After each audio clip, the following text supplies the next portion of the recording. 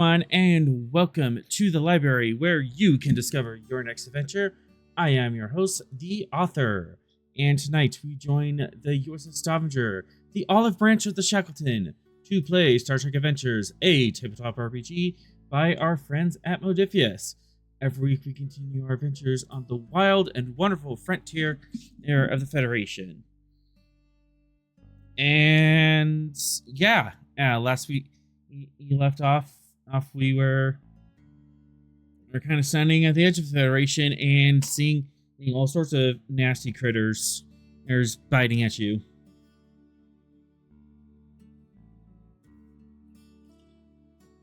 Strange new life, civilizations, and something to that effect. Yeah, it's kind of par for the course. Yeah, especially in the shack. I love how I love how we were like slowly just like shortening Shackleton into slaying.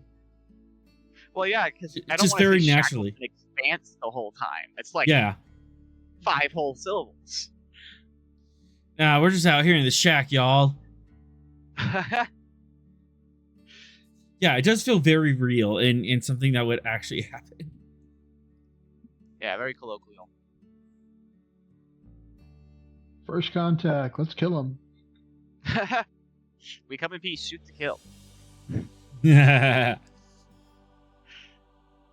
Much to the chagrin of the captain, who very aggressive. I did not expect you to actually pull the trigger or on that leave or we'll kill you.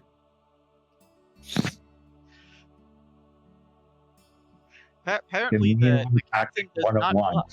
If the enemy is incredibly hostile and does not leave, shoot to kill. Yep. No, I didn't quite ding you for it, but yeah, it was soft dings, and it's gonna provide story later, and that later is gonna be now as we set course for season 3, episode 31. Over the horizon. Nice. Okay.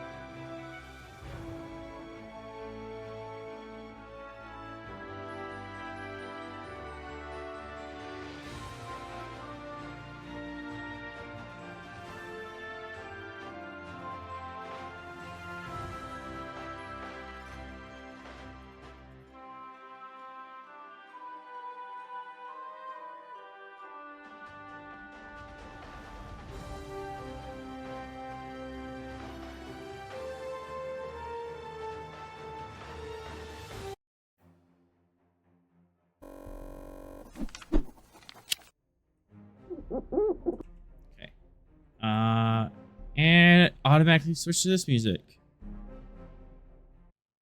Nice.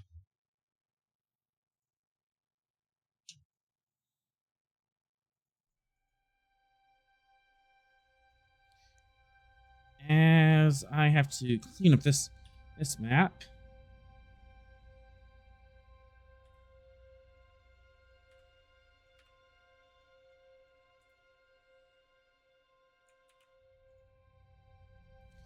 as we cut to in orbit of the Telecris colony.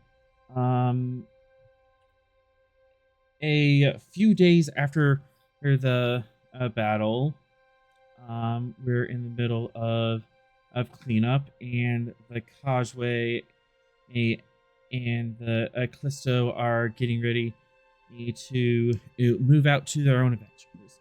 The Callisto specifically is going to be towing the remains of the Naquel ship that you had captured and bring it back to space dock to be picked over and cleaned of information.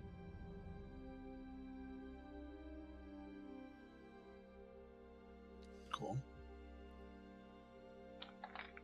I don't know if this would be possible with limited time, but is it possible to look over that plasma cloud system to see how it works to develop some type of countermeasure to it?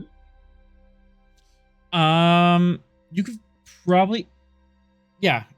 You have a couple of days, lag before the Callisto's like fully, star ready. So you can have a little bit of time to pick over it. Let's see. Let's do.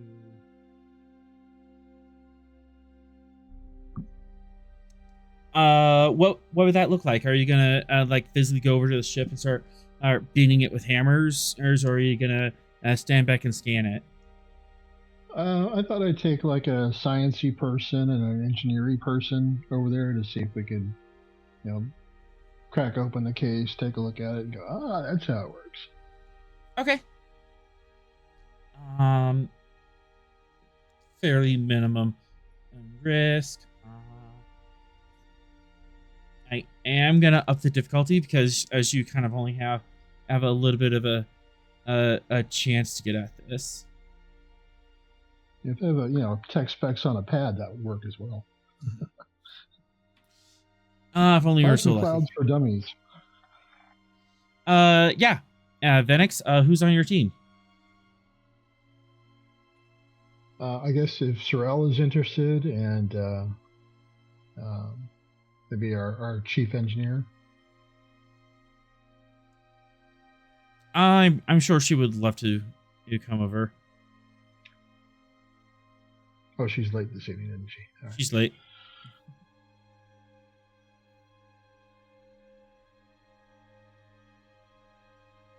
Yeah, because she had the power outage. Right. All right, so she's busy with other projects, but if you want to bring engineering support, yeah, well, I'm sure Veth will have to get in on this. Yeah, probably, yeah, knowing him. Yeah. You can Tellarite it up over there.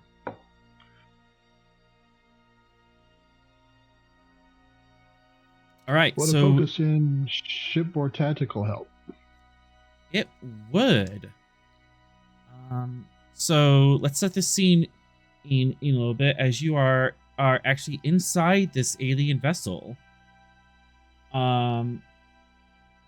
Surprisingly or not, it does have dual environments, and it has both an underwater and a airbase compartments. Seem to be in equal measure, but you can just like step out of one or the other, or like the underwater level would be deck 1, and then surrounding it would be deck 2, and you can just walk and step onto it like it was a beach. And they just kind of freely move between the two systems. However, yeah, and everything is very oval and soft, sweeping circles and almost pearlescent. And So also, I'm sorry. Go ahead. And there's also a lot of like native plant life around the place.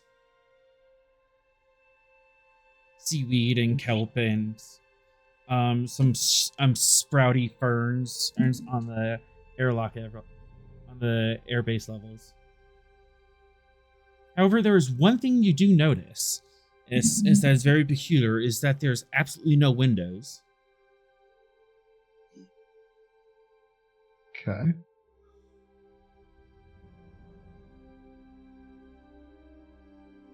So they're almost amphibian in a way.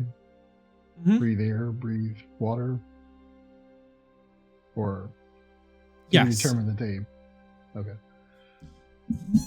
Yeah, breathe air, breathe water. I believe Eve Guy had done an autopsy and found that they have lungs with an increased lung capacity, and they have unlimited ability to diffuse oxygen through their skin, which is why most of them don't wear a whole lot of clothes. Okay. All right. So I guess we'll see if we can determine what device controls this plasma cloud.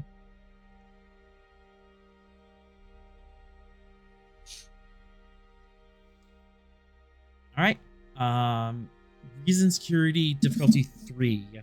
And Beth and Sorrel, you can assist with this as you're on this alien vessel. And +1 for exceptional reason.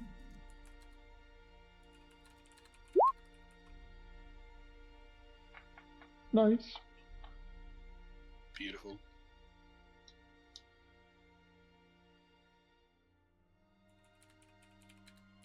Both Sorrel and Cap are muted, so I don't know if they're not here or what.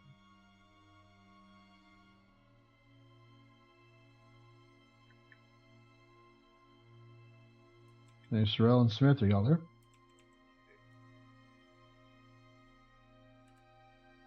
Nope. Who's he typing? Mirror. Whoa. As Sorrel, you are helping Venix and Beth find out more about the plasma cloud system on the Naquel vessel. How and where am I doing that? On board one of the disabled Naquel vessels that you've commandeered. Oh, we transported over? Mm-hmm. Yes. Yeah, you're physically on the ship. Oh, good.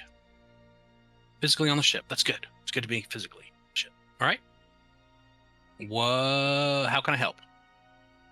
Do you need me to scan something? I love scanning things. Scanning things. Yes, we're trying to... Scanning things would probably a help. Yeah. You can assist with reason science. Then I will do so.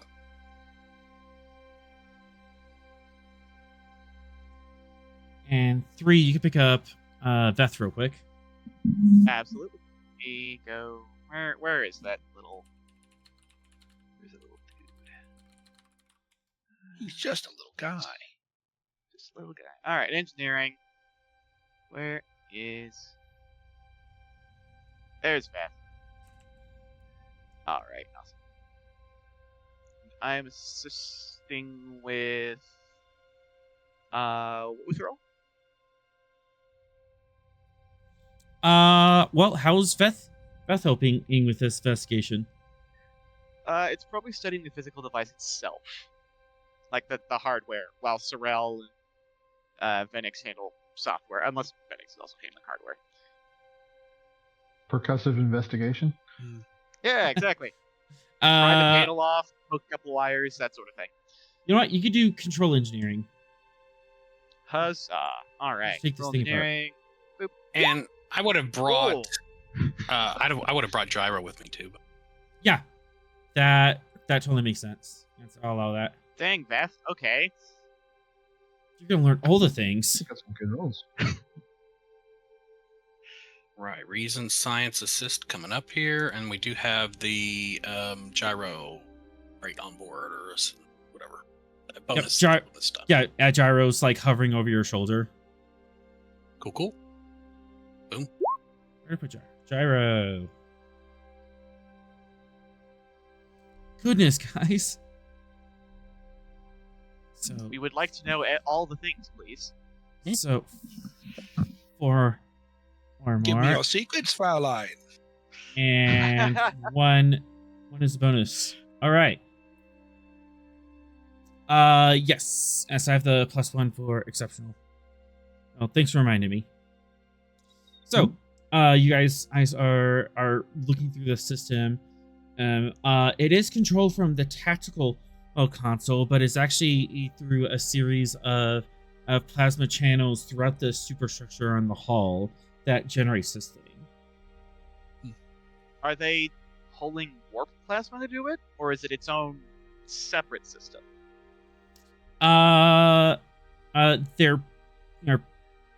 It's its own separate system. Okay, so they're energized. Like, I assume that they store like hydrogen or something, and then just like energize it using the energy generated from the warp core. Yeah.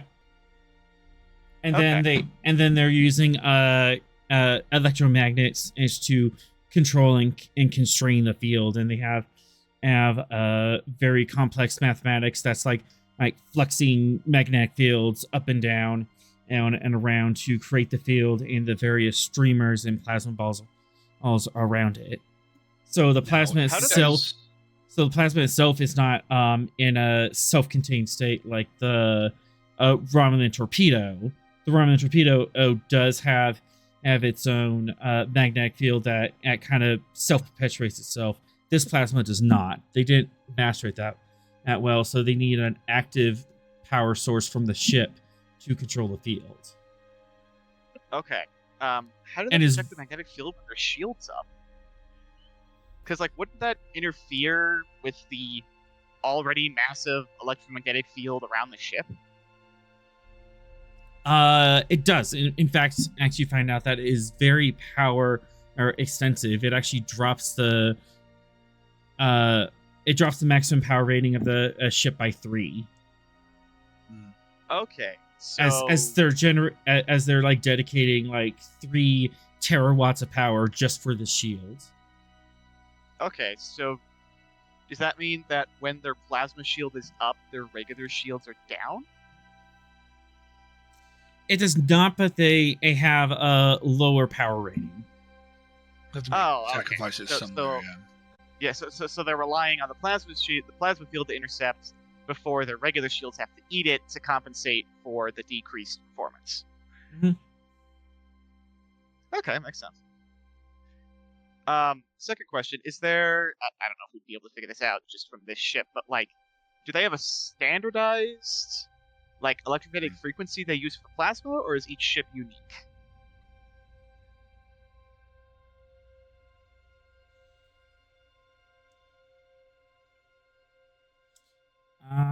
Spin into threat. It appears that at each ship is unique because they don't want the plasma fields to interfere with each other.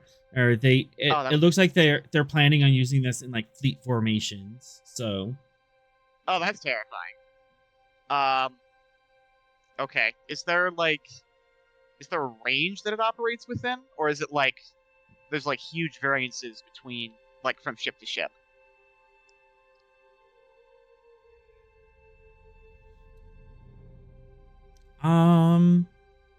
That I can answer for momentum. Take it.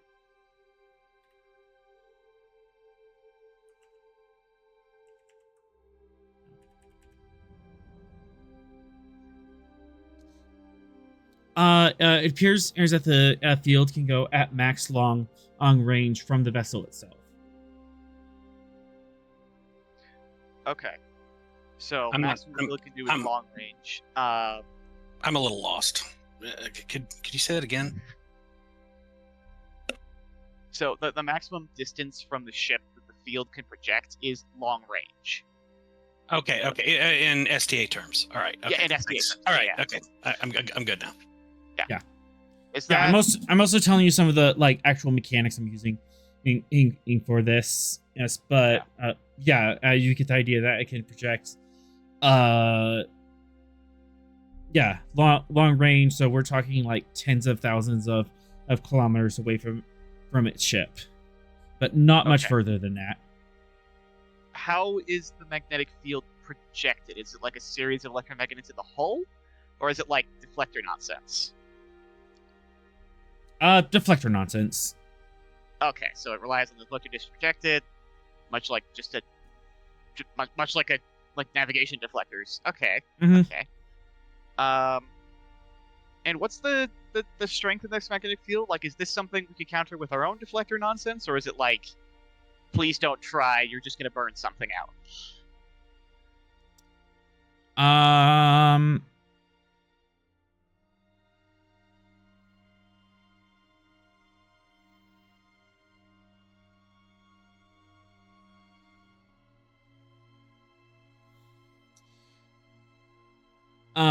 You can and generate this is out.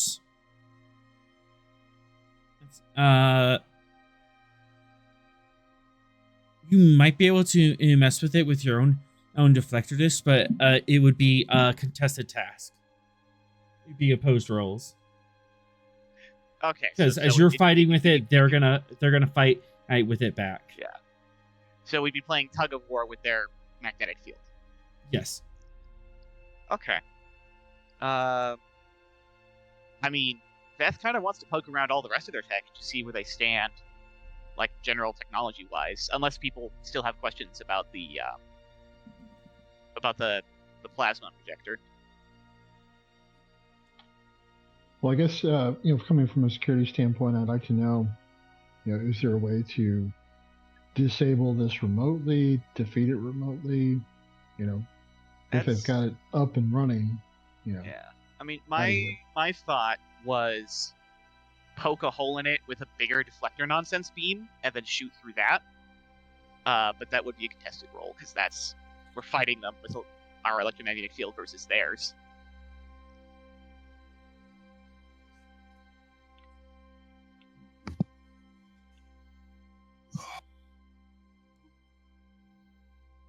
But that would be a way of doing it. Okay. Mm-hmm.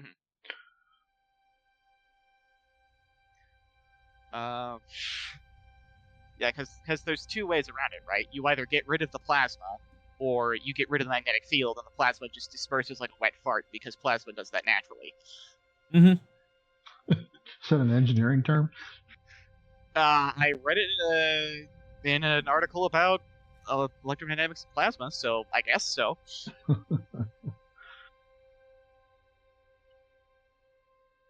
What about you, Sorrel? Any questions?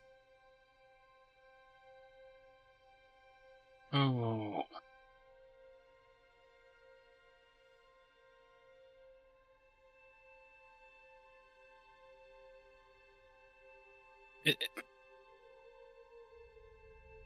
Is there anything about their technology that we think kind of relates to their biology?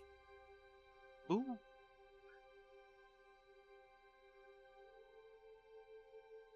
Kind of their path of evolution that has kind of led them to this particular technological innovation. I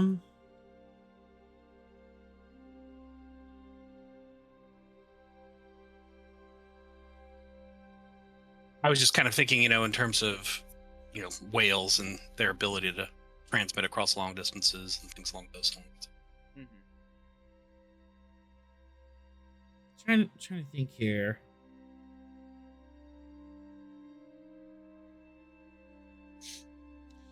It is not their biology, but it definitely looks like a lot of their technological stuff is leaning towards a very specific philosophy. It would be more of an insight security role to kind of chew on that and get an idea of where they're coming from. But okay. It's not biologically based. It's culturally. Okay. Oh, I have a question. Circling back to the plasma field thing. So I assume that that the plasma fields are all going to be relatively the same because it has to be like just a big sphere or oval, like a planet's electromagnetic field. Is there a point in the field that's particularly weakest?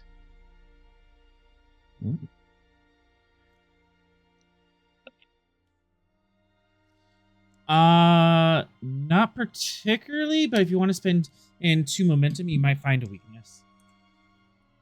I mean, I'm down to spend that. Looking at the rest of the table. Yeah, go for it. Yeah. Sweet. Yes. It's not by a lot, but it is possible that around their impulse engines, there might be some fluctuations in the field. Oh, that makes sense because the impulse is pushing electromagnetic out, so that has to it would probably disrupt the flow a little bit. Also, I'm sorry if this was described in an earlier game that I joined late to. The plasma field itself, is it like a bubble, or is it like a sphere? Like, is it like once you pierce the skin of plasma, it's clear all the way down, or is it like it's a big bubble of plasma? It hurts the whole way. It hurts the whole way, and it's not a discrete sphere. It's more just a region where the plasma can take effect, but the individual globs of plasma are streamers or ribbons or spheres of plasma just ricocheting around at high speeds around the ship. Right. It's I forgot that it was the individually controlled plasma particulates, not necessarily like a wall. Okay. Another question. So, is the reason that the plasma field disrupts their sensors because their sensor tech is crap, or is it like giant magnetic field will interfere with other magnetic fields?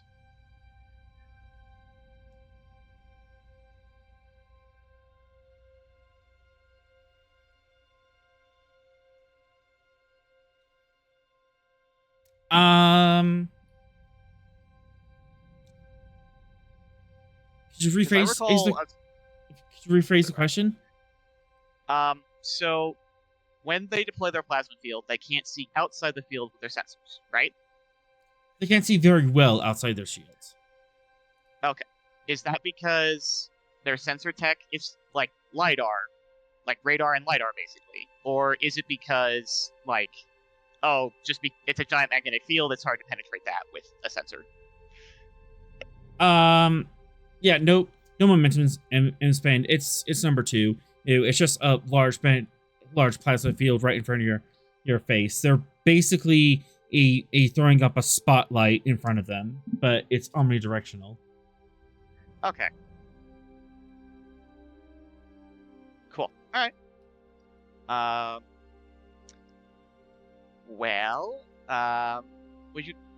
Do we have to do a separate roll for just their general tech, or could we also ask questions there? Which tech are you looking at? Oh, I just just general overview.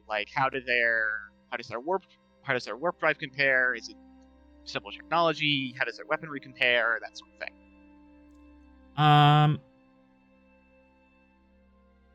Yeah, that would be a separate roll, but we can do that real quick. Awesome. Veth would like to poke all the things. If I open the right character sheet, I have too many character sheets open. Yes, definitely looking at that. I'm gonna say Insight Engineering difficulty 3. Oh, he's not so good at the insight. Well, I mean, that makes sense. Okay. Yeah, because you're getting a broad overview. Look at this. Yeah. Darn it, I don't have I have focuses in specific technologies, but not technology in general. Yeah, comparative technology. Yeah. Yeah, I don't have a focus in that. Okay. This. Well, he definitely has bullet engineering, so we'll be using that. That was right down. Okay.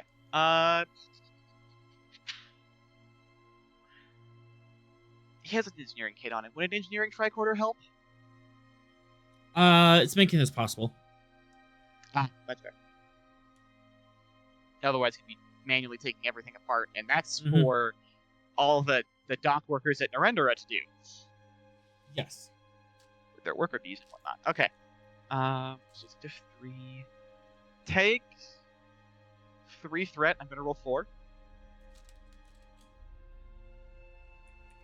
And away we go.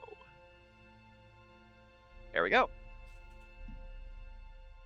All right. Are you fishing? Oh, right, because I have both. Might as well. Wasn't meant to be. Okay. Comparatively, most of your technology is roughly on par with Starfleet, maybe a couple decades behind. Mm-hmm. The shortcoming in that you see is sensor tech. Interesting. I wonder why. Because, like, if you can develop a warp drive that can go warp 9 point something, you definitely know ways of detecting things, right? You think? Mm-hmm. But it seems like their means of detecting things is just like their bare minimum, and they need to navigate. This has got to be some sort of like cultural reason. I wonder if it's an intentional blind spot based on their religious philosophies or whatnot. Oh yeah, because maybe because their whole just don't look at space thing. Like you're not. Yeah. Like it might be like, you know, the thing was like stars are sacred. You don't study your gods. That's right. So that's kind of what I feel like might be happening. Yeah. I mean, I'm an engineer, not a sociologist. That's somebody else's role. But right. That's the player's theory. What's their weapon tech? Like, aside the plasma field, like what would they shoot us with? Disruptor banks and positron torpedoes. Fancy. Okay. Which positron torpedoes drain power. Right. Okay. And disruptor as well. That's box standard. Pretty much, like everybody except the Federation invented those. So, no surprises there. How's their metallurgy? Is it similar composition to ours? Like, do they have access to the same, like, alloys and stuff? 1 momentum. Go ahead.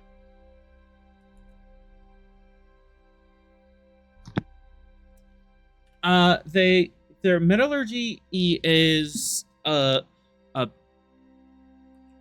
getting distracted by things. I feel that.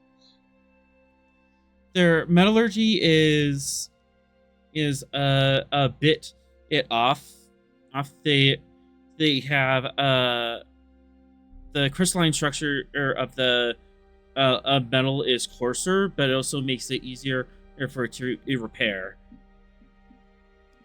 Almost like they squelch their metals in colder water. Oh, they do the hotter metal colder quenching technique. Okay. How do they compensate for like the weaker hull then? Structural design. Okay, that's why they're designed. Cross rivets. I guess yeah. Because like my thought was like, well, I mean, like for instance in Japan, the reason that they folded katanas is because they didn't have very good quality iron, so they had to like fold it a million times to make it on par. Yeah, but I guess in this case, it's just they compensate with different design. Interesting. And also not having a lot of holes in their hull. Yeah, I guess they don't use. Oh, and they have transporters, right? Mm-hmm. Are they as up this? I mean, a couple of decades behind ours? Yeah, and not by much. Okay, and I'm guessing their transporter range is decreased because their sensors are less good. Correct. Okay. Cool. Cool. Hey, so that's Beth is gonna note down all of that information in a pad to be distributed. to probably all of Starfleet and also the Klingons while we're at it. Maybe even the Romulans, who knows?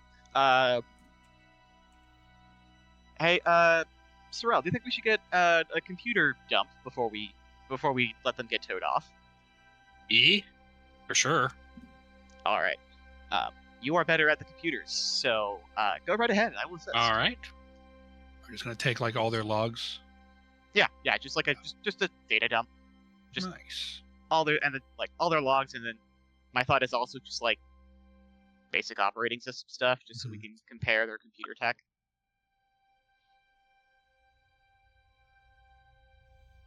Yeah, control engineering div 3. Oh, if it's control engineering, do you want? I'm good. Go ahead. I'll assist. I still have my computer's focus, control engineer. And I will give you 3 threat for 4. I'll go. Yeah. All right, and here comes mine. Also have focus in computers. There we go. All right.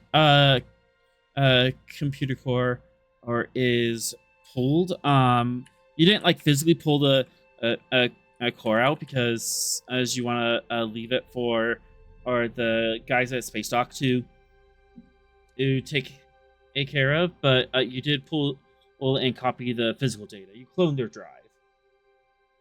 Perfect.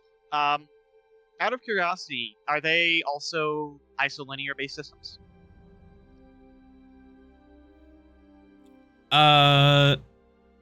Similar idea, yeah. Isolinear. Okay. Adjacent The only technology. thing they're lacking in is their sensors, which has to be on purpose given the rest of their technological level. Kind of weird. Dang it, I want to talk to these guys, but I know none of them would explain anything. Do they have any, I don't know, like cultural stuff in their books, holy books, that kind of thing? Oh, yeah. Were there like any like statues, holy symbols, scriptures? Shipboard chapel. You know? Make the Quell great again banner. Oh my goodness. Big statue of Niquel God Emperor or something? I don't know. Insight or reason command difficulty 4, or That as is you definitely not eventual. as you walk through the ship, and discern the meaning of these cultural items. I've got interstellar politics as a focus. I will allow that. Wow, nice. A generous god. Yes. Mm-hmm. I will spend again 3 threat for 4 die.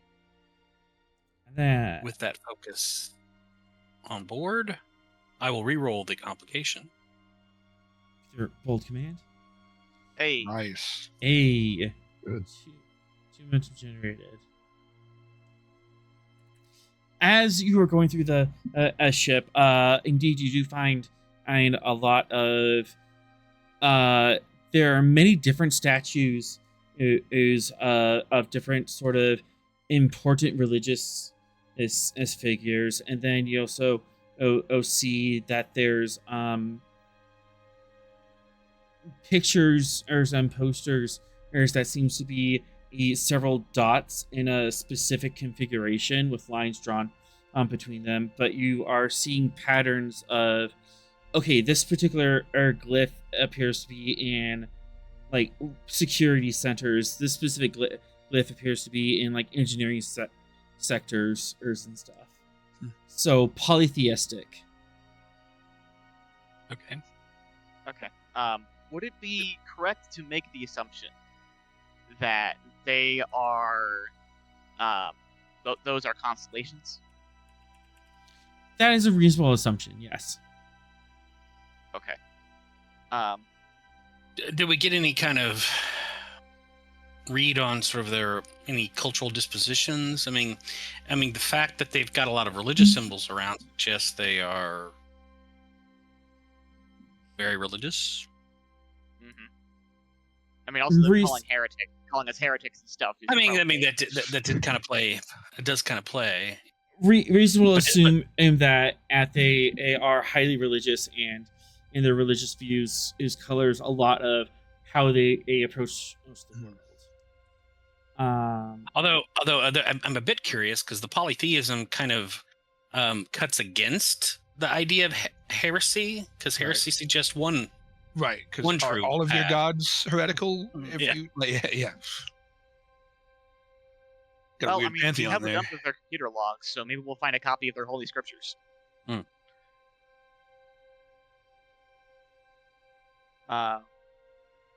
One thing I had a question about, the various statues of religious figures, are they like what's the word?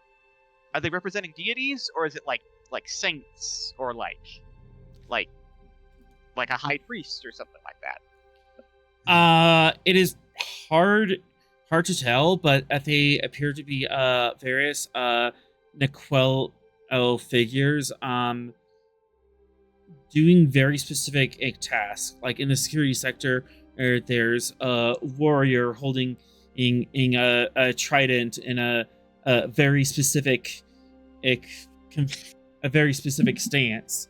And in the engineering section, and there's a figure with a welding mask pounding on an anvil. Fascinating.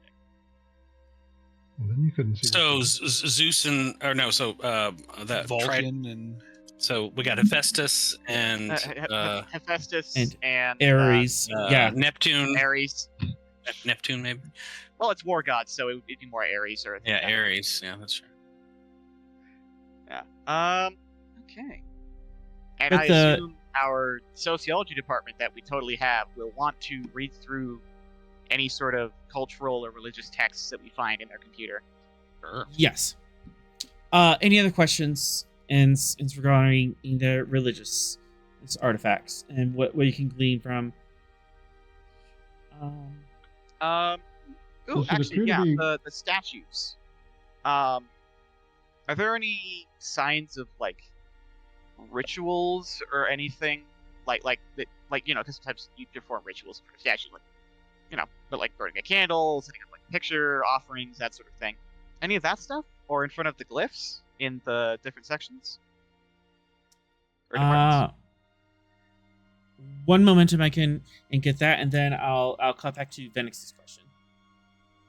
Along the glyphs, if there is definitely some discoloration on the lines, almost as if they trace the lines a lot. Okay. Venix, what was your question? The religion, does it, just the general vibe of it, does it appear to be militant for the most part, or are there peaceful portions of it? Does that make sense as a question? I will Like, answer. Yeah.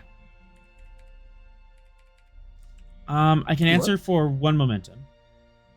Okay.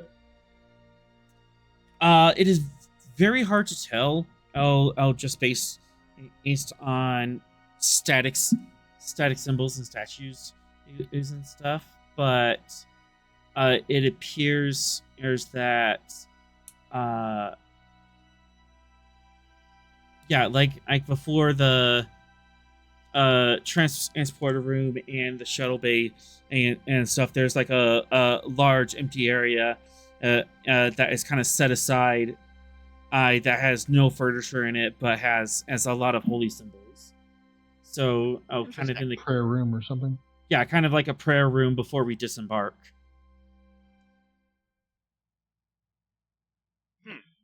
Like, do the statues and figures, do they have weapons, or do they have some like healing the sick, or that kind of thing?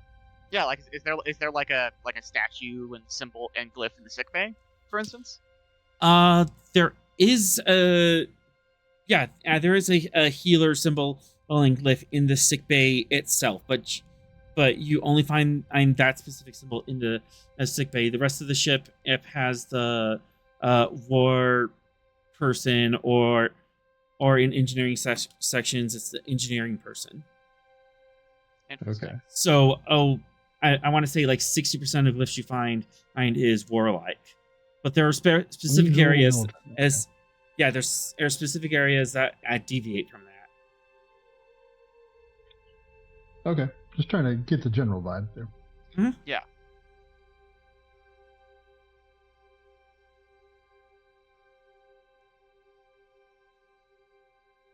And it is at this point. 1, 2, 3. Smith.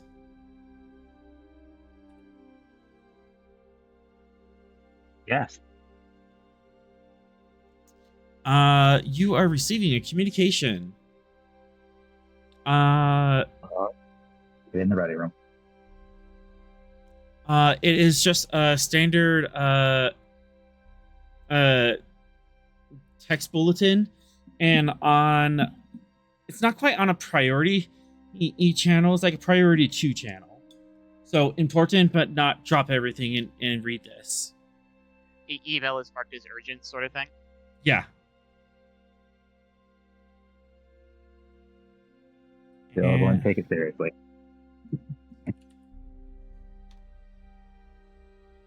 Save changes.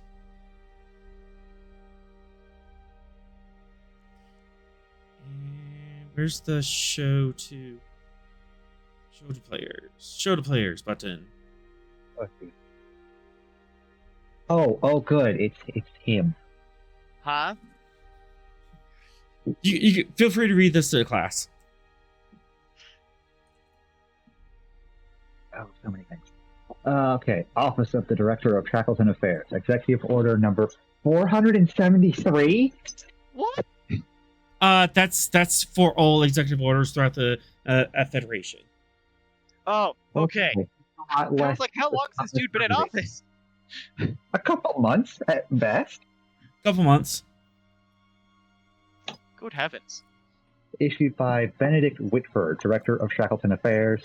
That start date is way off. I'm sorry. Start date. Correct start date here. Incorrect. Insert start date here. That is way off. Yeah. Yeah. 60. Subject: immediate travel ban to sectors C4 and C5 and all space eastward. Travel bans? Yeah, travel ban to those sectors. It's a lot of Can you get space. the sector map author so we know what he's talking Can we about? see that? Yes. Here's the current information on more so why that's going on. In light of recent hostile encounters with an unidentified species known as the Naquel, and with the primary concern being the safety and security of all citizens and personnel operating within the Shackleton, the following order is issued. Travel prohibition.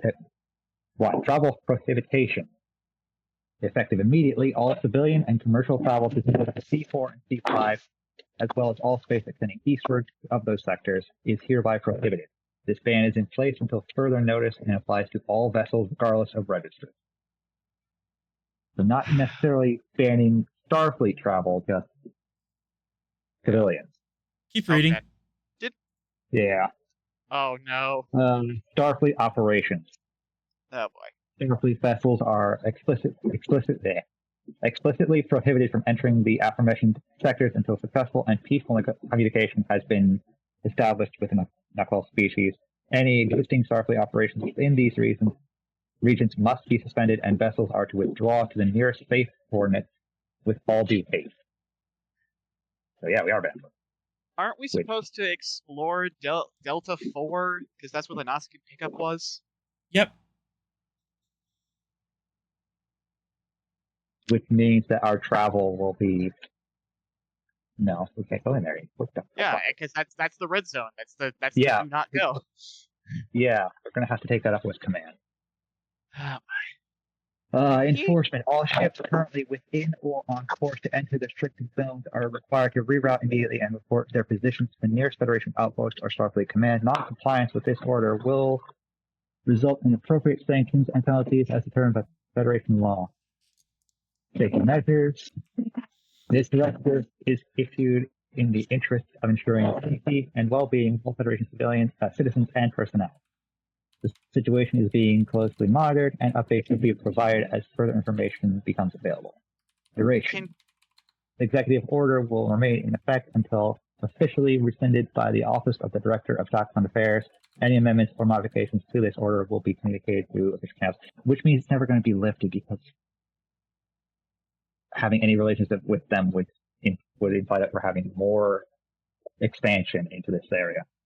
Yep. Issued under my authority as Director of Shackleton Affairs, Benedict Whitford, Director of Shackleton Affairs, the United Federation of Planets. Okay. Lovely. First off, can he sanction Starfleet? Is that a thing he could do? He's the Director of Shackleton Affairs. Civilian oversight. Civilian in Trump's military. Sometimes it's being the good guys is the worst. He was appointed by the Federation Council. Okay. Okay. All right. Question about executive orders in the Federation. If it's being like if the executive order is issued from his office, is there a higher office that can veto or countermand that? The Federation Council, right? which is council. a month away. Do we have to appear in front of them in person? Can't we just call them? And you could, I guess, you could try to get like an Admiralty board. In order for us to, if we were to get back there, it would be well after that month period. We are very far away from Earth. Yeah. Even video messages is through the a network. It's a lag of several days. Okay. Wait a sec. I mean, Cass isn't here, so we have to run this by her. But her parents are diplomats. Mm-hmm. On Earth. Okay. Mm-hmm. So we might be able to get something before the council. Well, I think the problem is we're still. I feel like you're also forgetting that Smith was also a diplomat and has ties to Federation Central. Yeah, this is true. But like, you're here, so I was just thinking of like potential connections. And they're there. This is true.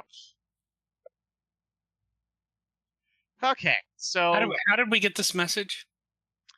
it was broadcast from the Priority office 2. upstairs. Priority 2 channels. The shame that it broke up on the way here and it was garbled. We don't know what it was saying. We're not doing that, Sorrel. We're not doing Yeah. that. I already have enough of a headache. I already have enough of it working on me. We can't really break orders like that. Yeah, and we probably don't want to give the director any more upper hand or leverage. If we do anything more against him, with me being already on his bad side, that could get us pulled out of the shackle altogether. Yeah. I mean, really? I think we just get a slap on the wrist. That is the Starfleet way. Everything that we have dealt with our last interaction with him and the fact that he now hates me more, I don't think slap on the wrist is going to happen to this guy. Leather jackets time. Here we go. Yeah, him and Rear Admiral Gaius are undergoing like a political backroom battle right now. I'm going to send it up to see how that's there for that, but after that, it'd have to go through my connections into the Federation Council. Also on another channel, you get a communique from Admiral Gaius, also text.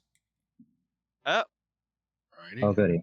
Well, I hope he orders us to do something in contradiction to the other order. This would be great. Oh, cool. We can all see this. Yeah. Check and see it.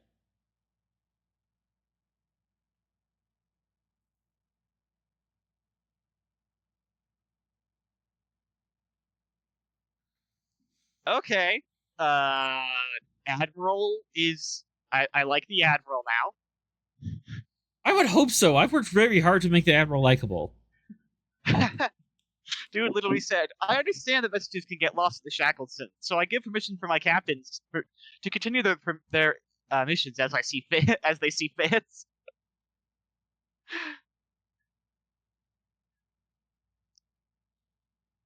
Pretty based, Admiral. Pretty based.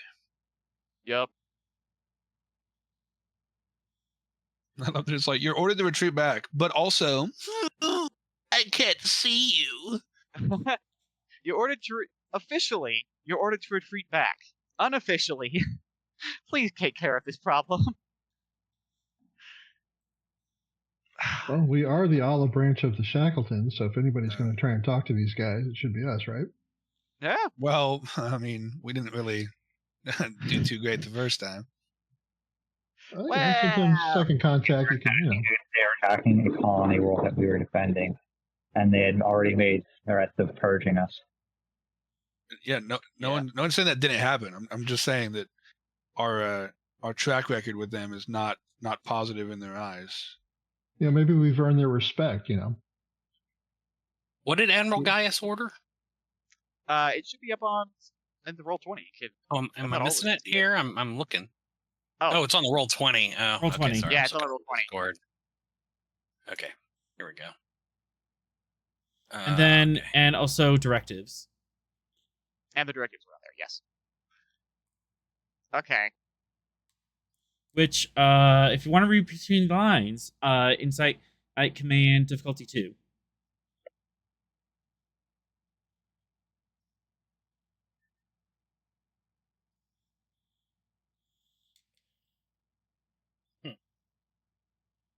If somebody with an actual Insight Command score wants to do that roll. I have an Insight Command score. Y'all want me to do that? Yeah, go ahead. Okay. Who better than a Vulcan to read between the lines of orders? I would like to read between the line of orders. And I have the Focus Federation Law and Politics. Yeah. So it's probably if I do it. What was that, Smith? Yeah, It's also pointed at me, so it'd probably be better if I did it. Go for it, Smith. All right. It's a nice focus you have there, Sorrel. See you later. No, well. That's all the. You can help later. I'm going to get things done before, and I kept hitting the wrong button. All right, intake. Let's see. Diplomacy has a focus. No. All right.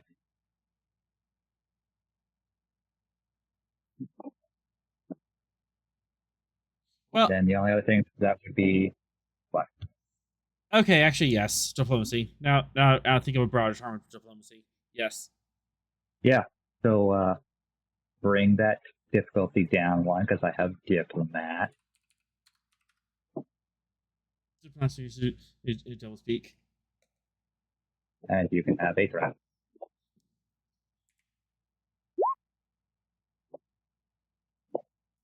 You can give me momentum.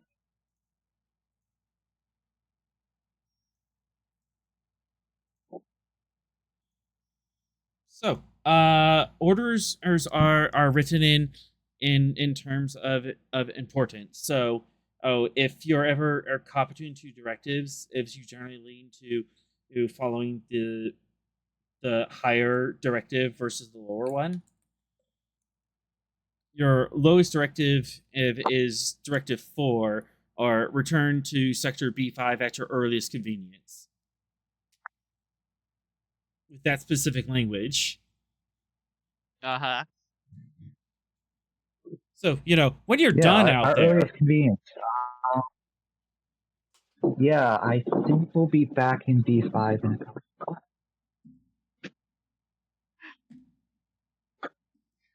We gotta go see about a thing in this sector over here. Yep. And then Directive 2 it has the famous words "at all cost," which kind of gives you leeway to do anything you need to take care of that. I think the last paragraph of the statement says everything that we're supposed to do. Oh. Yeah, figure out if House Rax is going to invade using that corridor. He's given you the authority. Pursue the mission as you see fit.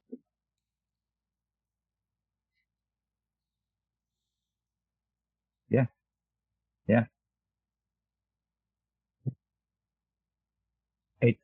We're still not going to go out of our way to find the Knockwell homeworld and do anything with them. We're just going to go straight to where we have to go, and that's it. Yeah, I don't think the Naquel. I think the admiral's saying the Naquel is a distraction. It's a yeah, they're very much politically, yeah. Somebody put them on the path. Like, these guys are the biggest these guys are the biggest heretics in the galaxy. Go poke them for a while. It's the Tothan House Rex that we need to interdict. Oh yeah. Yep. Yeah.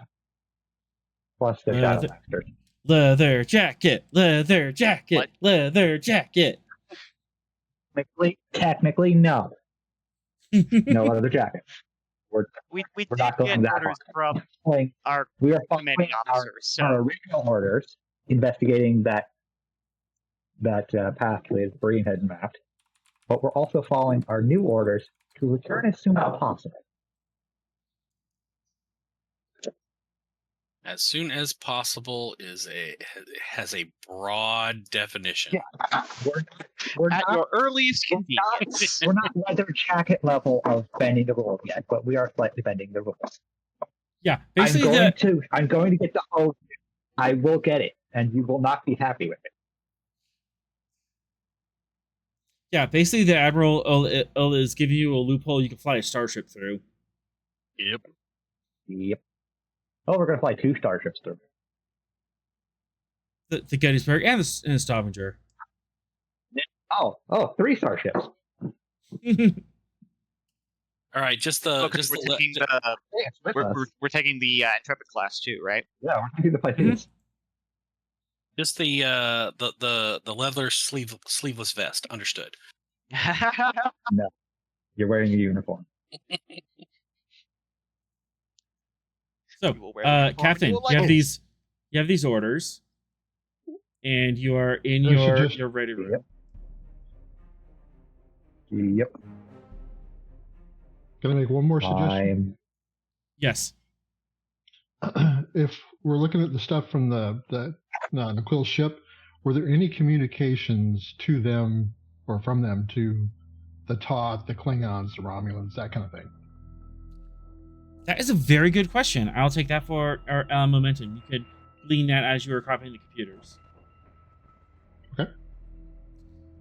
No. Oh, it does not have any communication in with anyone outside of Noquel forces. Okay, so this particular ship isn't the one that ran into them. Yeah, doesn't mean in that at the Noquel aren't talking with them. It might just be at a different level of their hierarchy. Yeah. Soldiers not knowing what the generals are doing.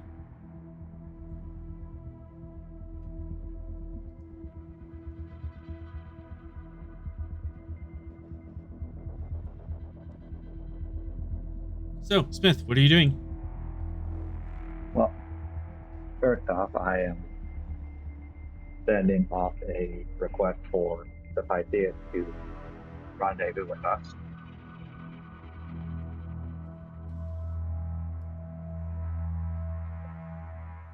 Okay, so the request for the Pytheas to rendezvous? Yeah. They'll be joining us. Survey. And what is that difficulty?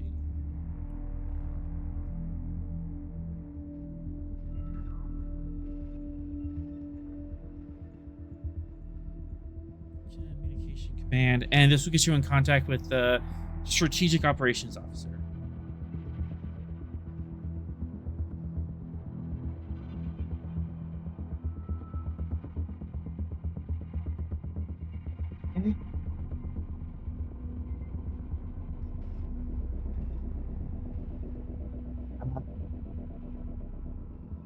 Diplomacy or team dynamics as a focus?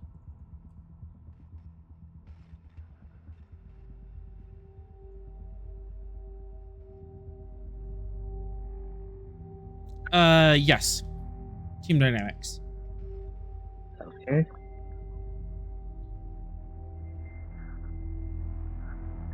You have Fred.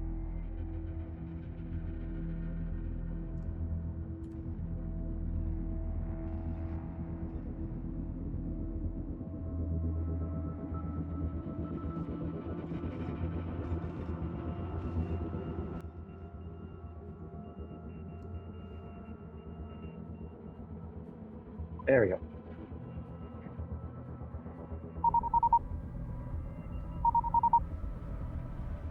Channel open.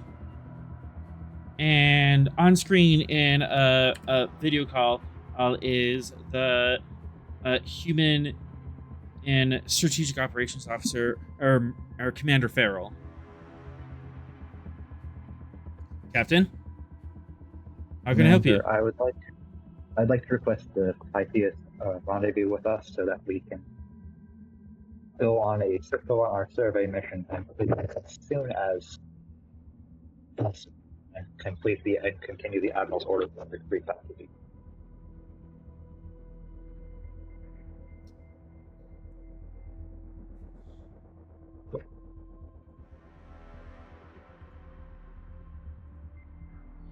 The Pythias. Let me double check where they are.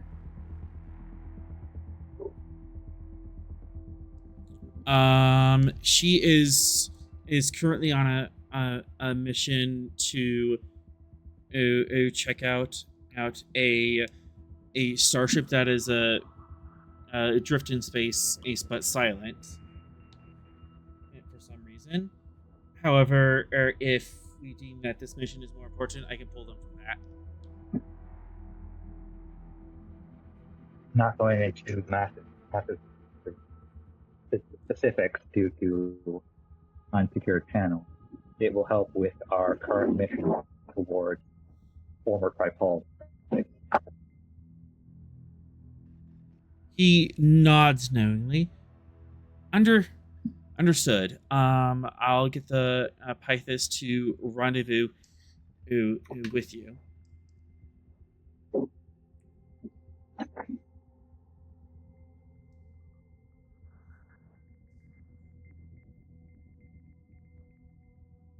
That will be much appreciated, Commander. She might not. She might not be able to meet you there, and it might be better to have a rendezvous point further on in your search pattern. But I suggest direct communication with the Pythis to arrange that. Intent nudge nudge. I will see that. I'll see that through.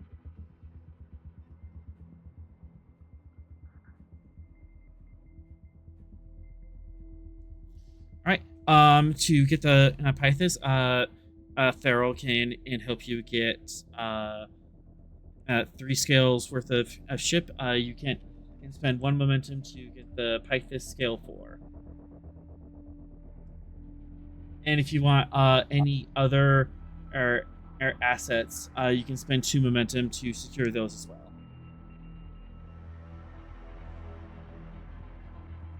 Okay, let's spend the 1 for Pythis. The Pythis is scale 4. And not sorry, Sorrel. 2 for Corinne. Makes sense. And what was that? Trin's coming along.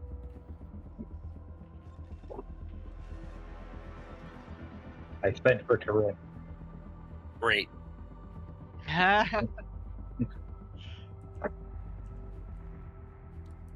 All right, Captain. Those assets have been added to your task force. Feel free to coordinate with them as needed. Yep. As soon as I'm done with the commander and then speaking with the Pythias, I will have Corinne leave. Corinne in your ready room? Yeah, but not until I'm done communicating with both the commander and the Pythias. Yeah, you can get in communication with the Pythias. I'm assuming you want this on a secure channel? Yep. On a scale of 1 to 3, how secure? Great. I want there to be little risk as possible for a certain little pencil pusher to hear us.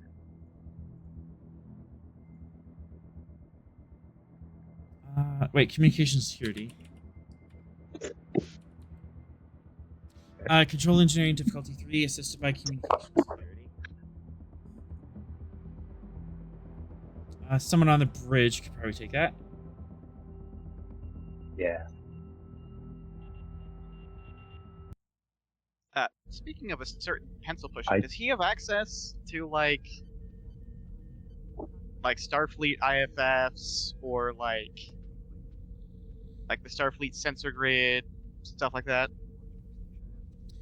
That is a good question. Depends on just how much oversight the council has given him. Yeah. And if he's still on the bridge, then Barrett would be the one taking them. Bears will be on the bridge.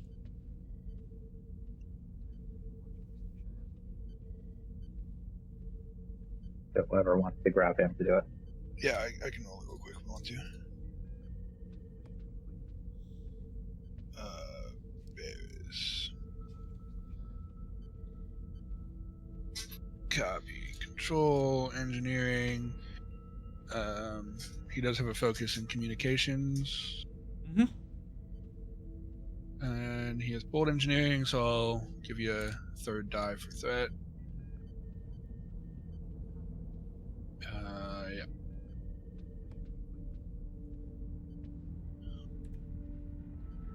Channel secure. Do you want this in the office or on the view screen? In my office. A familiar trill appears on screen. Do we still get the ship assist for maximum momentum? Oh yeah, ship assist. Communication security. No harm, no foul. Yep. Payam, or how do you pronounce that last name? Smith. I would think I am. Yep. Captain Payam, a familiar face from your past. Captain Smith. Good to hear from you again. Myara, I believe we're going to be working together. And the nature of this is why we're on the third channel. I'm assuming this has to do with Whitfor's appendage wagging. Yes. We will be investigating what is either a trade route or, in the worst case scenario, an invasion that was mapped by the Breen from Klingon space. The point we're going to be investigating is in D5. I see. Yeah. I'm currently in sector B5. You're in northern B4, so we might not actually rendezvous with each other until we hit that sector. But I have a fast little ship. I should be there in a week. All right. Barring unforeseen circumstances between where we're at and there, we could be able to rendezvous relatively along the same time frame. We'll meet up a few systems away from that point. It'll send you the full details of what we know. Won't be much where the Vanguard is. I'm having trouble reading you, Smith. Yeah, it was rough. Fun times. I'll send you what we have of the system and location where we're going to be investigating. We'll meet several systems away from. We don't know much about the system or operations because it's the Vanguard. It's a mission that has quite a high level priority given what will be happening in the future.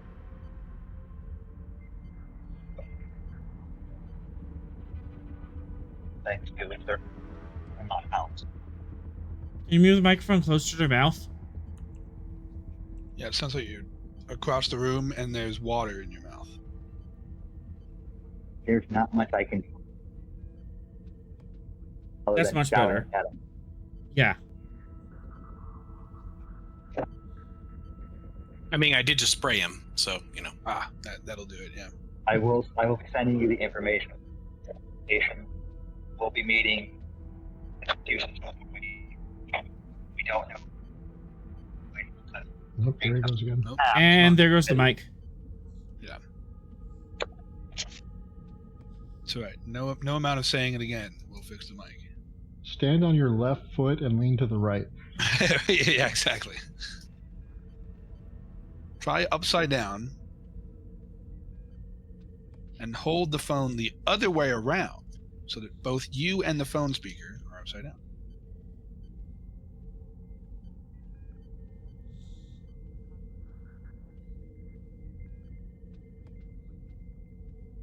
All right. So that's all secured. Tythus is going to rendezvous with you.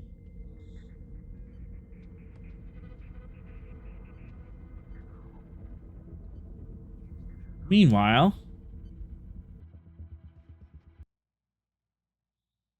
Madison is grappling with the fact that not every issue can be settled by committee.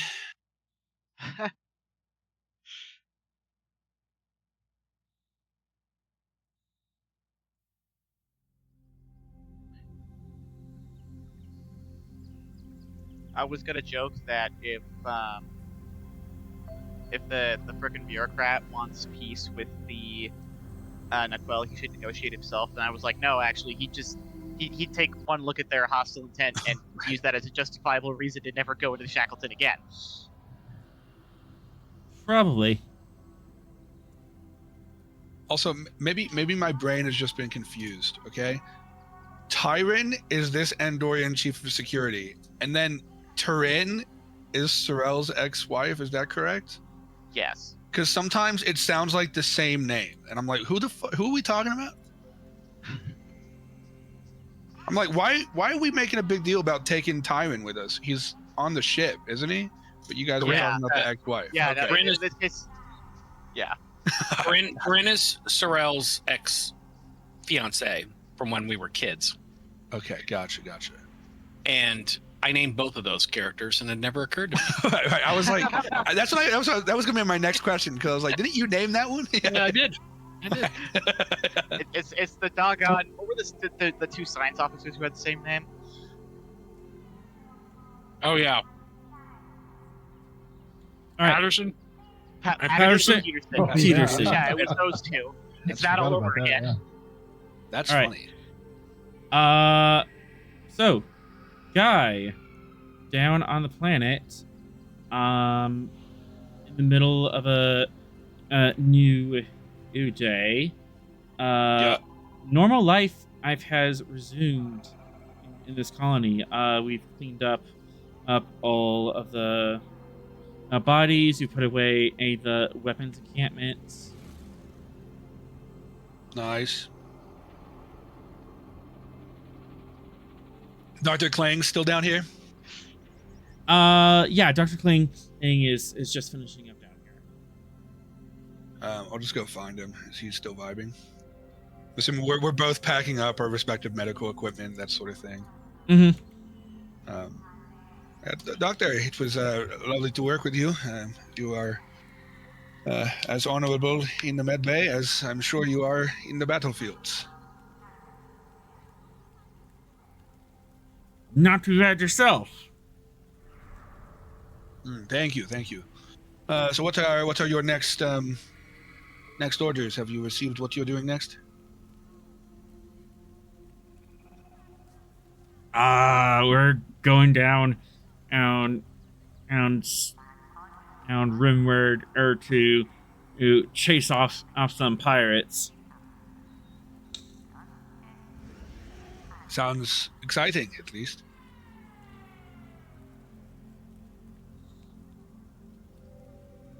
I wish you wish you great glory in whatever comes next. I hope that our paths cross again soon.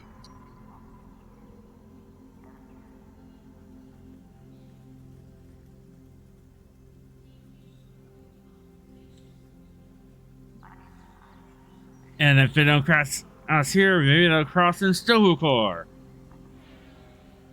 Ha ha ha ha ha! Fingers crossed. One day, hopefully. I'll go back to packing my stuff up. Just checking it. How were the casualties of the people on the ground? How did they fare overall? Pretty well. There's like a couple lingering injuries, but you've gotten to the point where our local medical can and continue their care. Perfect. Yeah, I'll just do final rounds. Make sure all the Starfleet personnel are good to go. Make sure all the stuff is good. When it gets to a point where it looks like everything's good, I feel like it is the obligatory task to go and inform the leadership that we will be departing their colony world. As you're checking things out, Abina comes to find you. Speaking of exes. Yep, I'm just sorting things together. I'll see your approach and do a head nod and be like, Abina, yes, welcome. I was just coming to track down your leadership. It seems that the Federation, we have done our tasks. New orders have come in, and we're packing everything up and getting ready to go on to the next mission. Off to seek out new life forms and new civilizations? Yes, to boldly go. No man has gone before. It is the motto, I guess.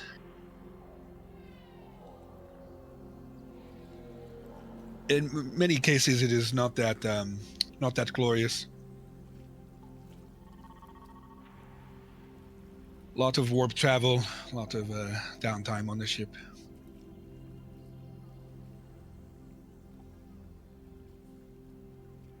How do you think your colony will fare in the recovery process?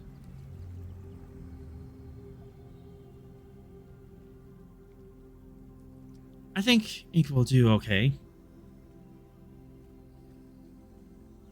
Good. Well, we'll make sure to give you the contact information of the Stavanger. If any problems arise with anything, you know that the Federation is in the area, and I'm sure that if something happens, we will be happy to assist.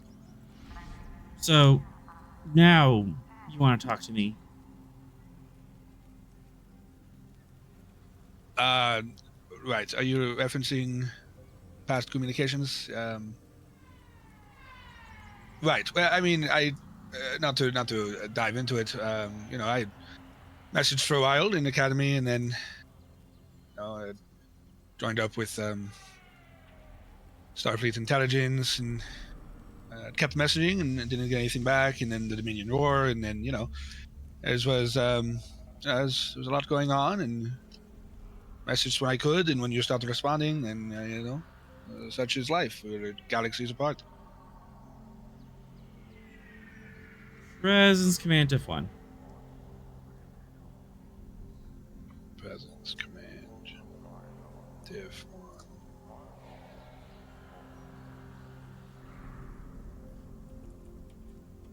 1. Alrighty. We don't have anything fun for this, so we'll just do it straight.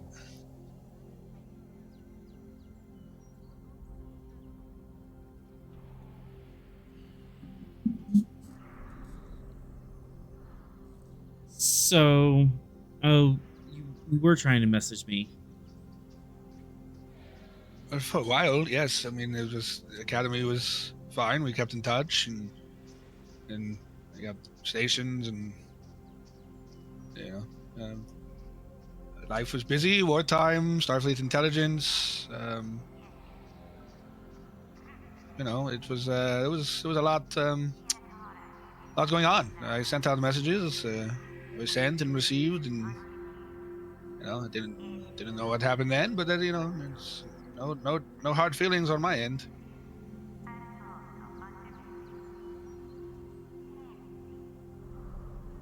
But either way, I mean, you've done very well for yourself, and I'm glad that you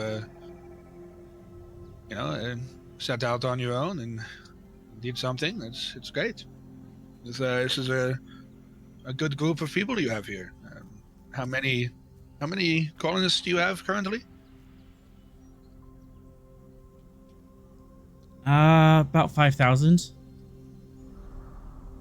It is something to be extremely proud of. They follow you. They believe in you as their leader, and all things considered, it was, Pat's led you to a good place, and that in the end is a happy thing. That's all well and good.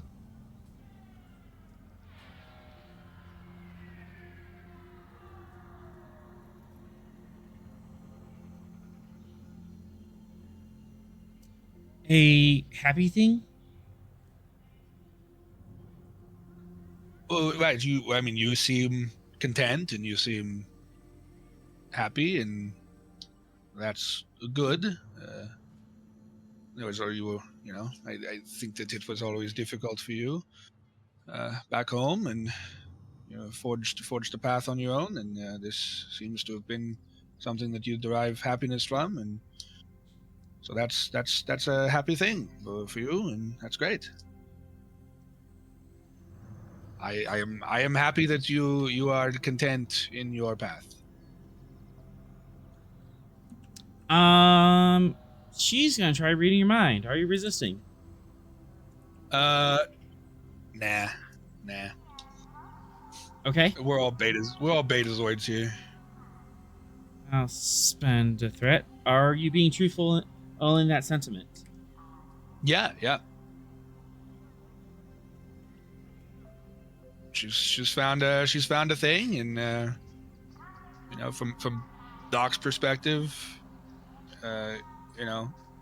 it's probably wouldn't have happened if all the weirdness with the war and everything happened. So it's like, after all of the bad shit that happened with the war and how the invasion of Beta Z, she turned out good. She did something for herself, and she set out and she did a thing, and that's a great thing. She's in a happy place.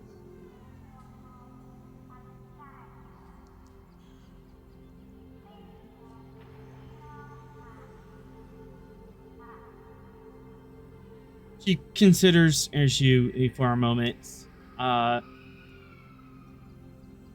of processing in this information, not quite sure how to not act angry at it.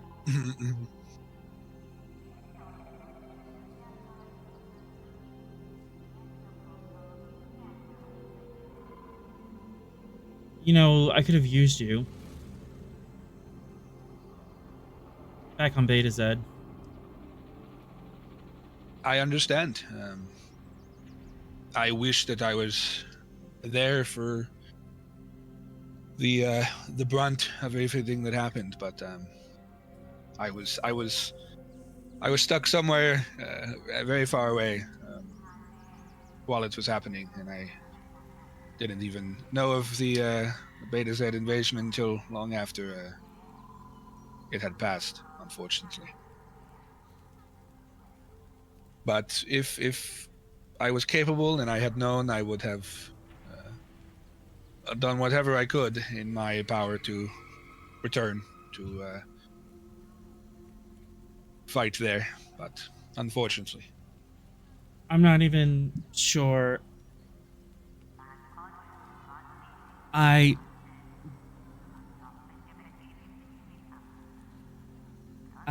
didn't and look to see if your parents or anything survived.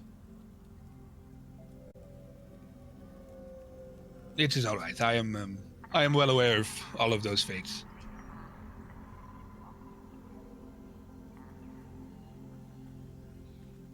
Even though, I abdicated my responsibility. Seems like I'm actually good at being a ruler. Just not the kind that Betazev would have wanted. I think you just needed to find the people that you wanted to rule over, to lead, and the people on Beta Z were not the people that you wanted to lead, nor that wanted to follow you. So, as unfortunate as it is, I think that all of the events of our past have led us to this point, and I think it's worked out well for you.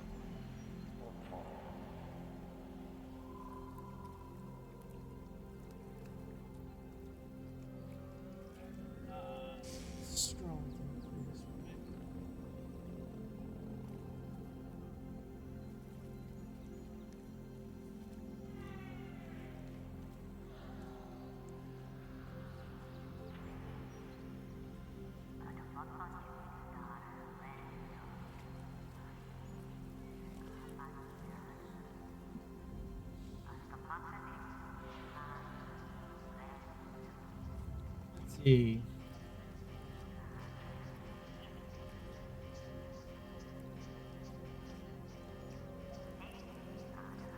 I don't know why, whenever I see that raccoon, I always think of Dr. Evil. It's something about the eyes. Like the head frame is always it's the same. It's always gotten me. Like that end shot of Dr. Evil. It's like the same framing. It's so good.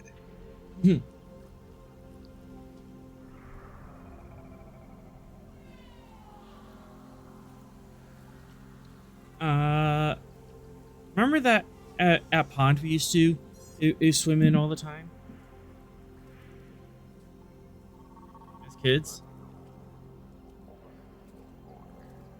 Yeah, as vaguely, yes. Was it still there last you were on Betazoid? Shakes her head. I hope. I think that was the final thread that needed to be cut.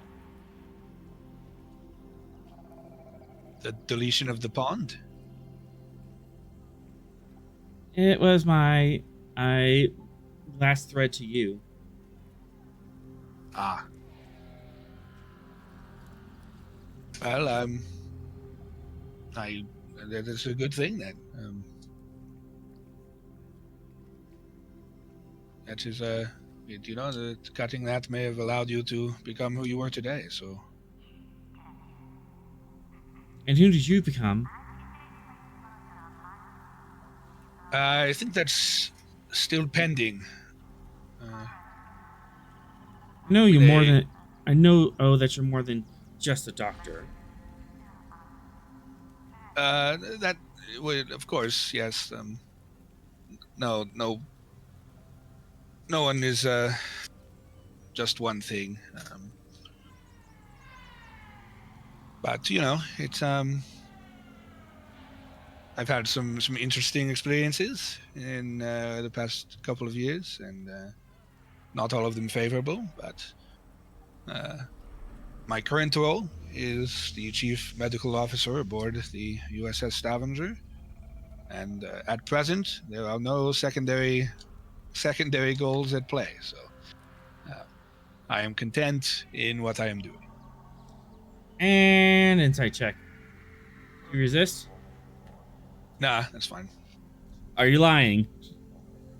No. I mean, I have no other, directives or mission parameters that are other stuff. I mean, she'll probably get like a glimpse of him trying to push back some of the other stuff when he was deployed during the war and acting as not a doctor. But he is truthful in that's no longer what his role is, right? His role is the doctor on the Stavanger, and that's his job. but yeah, there's definitely a tinge of like, yeah, there was definitely other stuff there. So. All right. Well, I better let you get to it. I'll keep my communication open. If at all that you need it, I will make sure that I'm capable of responding this time. I suspect that due to my previous occupation during wartime and your, how do you say, different views of things, I suspect that it was rather difficult for my communications to reach you, whether that is intentional or unintentional.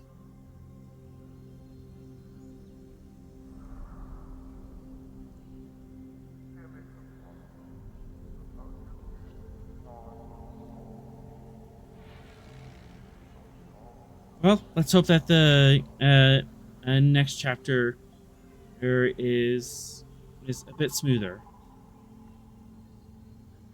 Fingers crossed. Hopefully, things at your colony will go much smoother, and you won't be seized upon by any other strange aliens in the future. Takes a step Is there back. anything? Oh, go ahead. Oh, she was going to take a step back and kind of like allow you to leave, but upon you saying something, she stays close. No, I was just gonna ask if there's anything else she needs from Starfleet before we depart.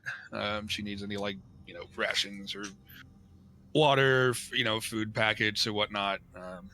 Industrial replicators. Right. Yeah, I'm sure stuff that is not directly tied to, medical assistance could probably be arranged. No, all that's pretty well taken care of. Fantastic. Well, it was lovely to see you again. I wish you well on your continued leadership journeys here. I'll message you when I return to the Stavanger so that you know the best way to contact me if in any way you require anything. And at that, your combat edge beeps. This is Dakos. This is Stavanger. We're asking all senior staff have to come to the conference room. We have new orders. Understood. I am ready to beam up.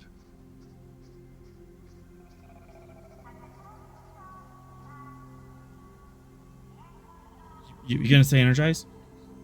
Yeah, I'll give her a telepathic wink and then I'll energize.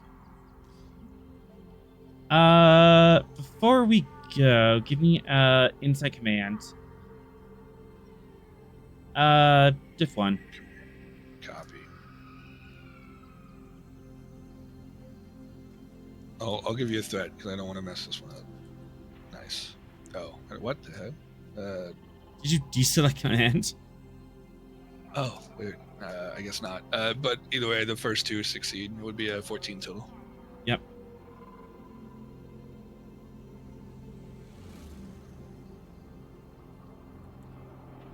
You get back a telepathic wink and a telepathic blush as the transporter beam envelops you and you dematerialize off the planet.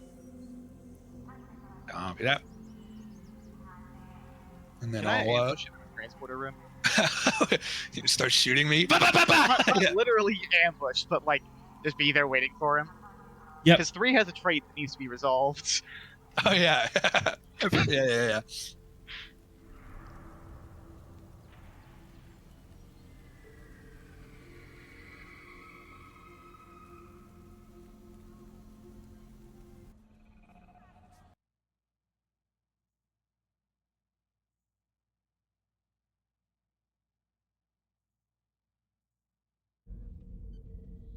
And you are back on the ship.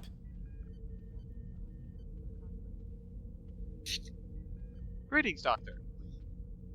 Lieutenant, I was not expecting an escort. What can I do for you? Oh, yes. Well, I figured it would be polite, and I also have an inquiry for you. Of course.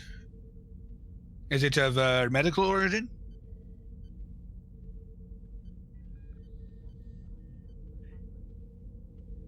Um,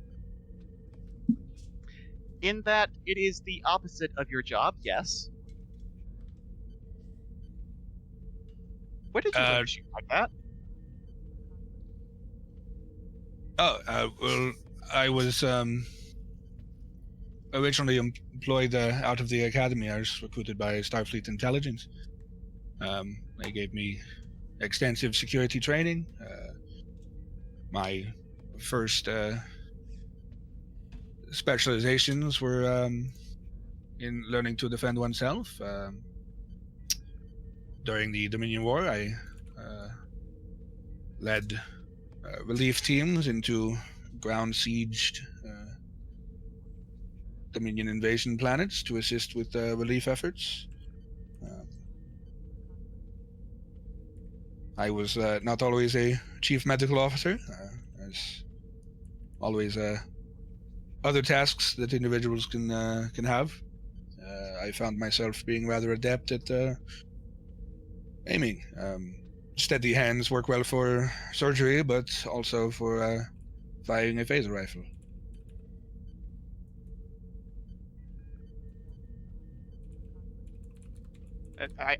There's walking down the hallways at this point, because I assume they're both walking to the ready room for that Yep. Yeah. ominous meeting. He just nods as they're walking. He's like, fascinating. I became curious when I saw the shot. Most doctors cannot make shots of that skill or distance.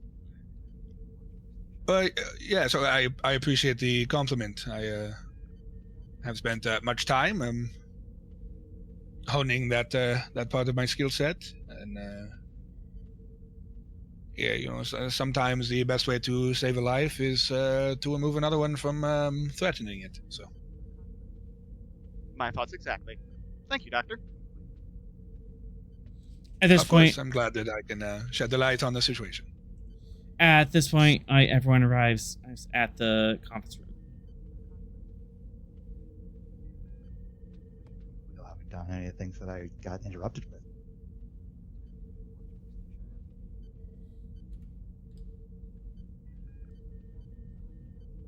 Yeah, just conference room to get everyone on the same page.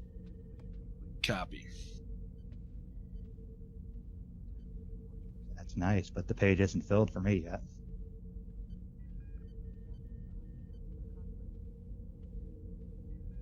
Because I got interrupted in the middle of the meeting with the other captain, and I didn't do the meeting with Turin. Oh, you were going to do that. Yeah, I was going to do those things. And then your mic was... Yeah, and then the mic decided, no, it doesn't want to be friends. No! Cue the flashback. Right. All right. Do the flashback. All right. Let's talk to Turin in real quick. Yeah. Just gonna hand wave that Mayara knows what's going on. Yeah, Pam knows what's going on. I'm not doing it again.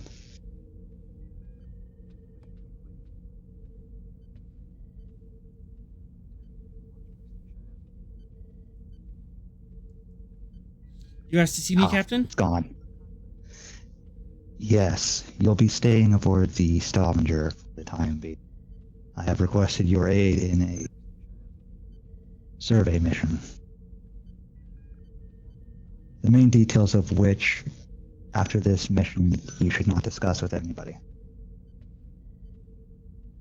We will be entering into locations that the Director of Faculty Affairs has deemed a no-fly zone. She raises an eyebrow.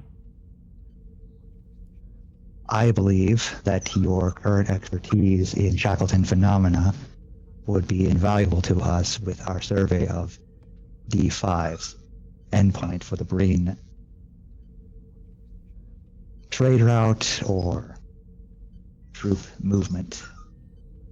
As right now, we don't know full details on that. But if there is something strange about that location, that you can see that we don't, that would be measurably helpful.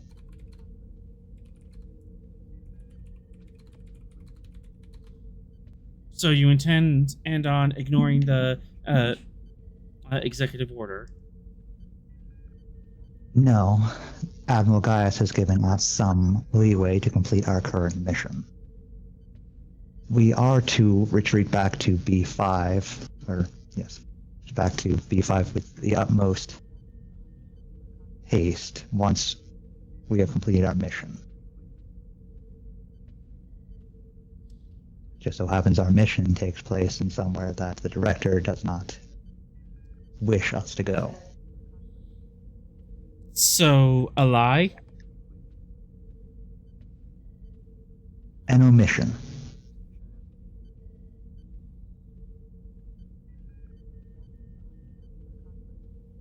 A great Vulcan once said that Vulcans don't lie, they omit. Exaggerate. Paraphrase. That's not how paraphrasing works.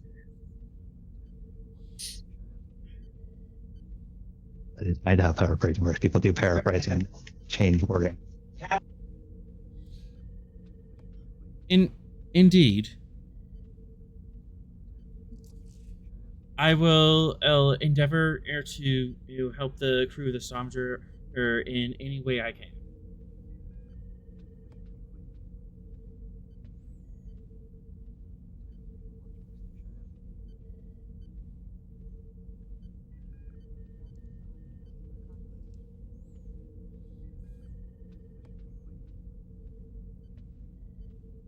Captain?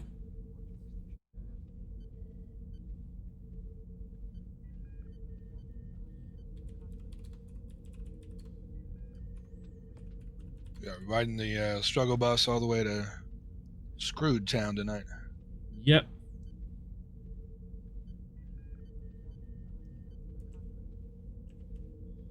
All right. I mean, he's muted. He's muted if he doesn't know that he's muted. We need to get the story moving. Well, fortunately, that was basically the end of the thing anyways, so that works out. Yep. All right. 3, 2, 1. Conference room. Yeah. Conference room. Well, hey.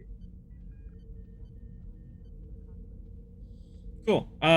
Everyone is appraised of the director's executive order and what Admiral Gaius is subtly suggesting.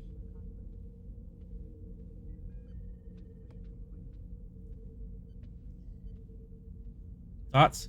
Throw a raise an eyebrow.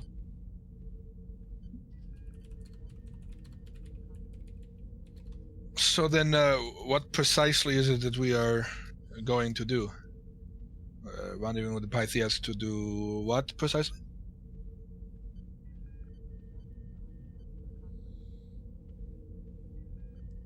I believe the objective was to explore the potential underspace invasion route.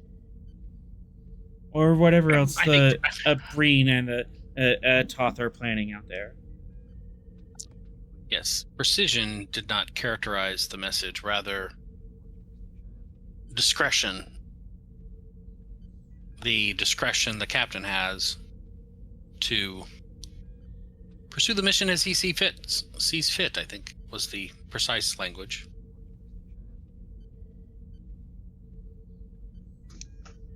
And to that end, our ship, the Pythias, and Lieutenant Turin will be entering into sectors C5 and D5. Burrell purses his lips at the mention of Turin. Does this Lieutenant Turin have only visible outward sign? The Pythias is outfitted for this kind of operation, and Lieutenant Turin is currently a good choice for understanding any Shackleton phenomena that might be present there. I'm sure she will fulfill her duties adequately. I would hope so. She's going to. I would hope so, Command. I would hope so, Subtext to Commander. that is, are you kidding me? You picked Tyrann? What the hell? I would hope so, Commander. She will be working closely with you in this operation.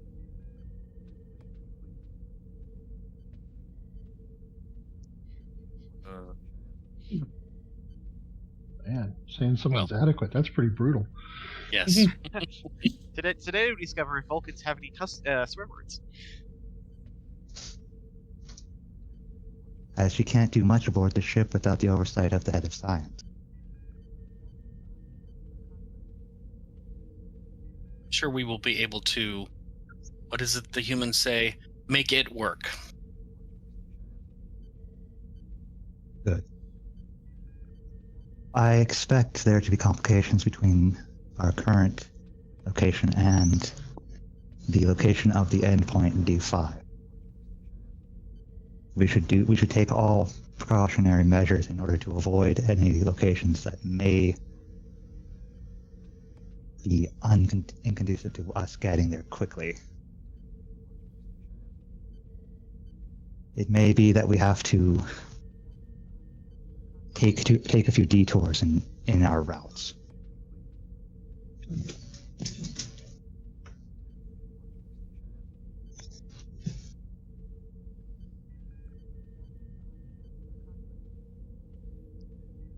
As of right now, most of the space we're going to be venturing into is relatively unknown to us.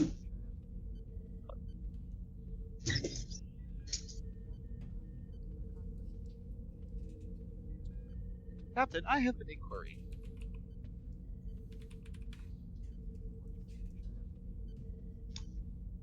And that is 3. Is this sort of bureaucratic inefficiency common in the Federation? Director Whitford has... He tenses for a moment. The operational authority in order to prevent us from entering such areas. But the Admiral also has a good degree of oversight in order to allow us to complete our missions in the fashion that we need to. I see. But yes, depending on the bureaucrat and their disposition to their field of power, they can stonewall investigations that will be useful to the galaxy as at large. I see. Thank you.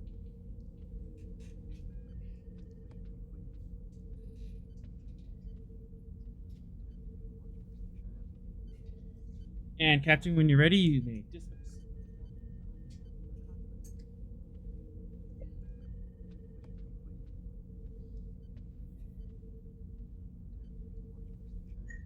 Throughout our journey, we'll be traveling under yellow alert, given the nature of the unknown space and the fact that the director deemed it necessary to ban all travel from C and from these two zones,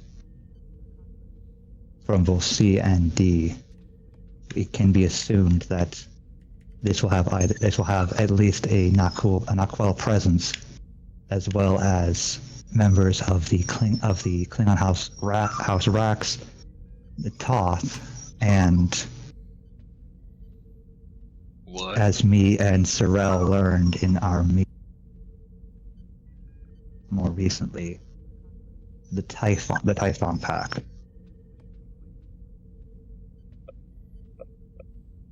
We know nothing about these other than they're a shadow organization that has managed to bring multiple powers together. Which powers in specific? House Rax, the Toth, as well as representatives from the Romulan Empire. The Imperial or the Star? Unknown, as far as I know. One would assume it is the Romulans who are less inclined to play well with others. Understood, and very concerning.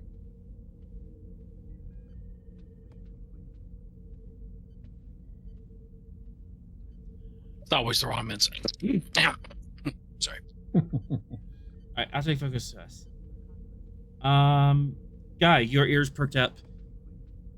I'll take emergency medicine as the focus. Your ears perked up at the thought of being at yellow alert for an extended period of time. That might cause us undue stress on the crew at being at alert and everyone being at or near air battle stations for a long time. It's generally not recommended you do standing at yellow alert for more than 72 hours.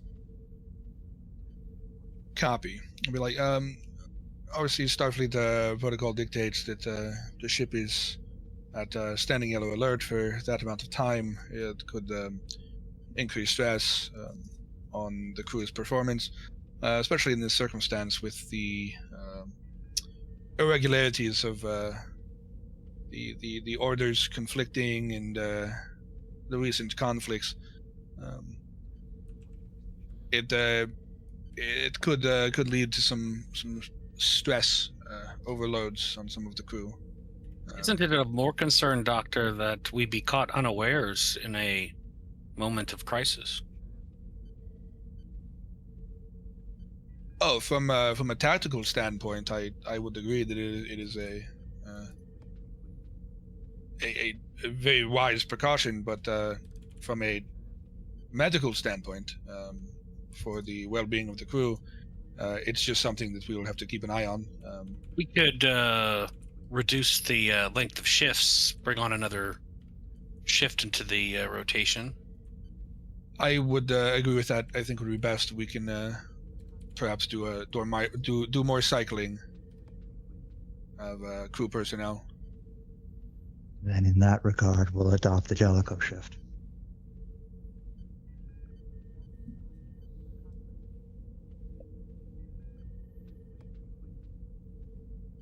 Understood. Sorrel, if you can get me reason command difficulty 1. Yeah, I saw it. I was looking through my foci. Yeah. I've got leadership. Leadership, absolutely. Okay. Alright. Use command. I will give you 1 die for 3. With threat. So I'll give you 1 threat for 1 die. Got it. For 3. I won't fish. You do also have the concerns about the you do have the concerns about the conflicting in orders. We have orders from the director and orders from the admiral that are kind of opposed to each other. You might get some pushback from lower ranks. I'm concerned about crew. I'm concerned about crew morale, sort of. Yeah.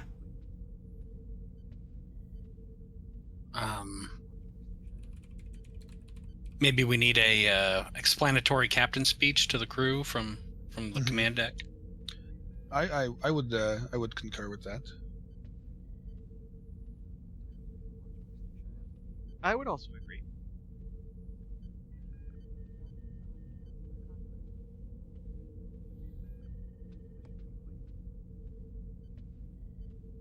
Smith is muted again.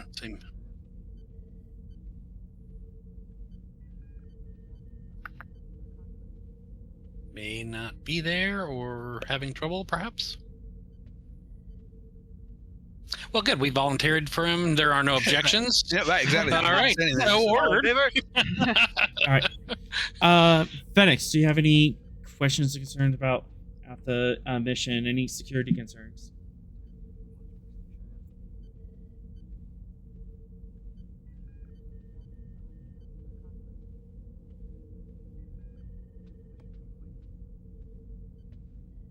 Why do I keep calling on people who aren't at the microphone? Yeah. You're calling on people without their hand raised, brother. That's What? I do. Hi, Kevin. You're gonna give a speech. Well, we suggested that you might want to give a speech to the crew since we have two conflicting orders from two very high authorities. Yeah, just to inform them. Then then the meeting's dismissed, and I return to the bridge for that. One more thing. We're still in here. Fine. Phoenix has Venix. a thing. Oh, prison security. What? Give me a reason security difficulty 1, Venix.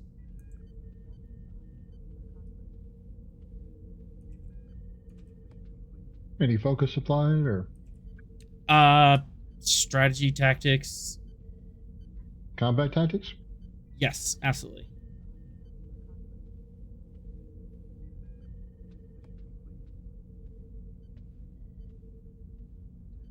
Oh no! Didn't spend a die. Can't re-roll. Except to I know. quash. Yeah, I'll quash. Also, +1 for exceptional reason. Okay.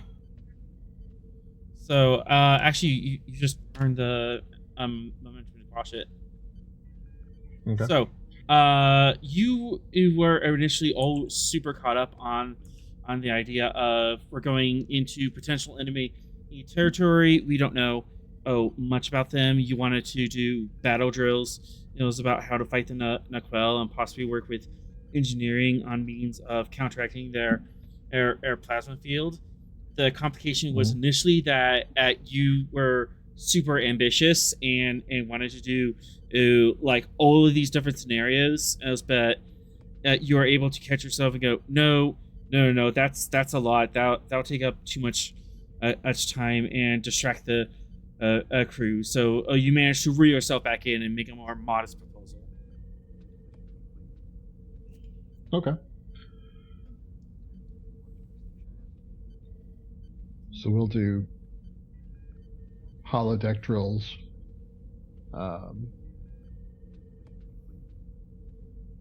Based on what we encountered fighting the Naquil on the planet, we'll kind of simulate those conditions.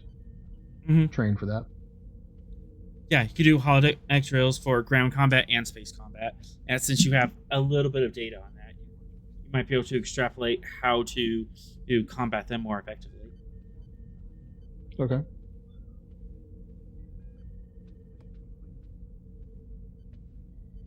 Captain, would you agree that that is a good use of time? Yes. How long is the travel to our intended location? 3. You want to do this in your head or on the pad? I mean, head's the same as the pad in all practicality, so Weird flex, but okay. You want the ship to help? actually, yeah, I do want to help. I'll use a pad. All right. Yeah, it's a matter of like guesstimating it and versus like actually doing the math. Yep.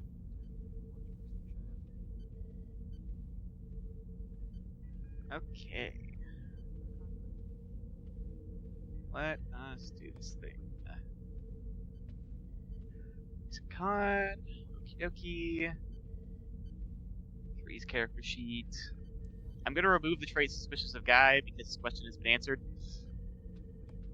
Yes, that has been resolved. Perfect. Okay. Anyways, cool. Focus in navigation. Absolutely. Cool. Direct neural interface. So free extra die. Take 2 momentum. I'm gonna roll 4. Or is it 3 momentum? It's 2. 2. Sweet. Because you have the free dice from neural interface. Yep. Alright. Freeze con. Yes. And away we go. Beautiful. And computers con from the ship, please. And Captain's not here. I'll take it.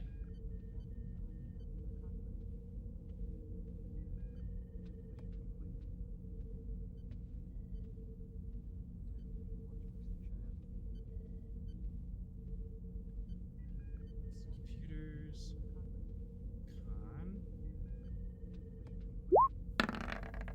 on up. All right.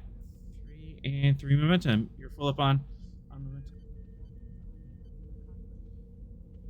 Excellent.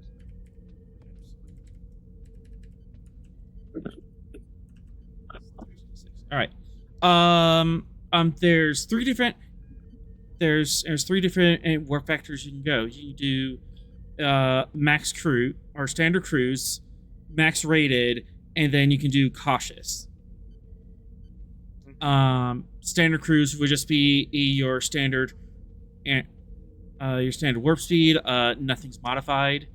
You'll get there in about a week, depending on how best you can keep up the pace. Okay. Max That's rated. Warp 6? Standard cruise is warp 8. Max rated is warp 9.99, and that is you like going ludicrous speed. Increased comp range. However, the work track is going to be shorter. Yep, and it's the Shackletons, so all sorts of nonsense could happen. And also, you're going to be rolling 3 challenge dice for your watch to see if anything happens. Because instead of being able to see things far ahead, you're going to be rolling right on top of them as soon as you see them. yeah, that's fair.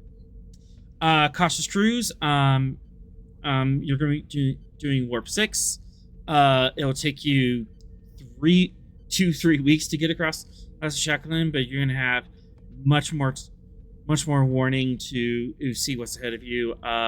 Less resistance and less difficulty. Okay. So what if I chose a middle ground between standard cruise and full out? Like, what if I did warp 9? How much is that going to speed up the journey? I did math for that. Oh no. It took me a while to get these three levels anyways. Yeah, that's fair.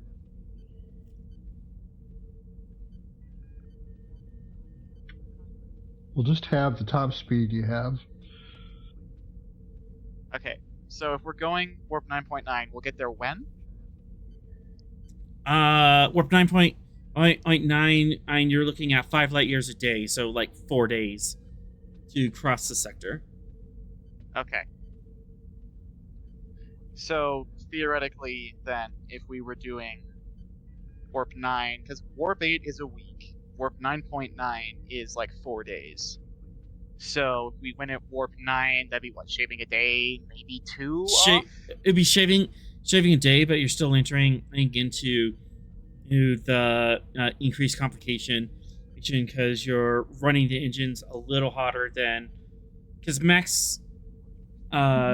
standard air cruise takes into effect that we can run these engines indefinitely at this velocity. Anything faster in your ass. Anything Okay. faster, and the engineering crew is going to have to be on top of their game to catch problems before the problems. Okay, well, the engineer isn't here to yell at me, so...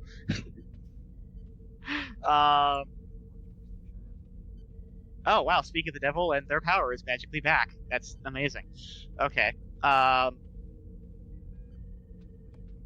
Cool. Well, in that case, I'm going to hold off on making that decision until our engineer is here, because I don't want the engineer angry at me. But yeah, it depends on how much risk she want to take. The faster you go, the more complicated it's going to be, but it's also a shorter work track. Yep. But also more opportunities for shenanigans. Yep.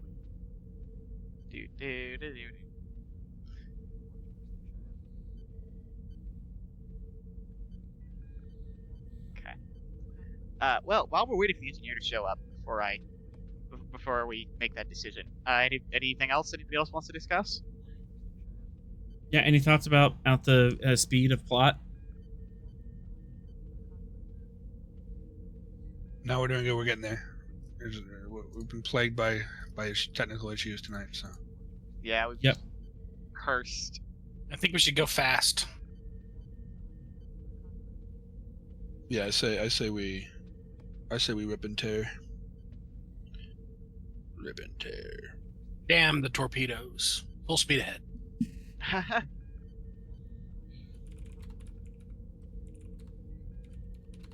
So everybody except the captain votes for full speed ahead.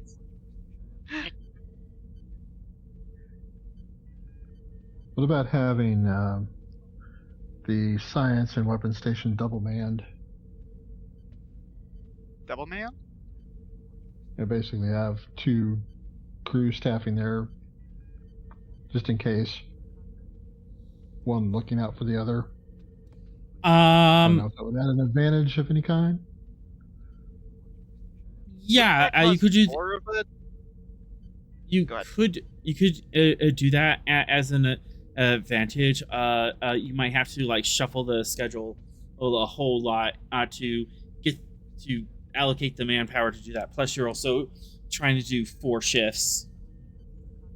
So, And if a panel blows up, we're going to lose our primary backup at the same time we lose our primary. No. They wouldn't necessarily have to sit next to each other, you know. Yeah, no. Just have them like on standby, ready to go. So Sorrel, you're gonna have a pretty difficult role to arrange this circus. Trying to get the crew rotation all set up. Yeah, I'm doing my rewriting the entire crew schedule immediately. Yep. He's already opened the spreadsheet. It's too late to stop it now. Yep. If we only had some advanced calculating device to figure all this out. We do. It's called a Vulcan mind. That humble brag. We have a Mentat? I mean, kind of. I mean, to be fair, 2 of us are walking computers. Yep. 3. What are you meatbags talking about walking computers? You use legs to travel. That is, by definition, walking. Yeah, we have an android, we have a Borg, and we have a Vulcan. This is like the most logical senior staff possible. Yes. They all walk into a bar. Yeah. They are there for 4 hours trying to discuss the logic behind putting a bar across the doorway. How will you get customers? It's just so upsetting. Listen, all I want to do is go back to Narendra Station so we can go to the coffee shop. I'm working on the menu. Yes. Coming along nicely. If you want to take up ads for that, just set them up. Let me know. If you can set up like a small picture or in a quick slogan and to go with it, I can set that up in my newsletter. Yeah, I'll do that. So fun. Which I'm gonna be writing this weekend. I don't know where everyone else is at on their articles. Articles for... The Shackleton newsletter. Oh, yeah. My reporter still needs to interview the 2 leaders that he's covering. You could just talk to me tomorrow about it. Okay. What's the sector we're moving to, by the way? D5. You're heading. Well, that's another question. Do you want to go D4 or D5? D5. That's a hit. Yeah, Goodness. you sunk my battleship. What's the best one for the rendezvous with the Pytheas? All right. I'm just trying to keep notes of what we're doing. So you're here. Yep. This is C4 and then D4. D5 is down here. So the start of the tunnel, the tunnel route thingy is in Delta 4. And then it goes And also to... the Nausicaan pickup coordinates were there, too. Yep. And then Echo 5, and then Foxtrot. Not 5. Did you just say Foxtrot? Yeah. That's instant prison time. English is hard. I thought it was a joke about like Phlox from Enterprise. Oh, We got an engineer.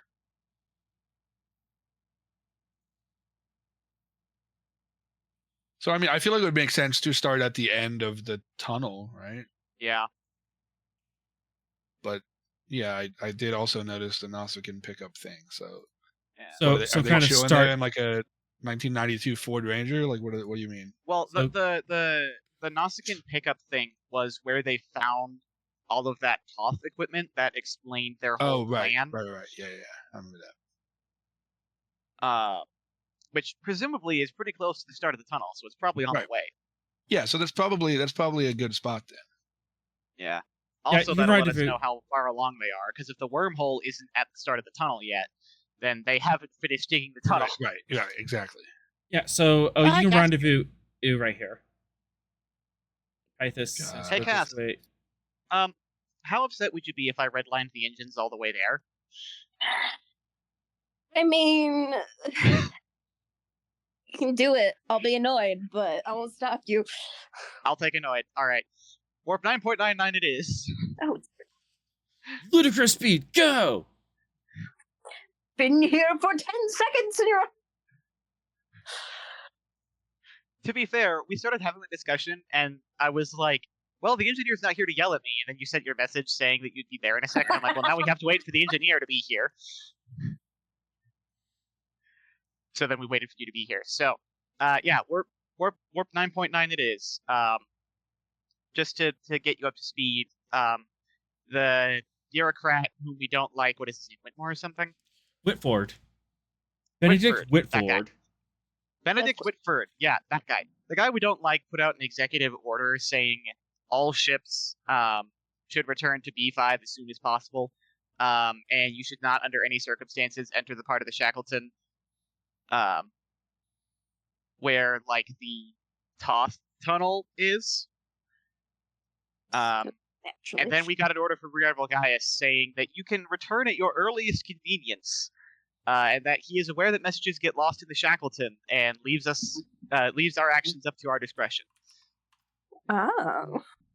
So in other So words, we're- headed straight there. Yes, we're ignoring the bureaucrat and we're going there at maximum speed. Yay. Solid. Okay. As soon as my D20 loads, I'll or roll 20. That has your D20s. That's true. My D20s warm- on roll 20. Just And- warming and- up, sir. The sun is warming up. And it also has a challenge dice, because challenge dice are awesome. Yes. True. That is the confirmed testament of all players present.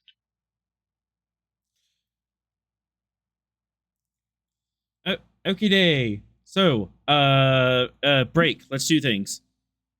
First things first. Yes. Sorrel, you need Yes. to organize a couple of shifts. Uh-huh. So, you are going to take the 3-shift structure and you're going to split into 4 shifts, correct? Correct. And then, did you also want to double up on security and science, and so that way they can keep each other company? Oh, that makes it infinitely more difficult, but sure. Okay. And then, Are you saying you don't like a challenge? Of course I like a challenge. I just don't want to get the email from HR. you are HR. Yeah, isn't that your job?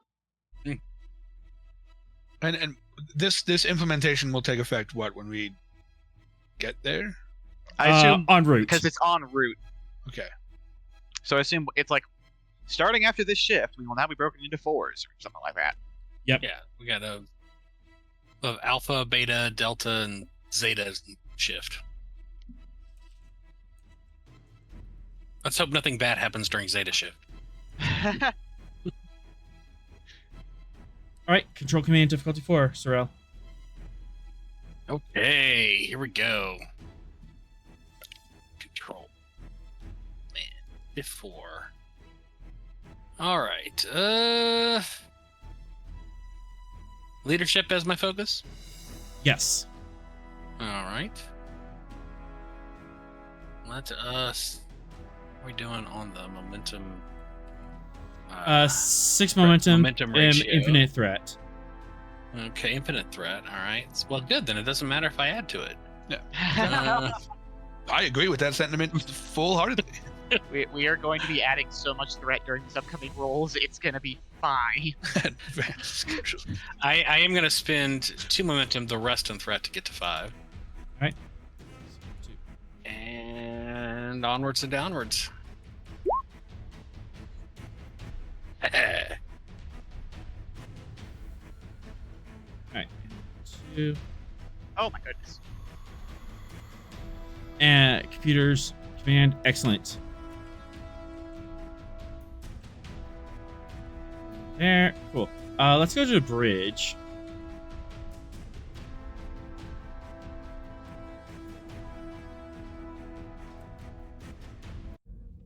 And we're keeping on music.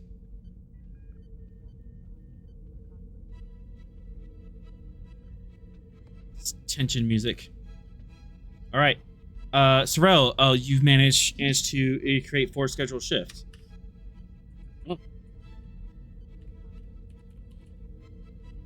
Or schedule shifts with backups.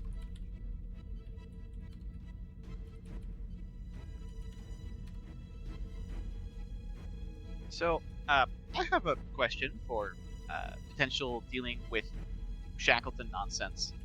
How do the Niquel compensate for it? That's a good question.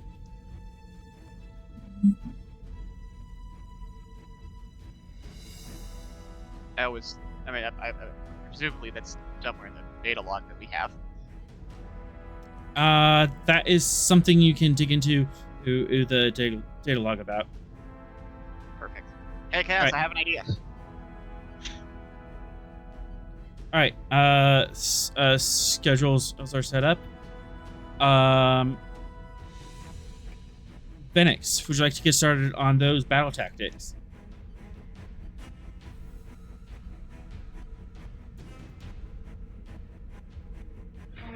I'm sorry, what was the question again? Would you like to get started on those battle simulations? Yes. Do you want to do ground or space first?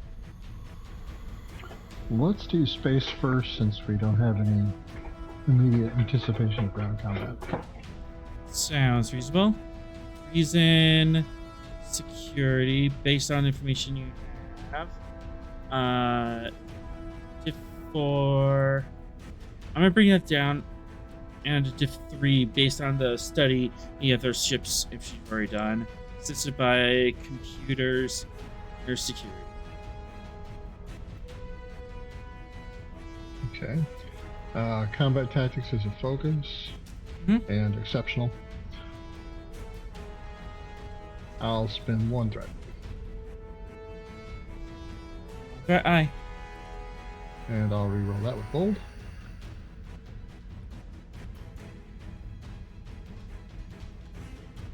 And computer security.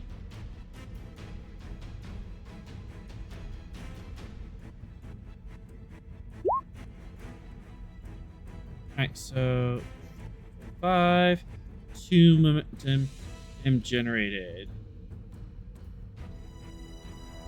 So, tell us what insight you got on Niquel combat tactics.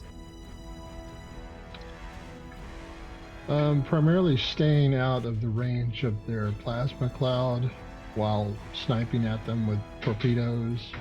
I would hope to try different tactics to mess with their magnetic control of the plasma to either reduce the effectiveness of the cloud or eliminate it.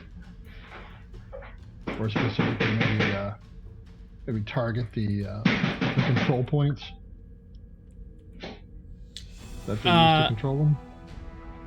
For 2 momentum, and you can get an idea of where those control points would be, so you could subsystem target them. Okay. Also, don't forget we had the thing where we learned like where the relative weakest spot is, out of the impulse streams. Yep. Okay, so plasma field weak points. And then for 1 momentum, I can give you another insight. Okay. The plasma field can intercept torpedoes. It cannot intercept phasers. So, effectively, while under the plasma field, they have a cover or for torpedoes, and they can potentially intercept them. But they can't do that with phasers. Okay. Cool. Okay. So how about we, instead of practicing with torpedoes, I was basically hoping to keep them long range. We try to practice phaser shots at longer range than normal. Absolutely. Yep.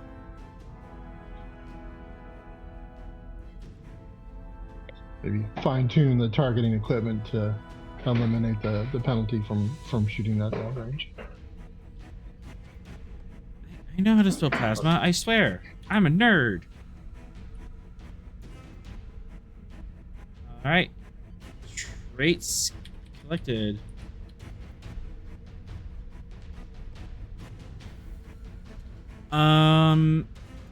Let's go ahead and get you to this map.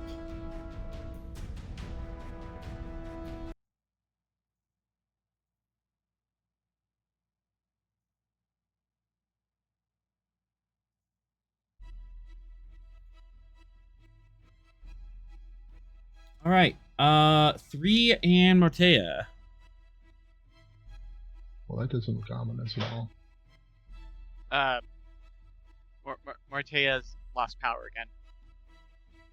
Yeah. 3 It it came back. is. I'm just waiting for the internet to pick up. Welcome back. But I mean, I guess I have it on my phone, so as long as I don't have to roll anything at the moment, Or we can roll for you. That's also an that option. also works. I Yeah. did. Yeah. Okay, so I need to adjust this. I was like, funny you should mention that. All right, so your extended task is 20 work because you're doing fast pace. Resistance.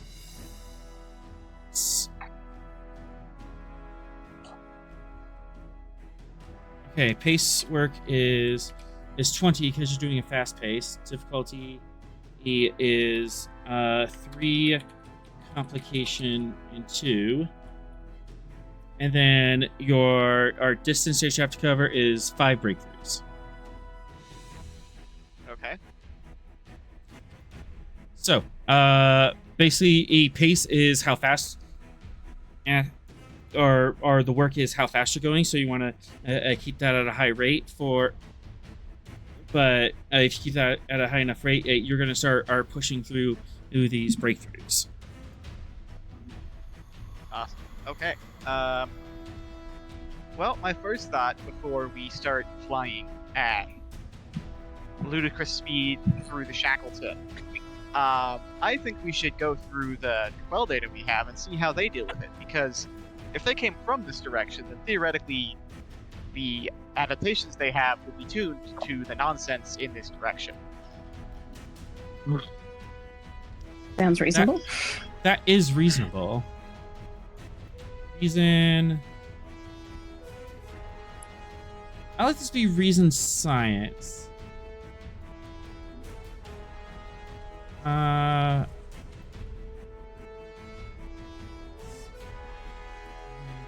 Computers. I don't know. Reason science, con, engineering, in kind of those 3. Depending how you want to approach this. Well, I'll definitely be doing reason con. Hang on. Well, would this be counting toward the actual travel task roll? Like the Dune Pizza? No, it will not. This will be setting an advantage for it. Okay, cool. Because if we're doing a Dune Pizza roll, then Cash should do it because she has Miracle Worker. But yes, we're setting up an advantage. I can do a recent con roll.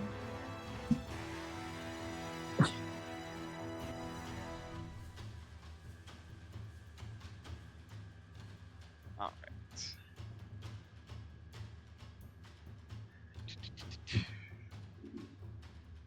right. Okay, sheet, reason, con, focus, and navigation. Yes. Awesome. Direct neural interface, so I get the 3 die. Take 2 threat. I'm gonna roll 4.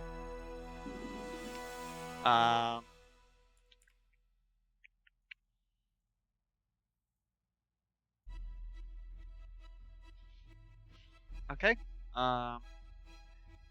Let's do the thing.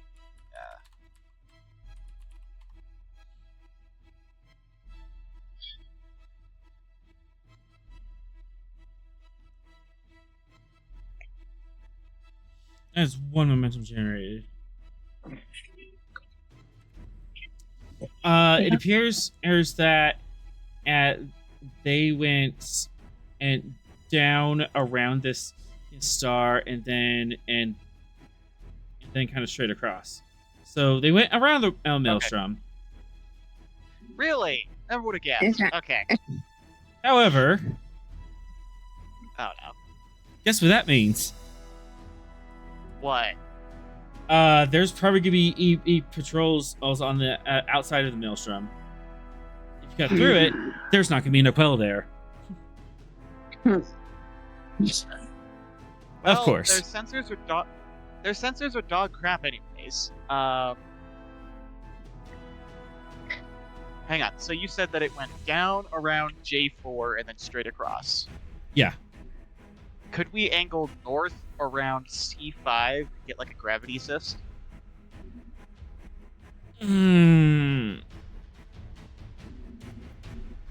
Possibly, but those 2 stars are really close to each other. You're gonna get some gravimetric chop, but possible.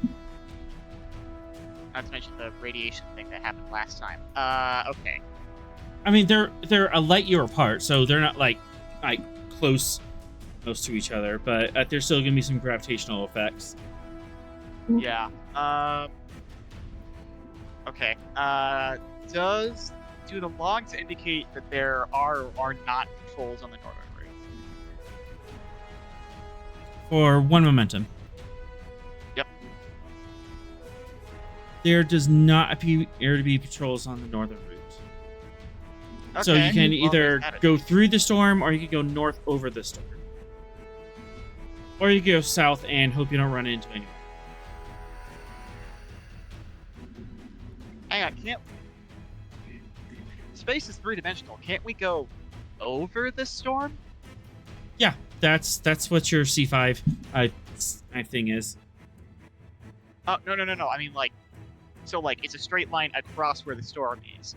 But we're going up vertically over the storm. That will add... That will add 5 to your work track as you're taking Ooh. longer. Okay. Alright, Captain, do you want to avoid patrols as much as possible, or should we try booking it and pray that their sensors are bad enough they don't see us?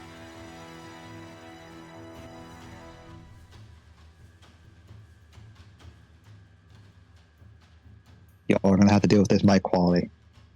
Avoid Okay. patrols. Avoid patrols. Alright. Gravimetric chop it is. We're going north. Got it.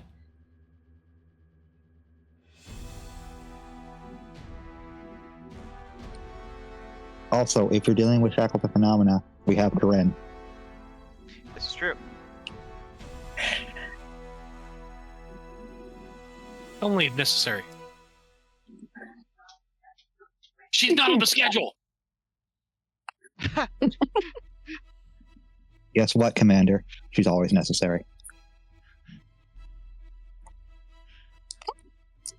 Oh boy.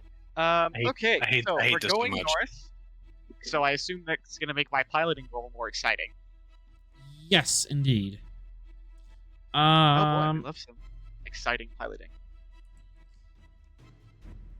let's see. Close that. Close that.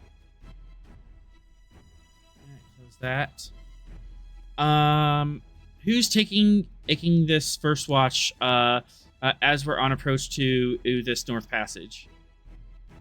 Like, on the bridge? First Yeah, watch? Or... Yeah, on the bridge. Who's the officer of the watch?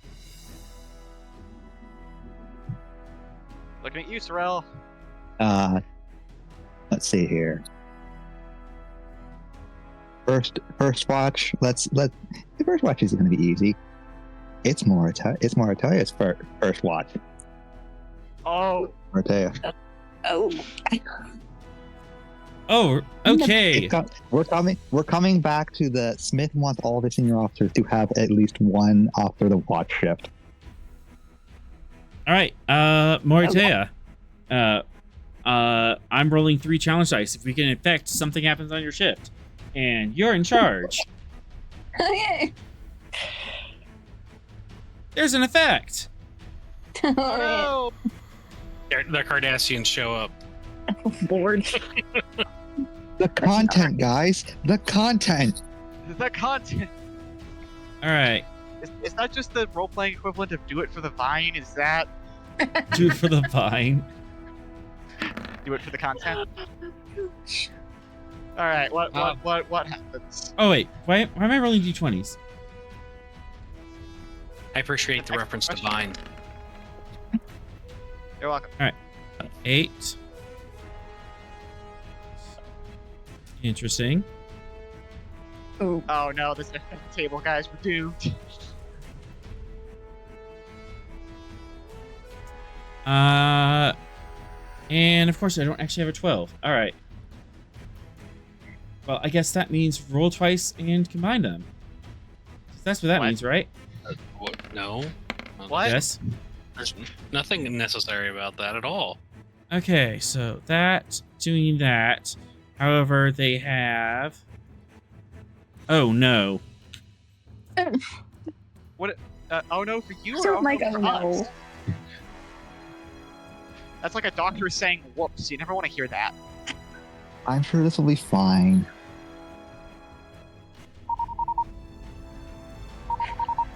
Oh, we're being hailed. Oh. Not. Oh, that was the wrong button. You're not being hailed, but you are detecting a ship at long range. Wow. With our new sensors. Oh They- yeah, we have a Yeah. And the captain's last orders were to avoid patrols. Well, we don't know who it is, so we gotta Yeah. figure that out first. Can Yeah, we figure out that? What was that, Motea? Can we tell anything about it or yet, or is it just there's something there? You can ask for a ship scan. Okay. Yeah. Would you like to do that? Fun thinking, so Yes. depth. Okay. Let's do that. Complication, not really. Sensors. Science. Complicating it? Reason science difficulty E1, assisted by sensor science. For who? Whoever's on the science station. Could be you, Sorrel. Or you can have someone else be there. I mean, I probably assigned myself to a science shift to make this whole thing work, so sure. Alright. Throws on the bridge. Sees that Moritaya is in the center chair. Eyebrow raised. Remembers captain does that to his officers. Goes about Yep. his duty. Yeah. Engineers aren't supposed to be on the bridge. We don't know what to do up here. Just think, Mr. Scott did it a lot. That's true. That's true. Mainly I'm because totally we fine. kept doing stupid things and getting captured. Ships were different back then. Hey, the point is, he did a good job. He did. Totally fine with this. Alright, Sorrel, hit that roll. Reason science. I will spend 1 momentum, 2 threat to get to 4. Sensors as my focus. Let's go. Eye. Success.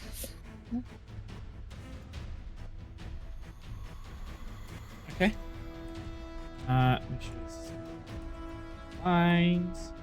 And then sensor science from the Stavanger, please. Come on, Stavanger. Be can do it. Be nice. Be nice to Cass. It's her first time.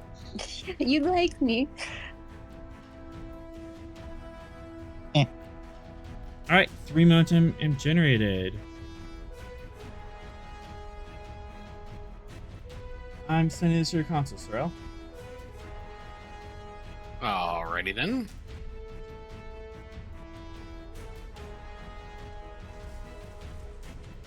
Okay.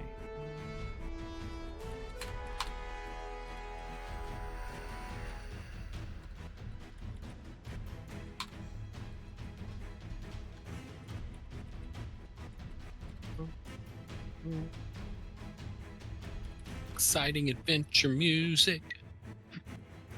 All right.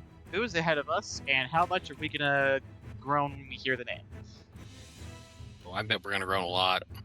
Yeah, probably. I already feel like it.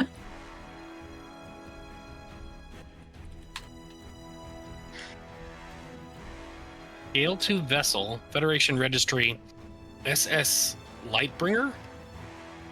Oh, the love. It's Luminox, guys. Yep, it's Luminox. I told you I'd hate it. I hate it. Did- I hate the messenger. I'm shooting you, Sorrel. Hang on, did they not get the executive order? They only care about the truth. Oh yeah, why would they listen? Deep sigh. Well, on the bright side, we don't necessarily need to avoid them. Yeah, but we probably should. Yeah, we should. Yeah. Would you like to know more? I Oh, would like to God. know more. Yes, thank you, please. What would you like to know?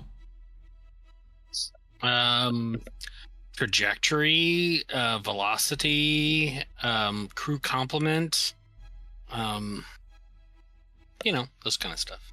I can get you that. Eh.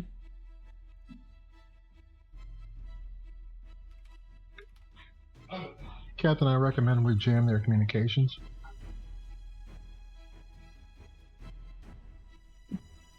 Well, Ortega, what are you going to do?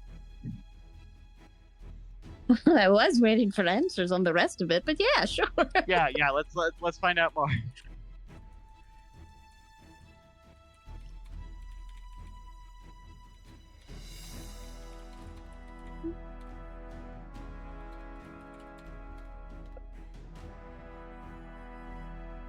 Parallel course moving around the storm, warp 6.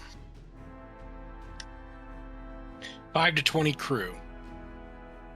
You're not going to be able to get it more accurate until you get closer.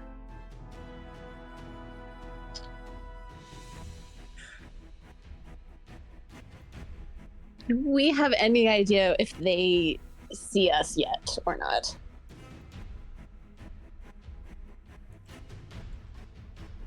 One momentum. Yeah.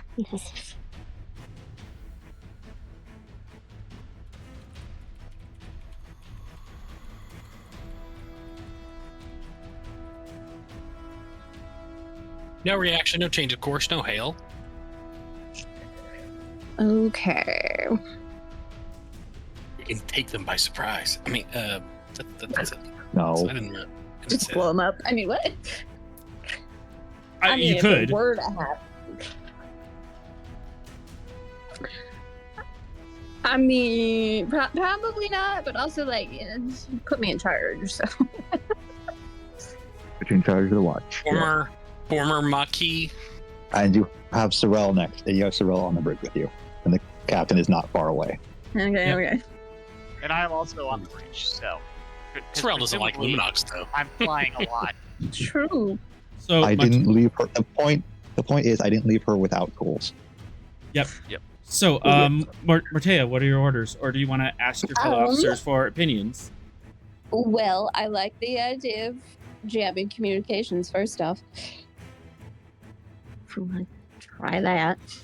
We would need a close distance if we're going to fire quantums effectively, just FYI. Yeah. That I think Yeah. we need to get Sorrel to a shrink. He's not doing well. I don't know. It's like someone put a stressor on him and won't leave him alone about it. what a concept. Shackleton phenomena expert. We're going into relatively uncharted space with unknown variables. Yeah, like there's got to be other experts out there. Right? Yeah, but that will, She that has will been pretty long she was shit, tasked though. with investigating them. Listen, we don't like X's up in this place. Okay, got it. Find out Cass's exes and bring them on board the ship. Got him. No, no. All right. Do you want to jam them? Control engineering diff 2. Assisted by communication security. If it will load.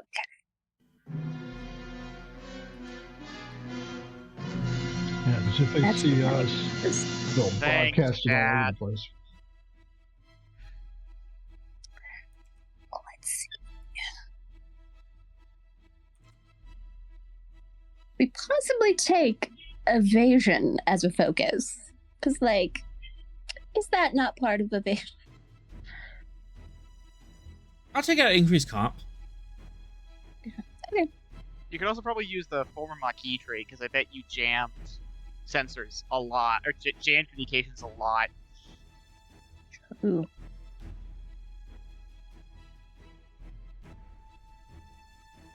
Yeah, I'll take that trait. So diff 1. Okay. And let's go ahead and we'll just grab one more die. It's 3 total. With Do threat that or with- momentum. Let's do momentum. I believe you do with threat, you get the reroll, but Oh, that's true. Oh, yeah. Let's do that instead. Alright.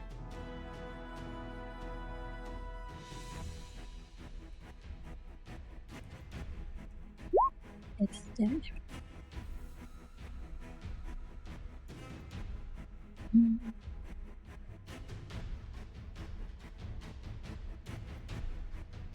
Get a reroll. then 3 momentum.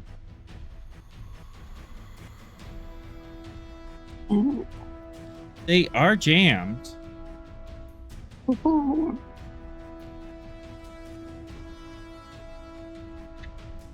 And now, drive by, just really fast, and pretend we don't see them there.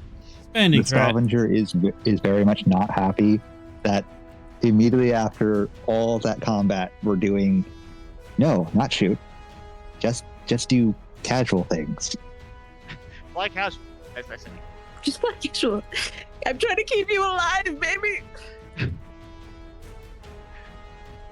The mean human hurt you too much, baby. I have to make sure that you're not getting more holes blown into you. I've known too long. Meanwhile, 3 is getting. Cass is saying this to the ship. Meanwhile, 3 is like, make the engineer stop talking to me like that. I want to get holes blown in me. It is my thrill, my drug. One and the same over here. Sorrel, there's an update. We're getting an angrily. I don't know how a tight beam can be angry, but apparently it is. Signal they're- is scrambled. Yeah, they're frantically just pinging you. Oh. But they can't communicate because you're jamming them. Well. So I guess that means they know we're here at this point. I feel like that's a safe assumption. So you just cut out. What did you say? I said, I feel like that's a safe assumption. Oh. Yeah. Well, I guess after all that, we're hail them and temporarily.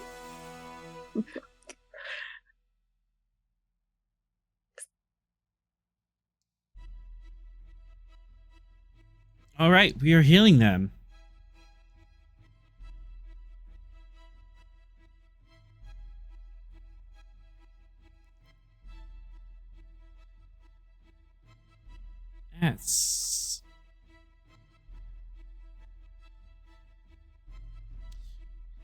Okay. A female Cardassian appears on the screen. And sit up close to a camera on a scale 2 ship. Oh boy. Oh, that's gonna go real well.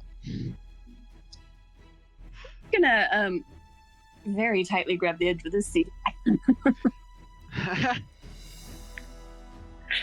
Give me a presence command diff 1. Okay.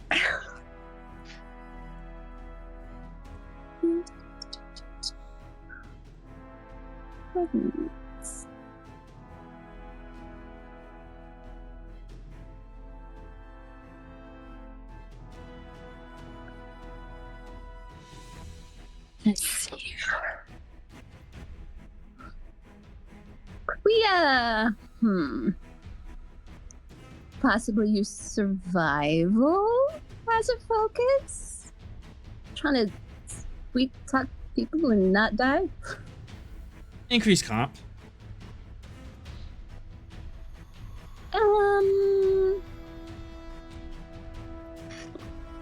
Sure.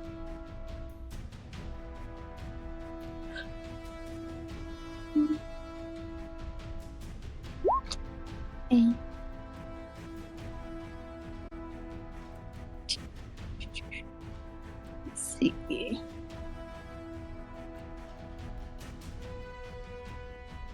And let's go ahead and get some. Tempted to just get the full gambit of dice right now. 6 threat, let's go. Yep. Okay, we're gonna grab 2 extra die and split that between momentum and threat. 2 momentum, 1 threat. Yeah. 4 dice. Aye. Okay.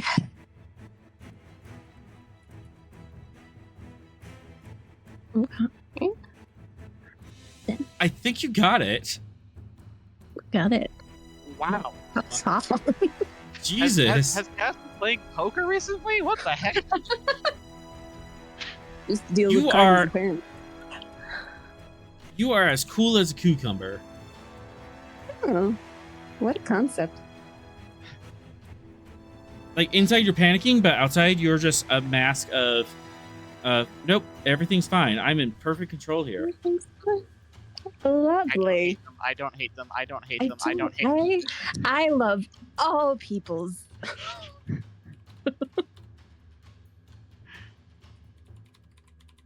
On a scale of 1 to 10, how annoyed is Cassette Smith at this moment? Oh. 14. Oh, my quarter second will be ice cold later.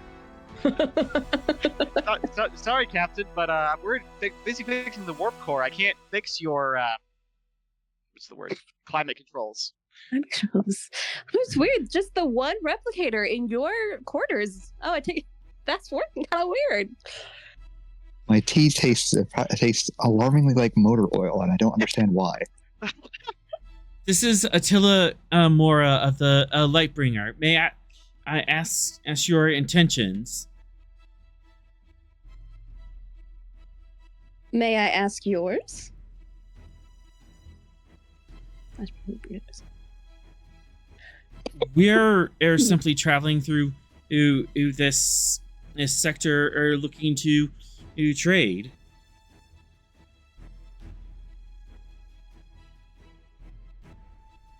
So And may why I are you? ask what? So why are you jamming our communications? Because Venix told me to. No.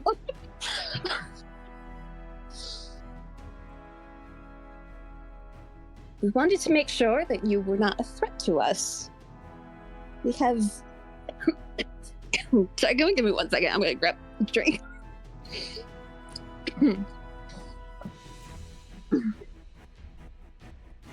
So I have water at the desk. Yep. I have a different kind of liquid at the desk. All right. The danger Yeah, is she's couple also things choked without- on water. That is true. Hey, I haven't had a coughing fit in like a couple sessions. We're Given the way this night is going, don't jinx yourself. for real. Anyways, Anywho, so Cardassian and is demanding to know why you jammed her communications.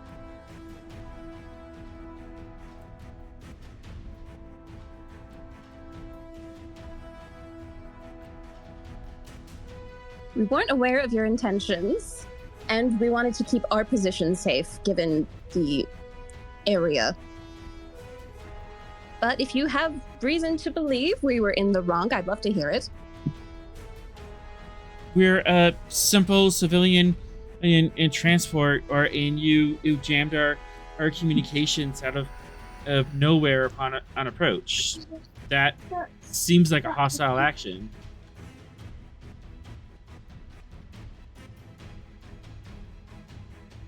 Well, your communications are back up now, aren't they?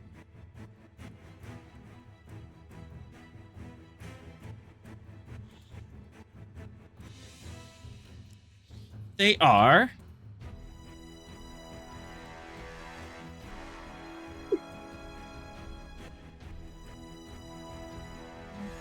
It was a choice of operational security. You'll have to understand us.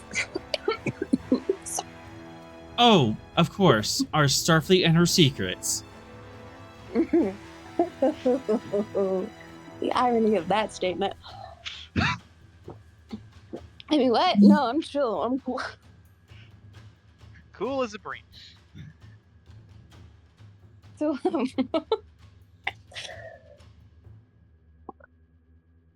You do have 3 float if you want to use that for things. Ask questions, create a trait. We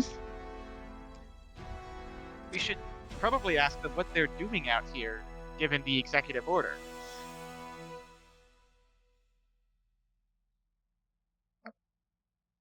sound just went out for a second. Did someone say something? Yeah, yes, I said we should. I was just asking them what they are doing out here, given the fact that an executive order that was just broadcast saying no civilians in this area.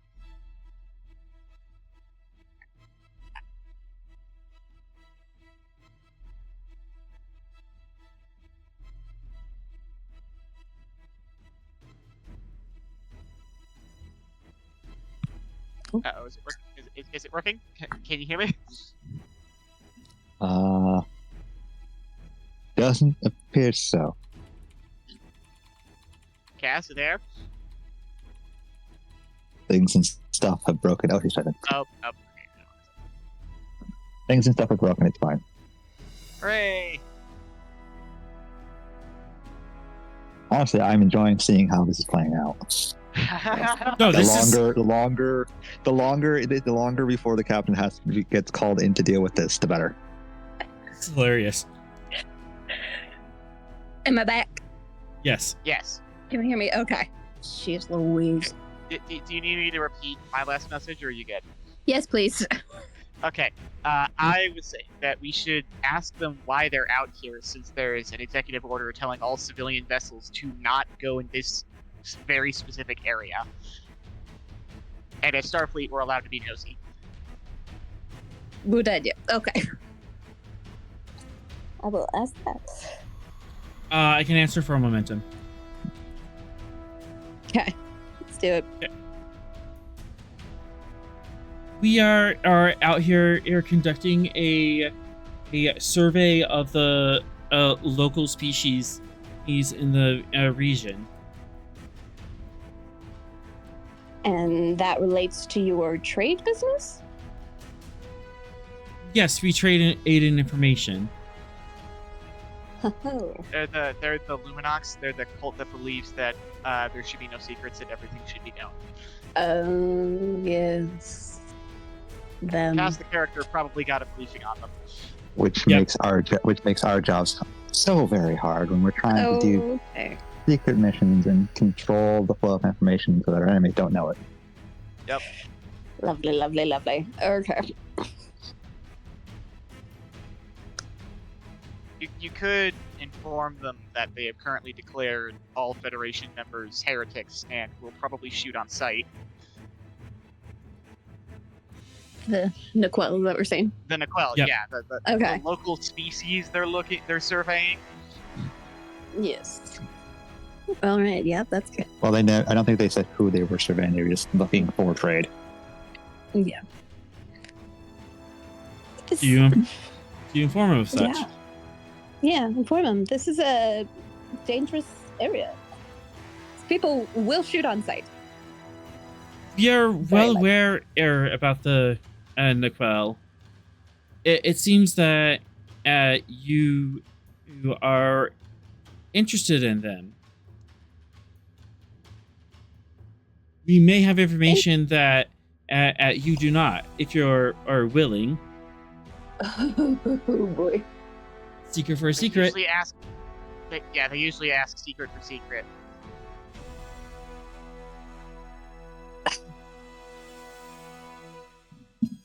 I mean, okay, here I'm torn. That's the annoying thing about the Luminox. Yeah, they have so many answers, but they want your secrets in exchange for them. Uh-huh. The juicier And it's, the juicier the secret, the better information you get. Yep. and the whole them being Cardassians does not help because she definitely does not Well, trust. they're Even not so. all Cardassians. Just no, Well, It's but what I mean multi-species. This particular one is. Yeah.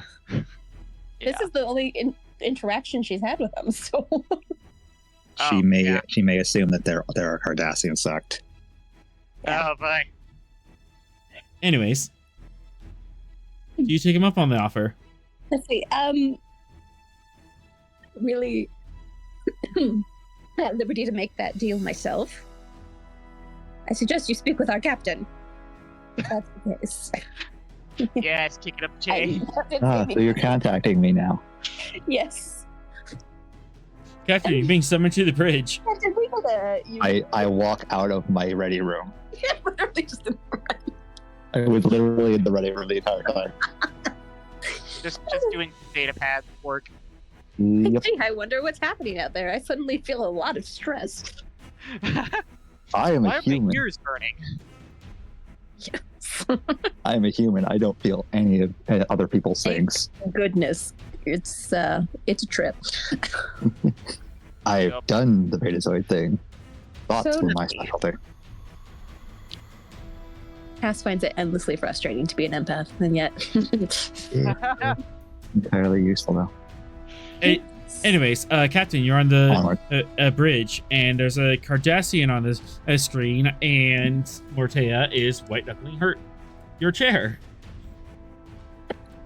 Ops, mute the comms for a second. Bleep. Situation, Lieutenant?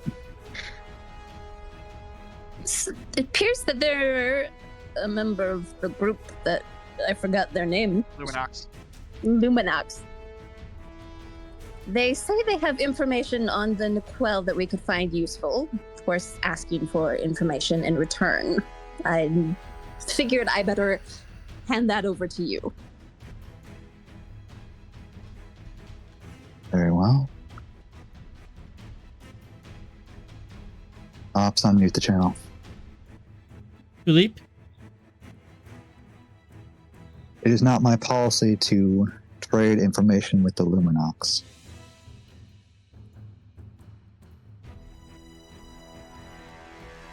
Shame, Captain.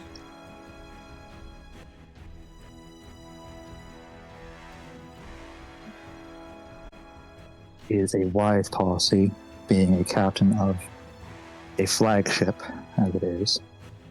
And no, that was not secret information. Most of Starfleet knows it at this point, as well as several other deposits in Shackleton.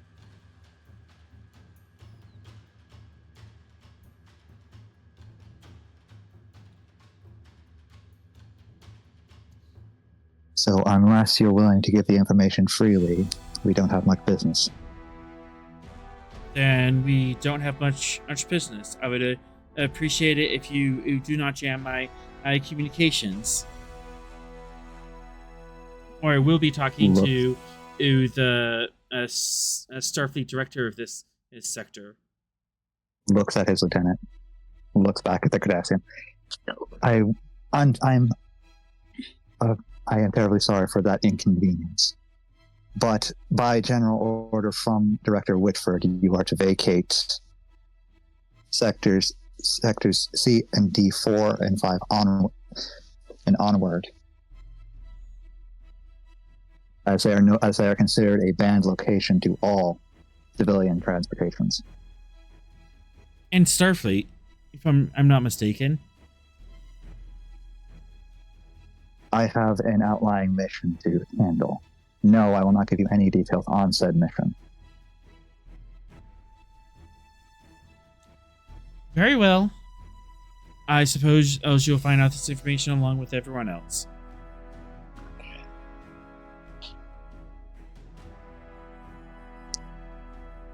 As is the nature of the Luminox. Comms cut communication. You do have 2 floats, which I forgot to mention. You want to use that for anything?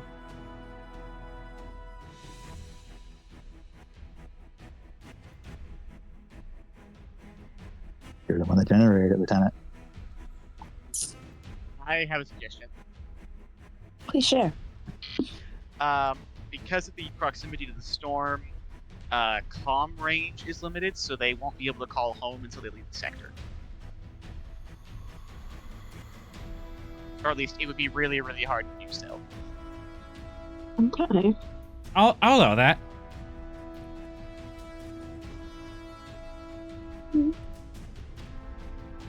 They're not going to be able to squeal on your location for a while, so you should be safe. Solid. Perfect. Yay, Cass! That was your first watch. Yay. Yeah. Nothing horrible happened. I'm only kind of cracked. I'm scared to ask who's next. Well, there's still one final thing. Next time you encounter a Luminox vessel, I suggest not jamming them. They're quickly enough without giving them reason to. Phoenix told me to. No. Throw Phoenix under the bus. He's not saying solely to her. He's saying it to the bridge at large. Okay. We'll take that. Yeah. The workplace version of that would be I was merely following the guidance of the tactical officer. And if that was all that happened during your watch, Lieutenant, I say that was a rather successful one. Wow, that's the most flattering thing I've ever heard. Mr. 3, you have next watch. He turns to his ready room. Hi, Captain. Oh, don't spend threat right as I'm starting my watch. Why? Sucks, doesn't it? Well, time to see how fast we go. Oh boy. That's a you thing there, Cass. As we have to get past this gravitational shortcut between 2 stars. Bad chat. Good chat.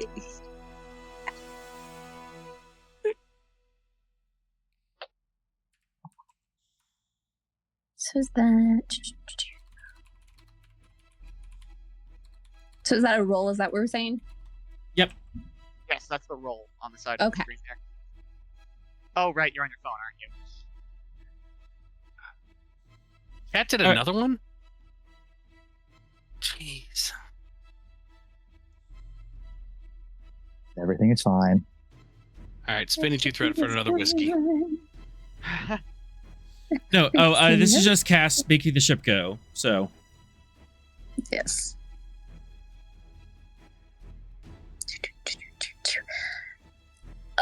My computer's giving me issues. Someone wanna be a deer and Control engineering.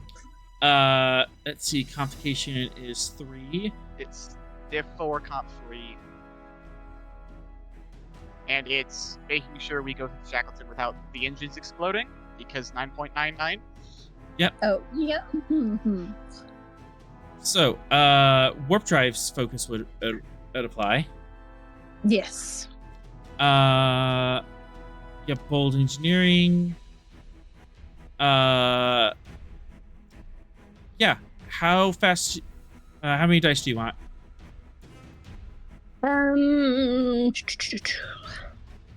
Let's say 4. 2 extra. Okay. 1 threat, 2 momentum. Sound fair? Yeah.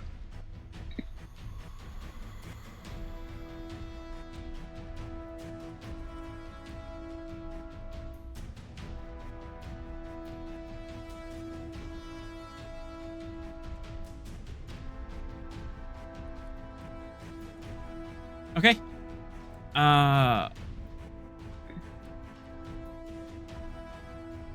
Nice. And then engines con from the Stavanger. Come on, Stavanger. You like going fast. Come on, baby.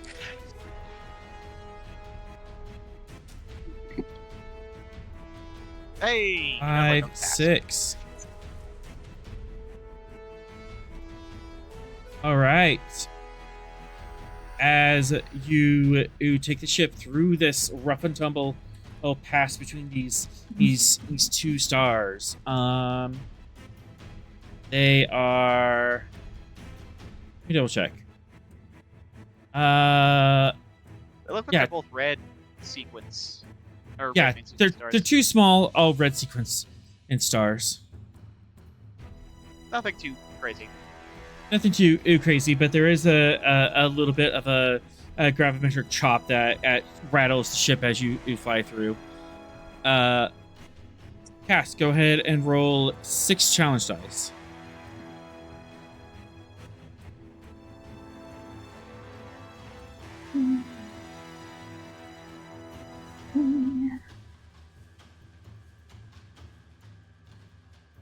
You have to enter, then click the chevron. Oh, yeah. It's weird. Yeah. 4, 5, 6, 7.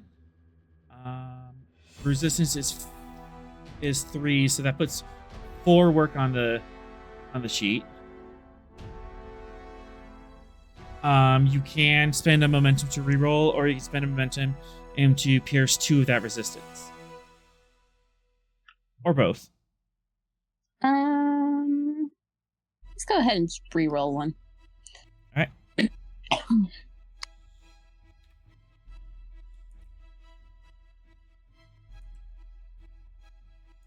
that going? What are you doing?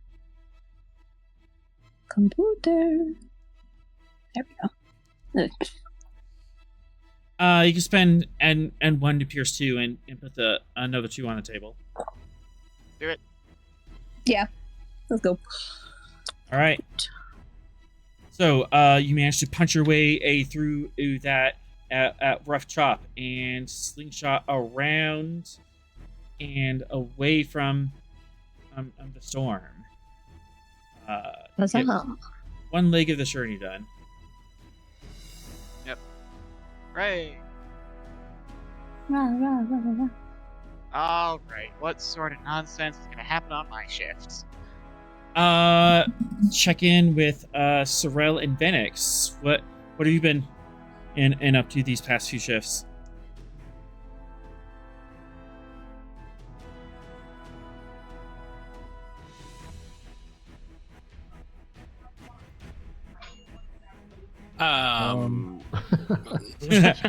Both at the same time.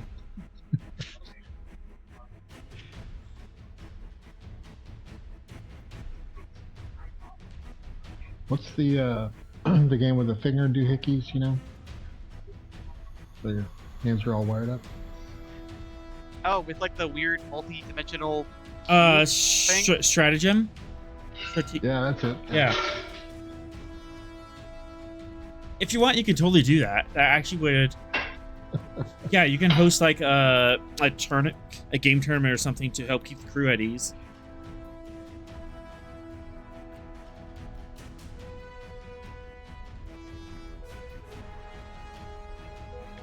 We'll see how inferior the Vulcan mine is. So you two want to go against each other? I mean, I'm down. Please tell me there's a game mechanic for this. There might be.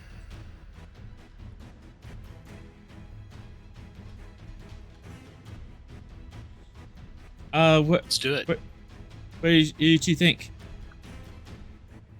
I would remind you that Counselor Troy beat Data at chess. This is true. Stop clock. All right. Where's the lounge? This is the lounge.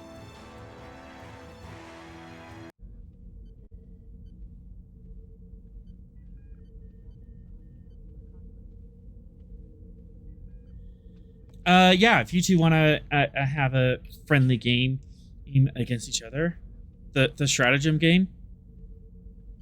Sure. Are you gonna tell the rest of the crew about this? Oh yeah, everyone off duty is piled in. They have to see. They want to see this. Nice. Is betting legal? Is there like a betting pool about which one wins? There is absolutely a betting pool. Yes. Not that it's legal or anything, but yeah, there's definitely a betting pool. I'm spending 2 threat. There's a betting pool already. Which? All right. Who's in charge of the betting pool? Which one of your lower deckers would do that? Bo Rega for sure. Bo Rega 100%. is absolutely running a betting pool.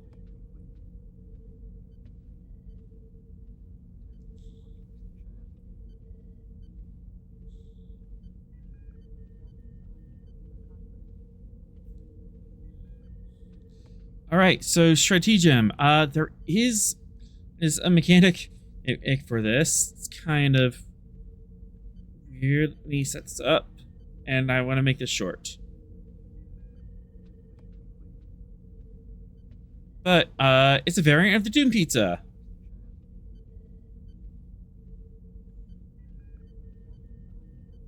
Fancy.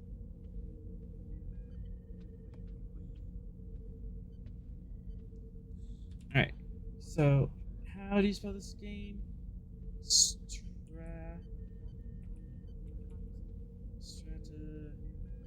Stratagema. Cool. So we're gonna put this at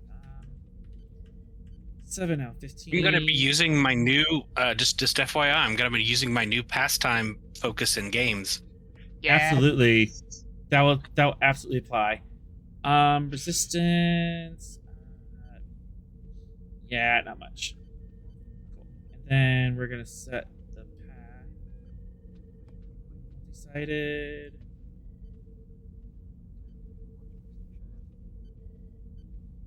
Cool. So,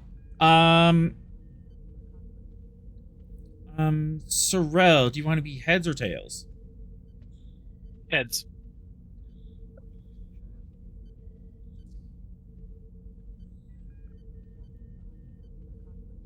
It's yes, already. Tails. Venix, you go first. Okay. So, get your token on here.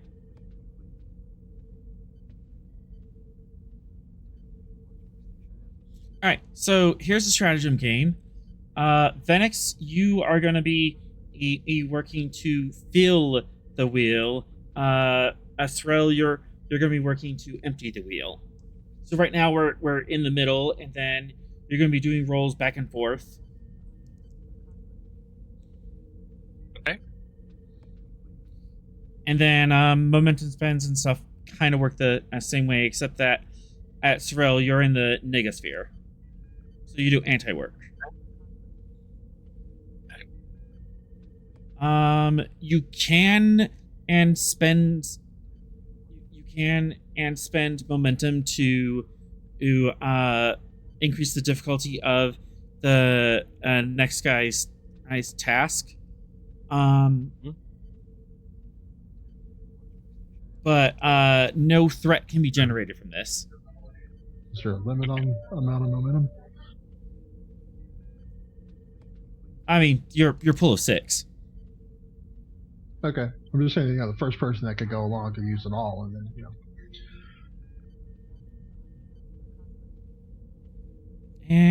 Let's see. Do I have good music for this?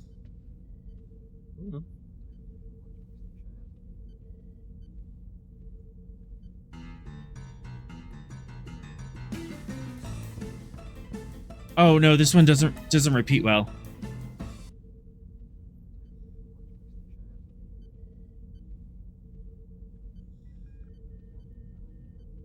Let's see.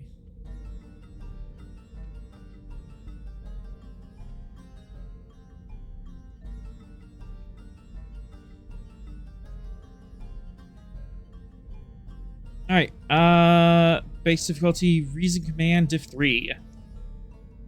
Phoenix is up first. Okay.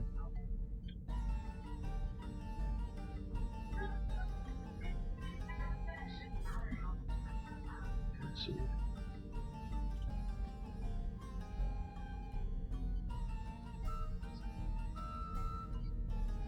Does combat tactics give you any focus? Give you any advantage? Yeah, it's definitely tactics, combat, and stuff. Okay. All right. Go ahead and take 1 momentum.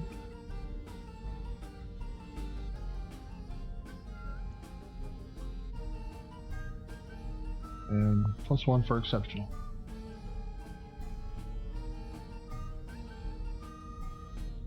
Momentum generated as you make your first decisive move. Go ahead and roll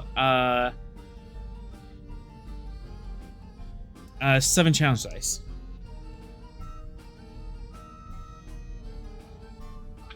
Oof. Can I re-roll that? Yep. Yep.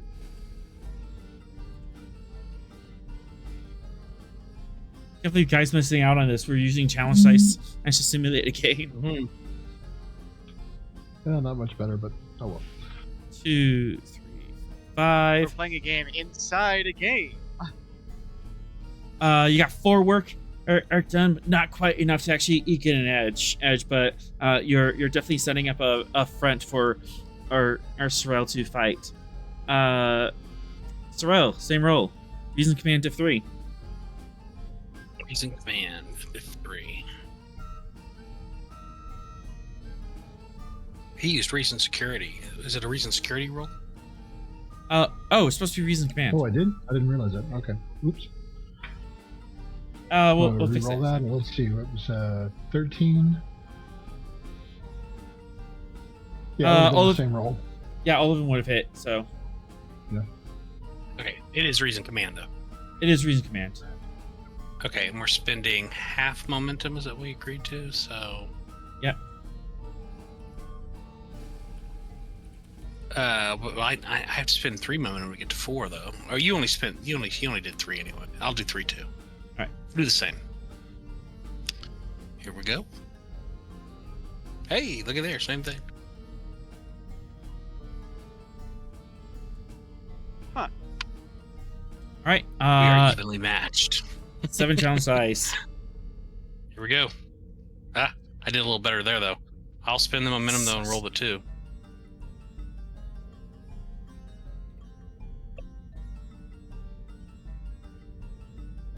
Ooh, a decisive lead. So that is 8, 9, 10. Oh no. Mm-hmm. As Sorrel comes out swinging and pushes you back into a corner, Vanex. All right. So same basic roll again. Yep. All right. Go ahead and take a challenge die. I'm sorry, not challenge die. Momentum.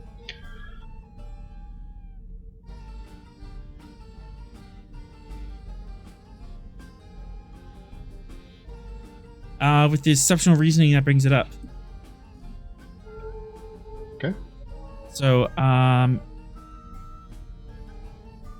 yeah, that's the 4 challenge dice. Nice for you. 4 challenge, okay. 2 plus your command.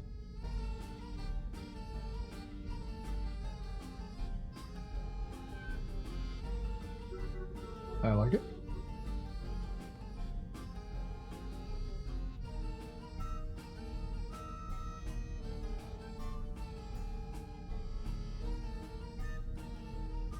All right. Puts another 2 on the board. Do you want to re-roll or?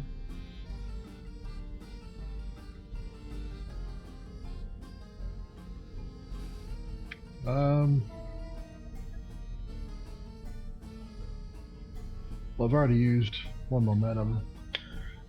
I think I'll leave that for him. All right. I'll spin the momentum to get to 3. And here we go. Oh no. Sorrel, you are pushing ahead.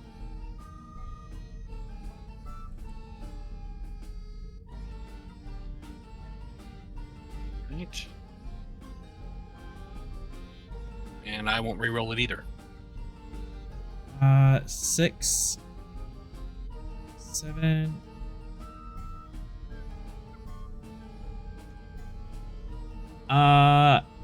And with that, Sorrel wins. Good game, Lieutenant Commander. Well played, Commander. So how did Borrega make out? Like a bandit. Borrega. Betting on his commander. Next shore leave, he's buying. Next shore leave, he is absolutely buying. But yeah, I'll give that at a trait of crew morale. Right. Yeah, there's a lot of cheering, a lot of shaking the hands. There's cheering, shaking the hands. The security guys. Sorrel raising an eyebrow. The security guys are just like, oh man, that you had it. And then the science guys are all cheering and whooping and stuff.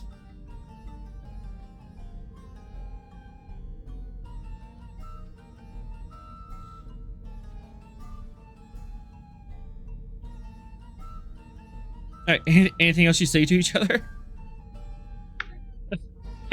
Just, No, it's an android and a Vulcan. We just kind of nodded each other. Well played, simple nod. They've said entire Yep. paragraphs. Yep.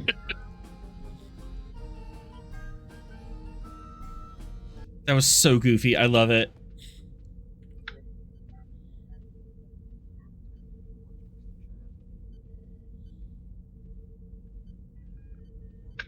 We'll have to go for a rematch sometime. I'm sure. Absolutely.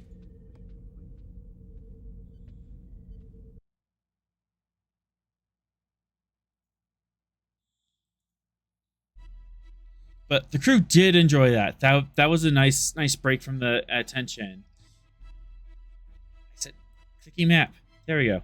But now we are back to it. Hey, 3. You're next on the you're next on the thing. Yep. Go ahead and roll 3 challenge dice. See if you run into anything.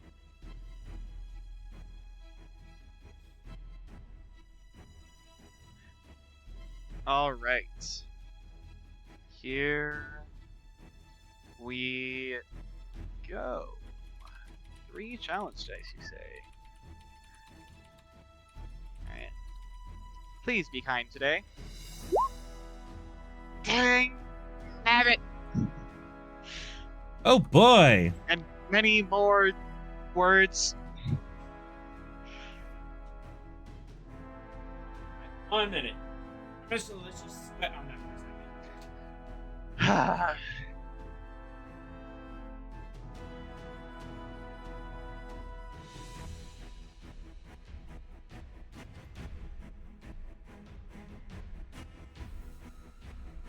Yay! Content.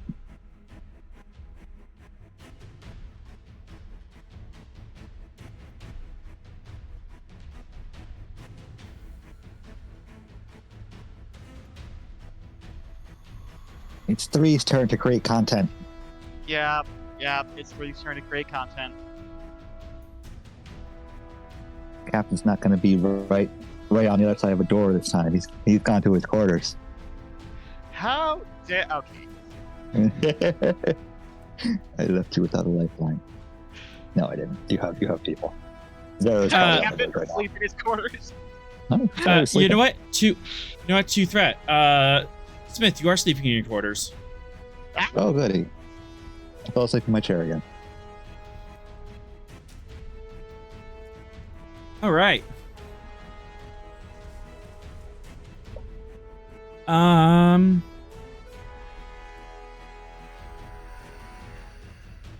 little bit off our starboard bow is the system E7, and within it, there's the confluence of all this swirling storm energy that's kind of whipping up the edge of the system. You're picking up a faint power signature from something inside that maelstrom. Okay. Who's commanding sensors currently?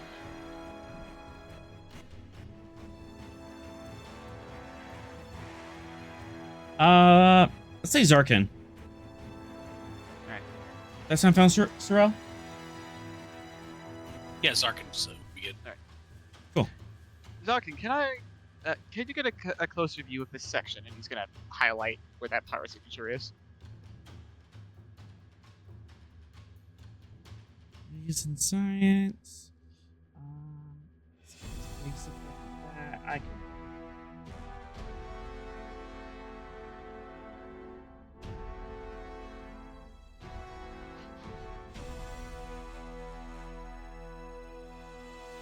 Mr. Barton is probably seeing the executive order and saying, "Thank goodness I can stay at a space dock now."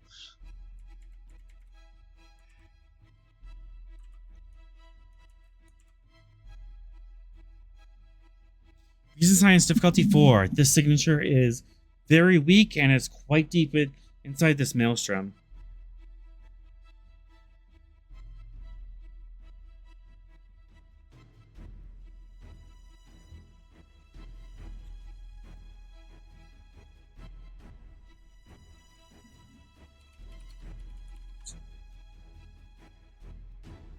Sorrel.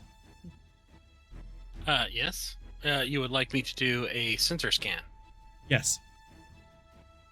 I would like to do a sensor scan. Reason science. We've been doing some scanning, so I'm gonna go with testing a theory to get to 3. Okay. Rest and threat for the full boat. By threat, aye.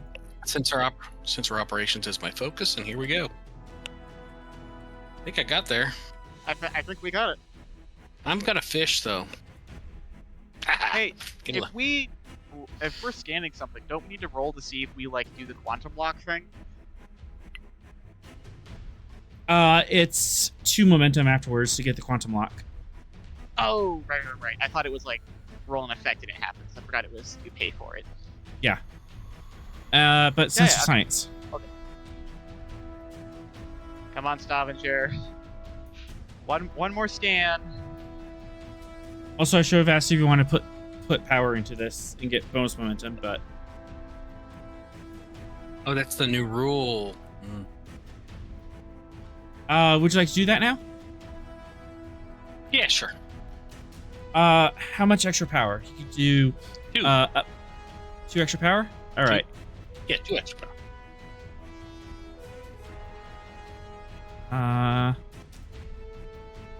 So we got the baby humming. As you pump extra power into the sensor systems, that 0 you rolled would have been a complication, but you managed to avoid it. So you have 2 float. Then 4, 5. One more.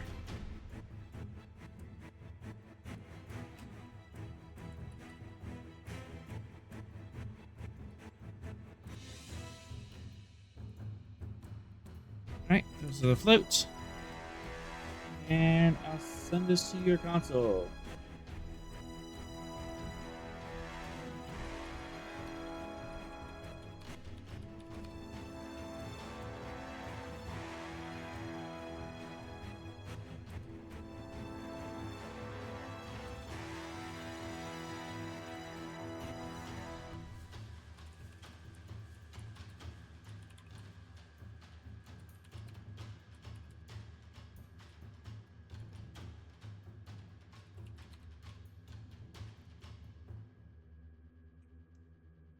Small probe, class 9. Very weak signal. Probe? Anomalous. Something strange about the readings. Is it one of ours? Any indication it's Starfleet? I can answer that for your free science question. Yeah. Let's spend it. Spend that free science question. No. It's Toth.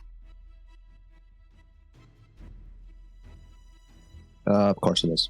It's a Okay. Content. Content. All right. Who's Content. on the bridge that I can converse with?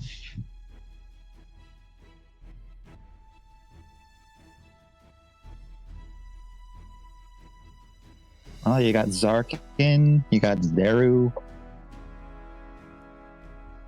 You got those. You got random B team members number 5 and 6. Ah, great. You do have 2 float if you want to ask additional questions about this probe. Okay.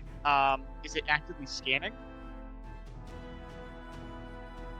I can answer that for the float. Sorrel. That'd be okay? Yes. Yep. Sure.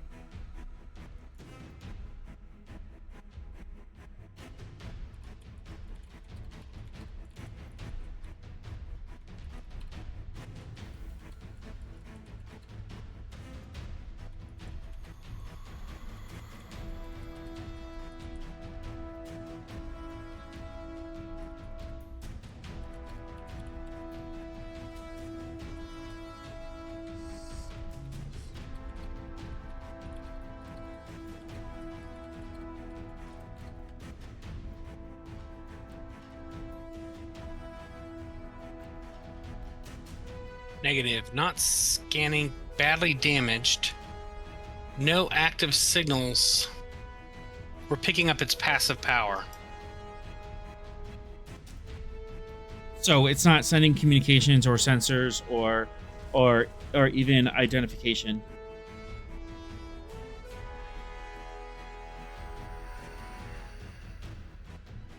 Okay.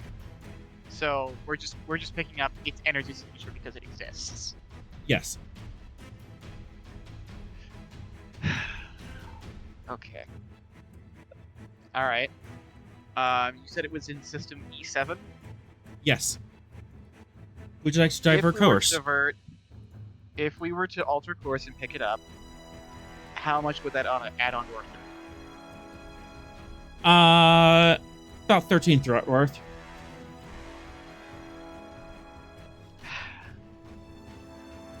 Okay. Well, computer's telling me Captain's asleep. Is Sorrel up? You also have Zeru. Oh. He's a command officer. Right. What rank is Zeru? Lieutenant Commander.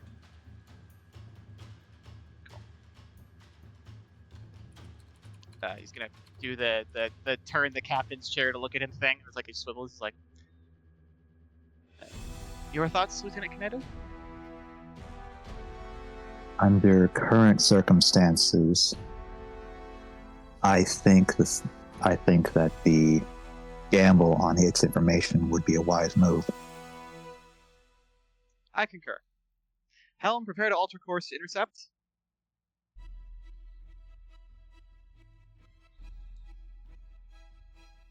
All right. Before we intersect, we do have one extra float from that at sensor scan if you want to ask additional questions. Yes. What's...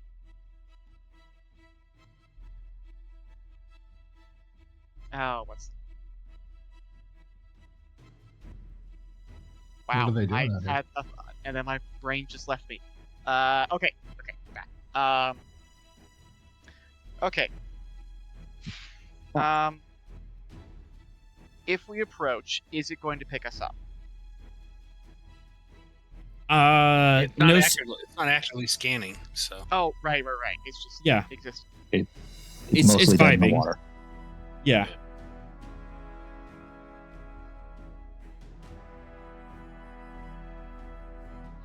Okay, cool.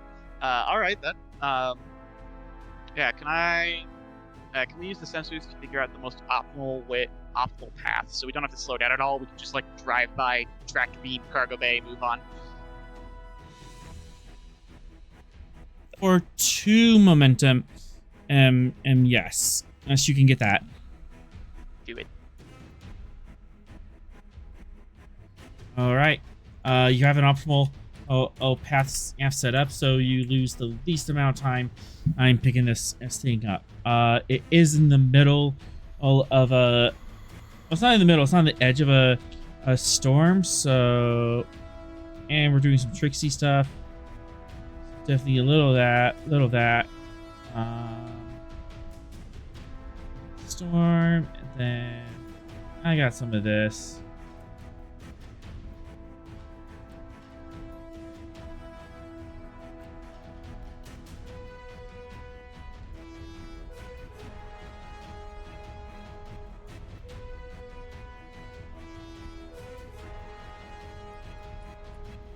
Darren Con, Diff 4, Comp 4. Who's the helm officer right now? I'm guessing Bo Rega. Rega. I mean, More than likely. if it's particularly crazy flying, then 3 might just assume direct command of the helm, just for the moment. Rega? It's your shift. You're gonna get a sad Bo Rega from Bo Rega. Very sad, Rega. Bo Rega. No, you know what? I've seen Bo Rega do some crazy nonsense. Let's see what he can do. If things get dicey, I'll swap out. You could help with I hate to say it, presence con. I'm not helping with presence command. That's not gonna happen. All right, reason. Talk him through it. Reason command. Reason con. Reason con. I can do reason con. I'll assist with reason con. All right. All right, Rega has helm control as a focus. Mhm. Take it all in threat.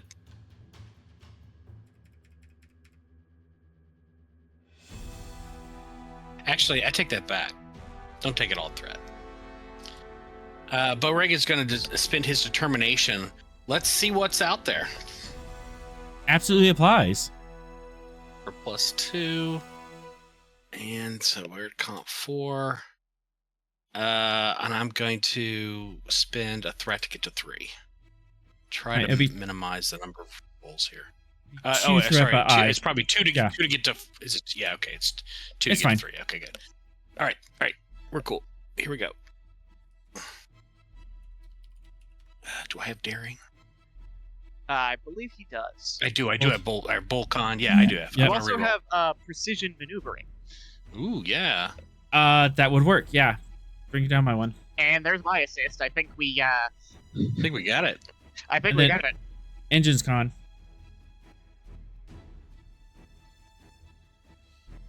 Come on, Stavanger. We're doing a dangerous thing 5, like 6. this. It agrees. Doing the dangerous thing. Everything. Yeah. Oh goodness. So 4, 5, 6, 7. On a diff 3, so it's 4 momentum generated.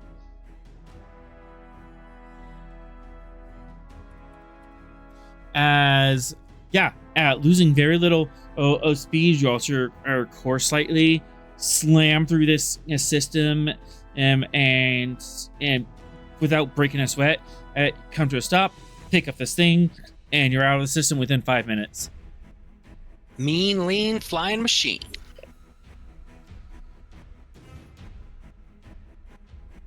Well done. Please resume our previous course and speed. All right. He'll give a finger salute and do so. Let's see. Bo Riga, go ahead, give me that control con. I'm gonna bring this up to difficulty 4 to. Uh-oh. Diff 4. Oh. Okay. To get work on. The void. Comp standard though? Okay, good. Comp standard.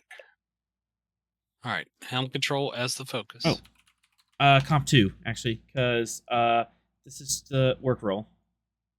Comp 2. Okay. Still helm controls focus. Spending 2 momentum and 1 in threat to get to 4. No, I'm gonna spend 2 momentum and the rest in threat to get to 5. Here we go. Onwards and downwards.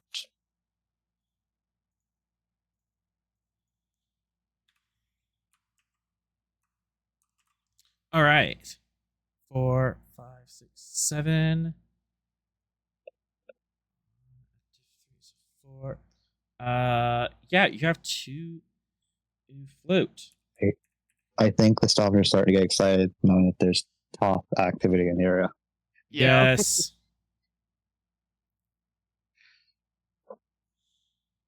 Scavenger's ADHD is going off. Yeah. Oh god, the ship does have ADHD, doesn't it? It Both has of our ships ADHD do. and thirsts for warp plasma. It's a very unfortunate combination. For Our everybody ships else. have ADHD. The downside is their hyperfixation is destruction. Is murder. Yes. Alright, 6 challenge dice. I know, I think Bloodthirst is only on Gettysburg. Rolling the 6. Go. Spin 1 to re-roll the zeros. There we go. 4, 5, 6, 7. Minus 3 for the resistance. That is plus 4. Can we spin 1 for piercing? 6. Alright, any other work you want to put? Because you can do 1 momentum for 1 work.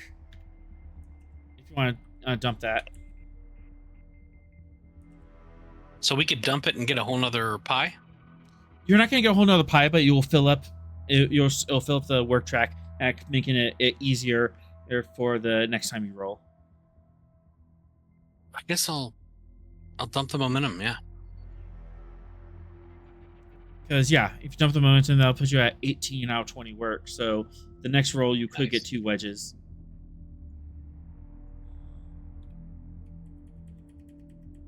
As, yeah, you actually made a slingshot maneuver around the star. Mm. Zoom. We're doing a lot of those today. With just a slight Tokyo drift as we did it. Just Yes. Three right. just nods approvingly from the seat. All right. Let's look at that probe. See what that's about, and then 1 more shift roll.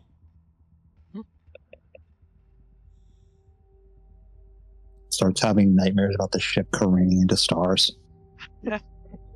All right, who is Who's in the laboratory? Ooh, I like this. Oh. This is neat. what are we studying in the laboratory? Is The it a probe He's doing a thing. The probe you just picked up. I will definitely be studying that. I suggest we have terrain in case there's data on Shackleton phenomena. 2 threats. Terrain is there. Yes. Sorrel's asleep. Sorrel's fine. asleep. It's fine. That works. Anyone else want to bring support? I never realized how big I made this map. That's a big That's a laboratory. big lab. I like Yeah. it. Wish I could see it, but my roll 20 says no. Well, How That's rude. pretty. I like it. You could play Parisi Squares in here. Martea, Venix, do you want to be involved directly or drag a support character? Yeah, sure. I'll just be directly. All right. I mean, I can bring Cass. An engineer might be useful, possibly, depending on what ends up being with this. True. Yes.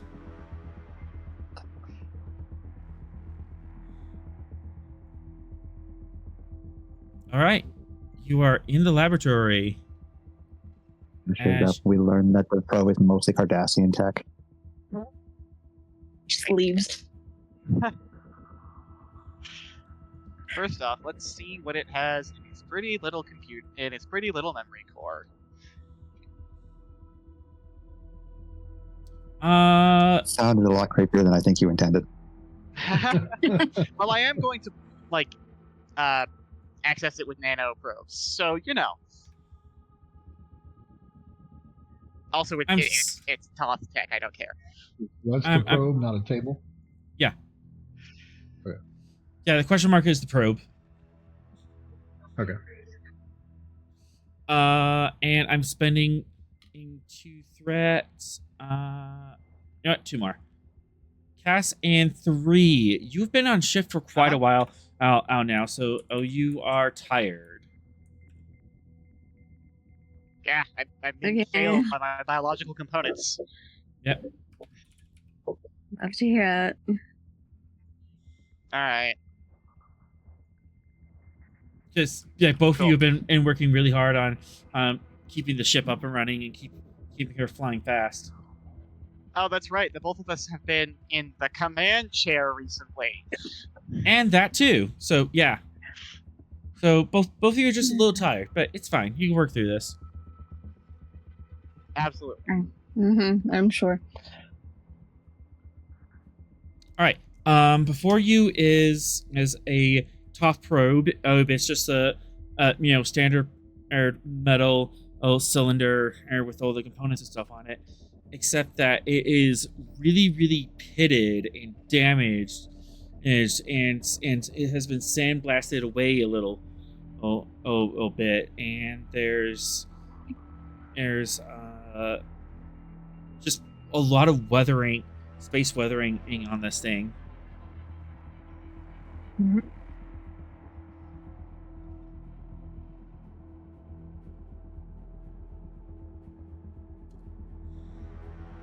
It doesn't have any. Recognize its space design? Yeah, it's a fairly standard Class 9 probe that civilians would have access to. There's some visual modifications to it. No markers. It's not like signed, haha, this is from the Toth. Evil grin. But You're saying it's Federation style probe? yeah, it's Federation style. With some modifications. And the modifications mark it as this is a Toth probe. Okay. Alright. Well. Actually, you know what? The Toth are a bunch of paranoid people. We should probably scan for, like, traps, anti-tampering measures, that sort of thing, before we start, like, poking it. Bro, check for traps.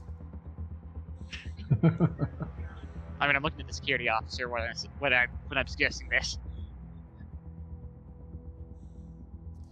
On a scale of 1 to 5, how thorough are you going to be?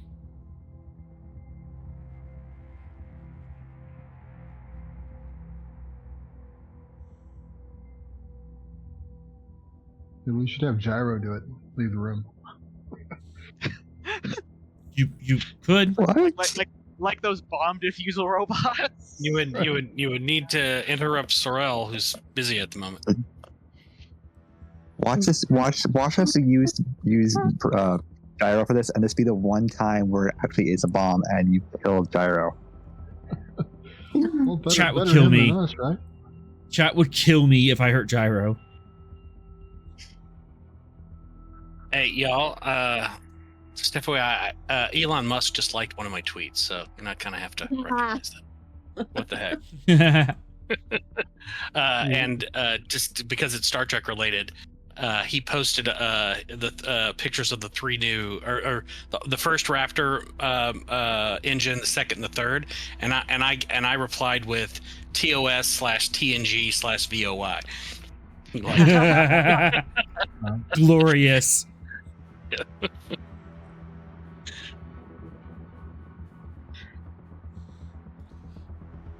All right. Phoenix, on a scale of 1 to 5, how detailed of a scan you're going in? Well, considering it's a Toth, I will do 5. Just going all in. Oh yeah. These guys are worse than the Romulans. That shouldn't be possible, but they are. Yeah, every nut, screw, bolt, wire. Scanning this thing on an atomic level. Some sort of anthrax on the screws. Oh god, that would be terrifying. You like unscrew it and just anthrax goes flying everywhere. It's just Jesus. I'm saving that one for later. Anyways. no. Oh, great. Hey, at least it wasn't me this time. I didn't do anything. I'm just sat here looking at other things. Yep. All right. Ship sensor security.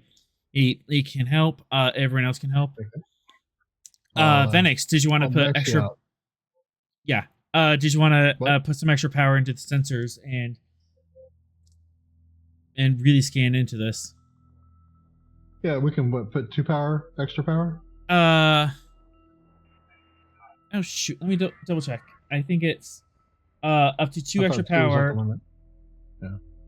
2 extra power, and I think if you put 3 at auto crits, was that what I decided on?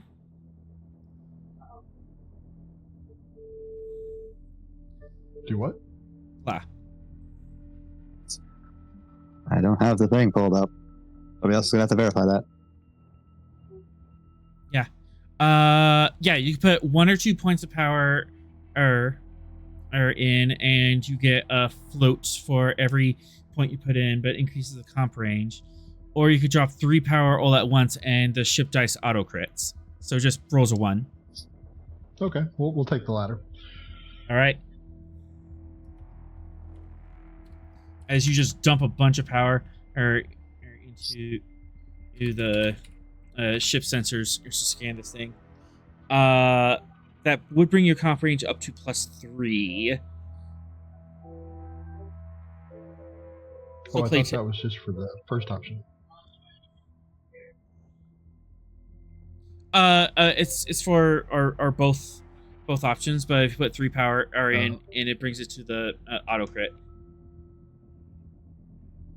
So because you are crit, but we also get increased comp. Yeah, because you are like overcharging the system. We don't want the comps, so I guess I won't do any of that. All right. I don't want comps. All right. I'll just max you out with threat.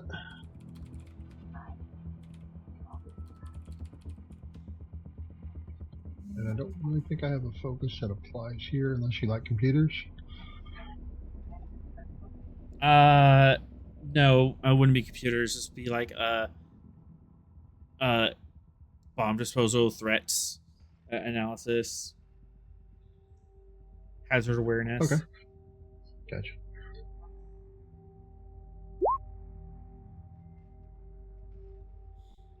And I'll reroll that with bold.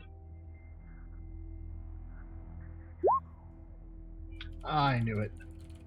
Got greedy. I did. Did we pay for the autocrat on the ship? No. We belayed that. Okay. We walked that back. So no power spend? No power spent. Okay. Ship. How determined are you there, Phoenix? Yeah, that's what I'm thinking.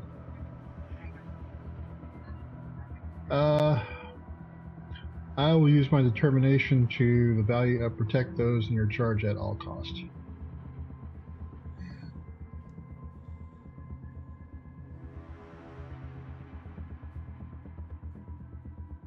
Yes, that'll hit.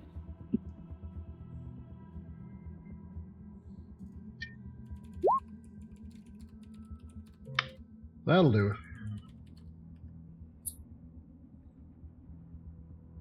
As you are going through this thing with a fine-tooth comb, and the high-powered sensors of the laboratory, there was as a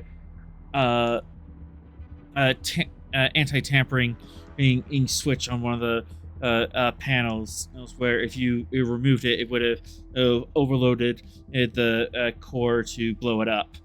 But you managed to catch it just in time, and there's this awkward moment where you're like holding your thumb over the a switch, and you're stuck there, and you're like, can someone like hand me a spanner really quick? Help me out. Tape? I need tape. I need tape. But yeah, you managed to catch that, and you're just standing there, your thumb over this trigger for or what could have been a massive explosion, but you managed to clear all that, and then +1 because exceptional.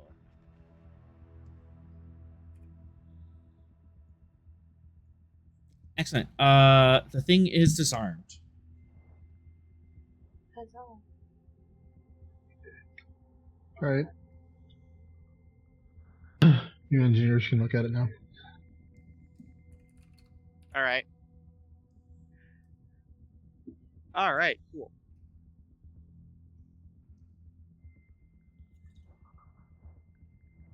Let's see if this probe has any useful information.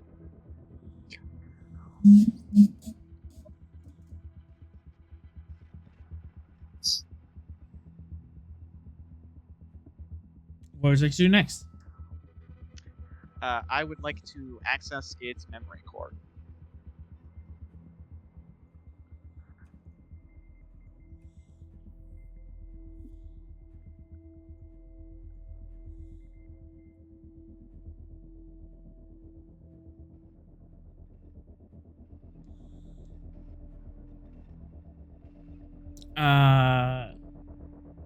Yes, we could do that.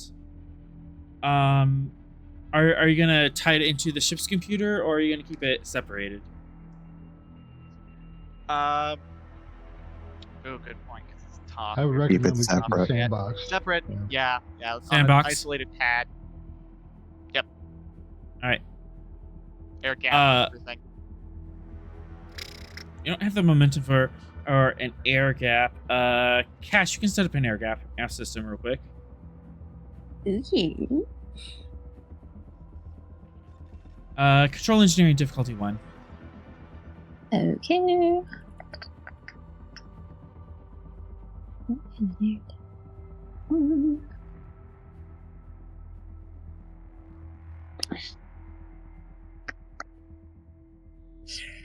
I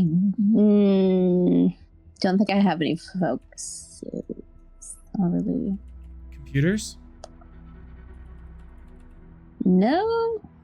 Closest feel- is probably EPS, but that's not. That's not quite. Yeah.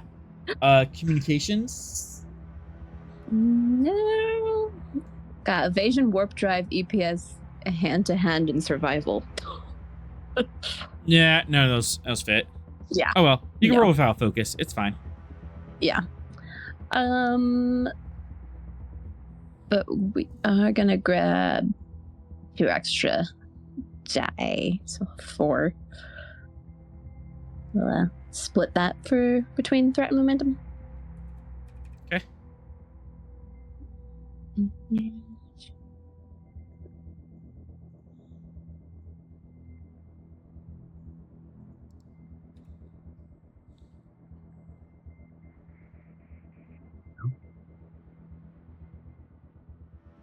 then I can.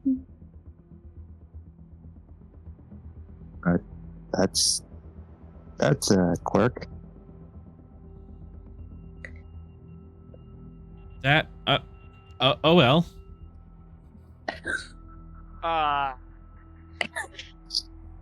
Well, I mean, I can. None of those are actually comps. I can manually read that. That's fine.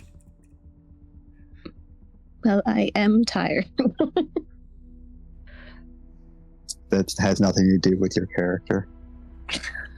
That is legitimately just Roll20 being quirky. Oh, is that? Yeah. Okay. Things are Yeah. being funky on my end. So, Mhm. or at least I thought it. Maybe it's not my end. I don't know. All of your roll was red.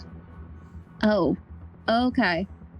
But you managed to get it. over here. Being broken. You have an air gap pad that you can use to interface with the probe.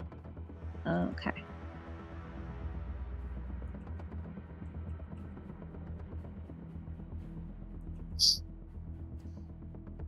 All right. So the ship's not going to help you, but control. Depending on how you go about this, you can use security, engineering, or science. That will affect what data you get.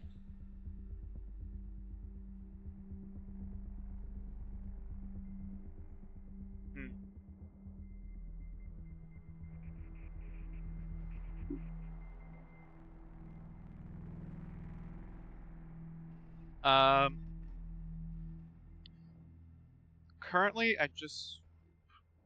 You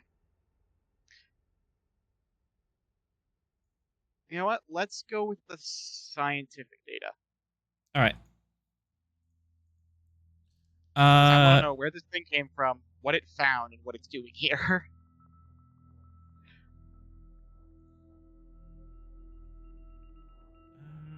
And then this computer core is really chewed up.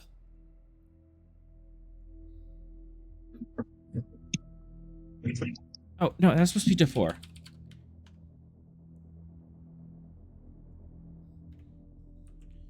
Control science to 4. Turin would like to assist. Yes. Actually, what's Turin's control science score? 14, and she does have a focus. Okay, so she should be doing that then, and I'll assist. Okay. Give her some extra focuses. She should also have some talents. Let's look through science talents really quick. Or I could just give her cautious is science just to nettle Sorrel.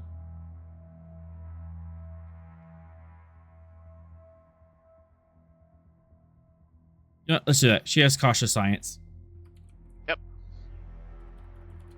Opposite of Sorrel. Yeah. Opposite Sorrel, exactly. Yeah. I like it. Yeah, like go the ahead and narrative. spend a momentum for that then. Just so she can get the reroll. One momentum.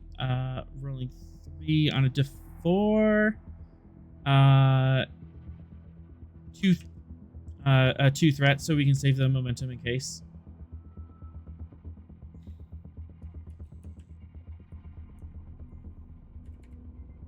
Okay.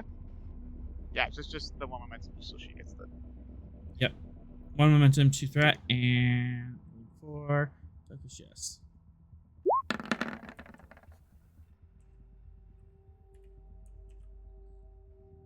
Not bad. Not bad. Go ahead and assist. Yes. Roll that. Nope. Nope and nope. But we do get 1 off that. Good. We got the one back. All right. Data core is accessed as we managed to hardwire it into this air gapped pad and start pulling up her programming. You can see a list Right. of what she last scanned. Okay. Does it have mission parameters? It does. As All right, for let's start with that. for momentum. Go ahead. Let's see. Notes.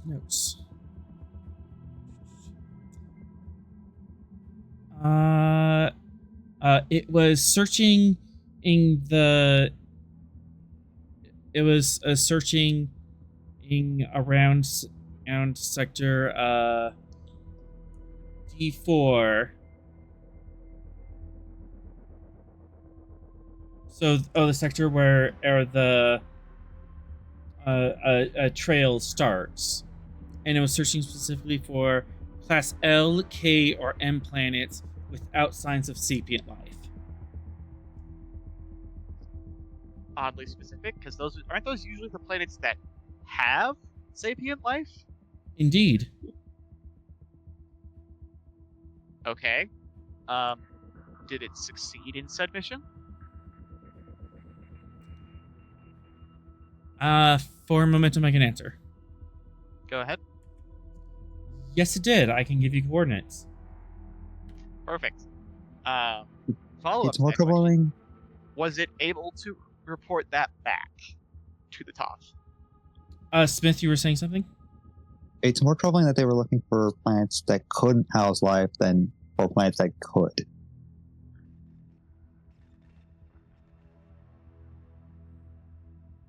Just based on how the Toth do. Yeah.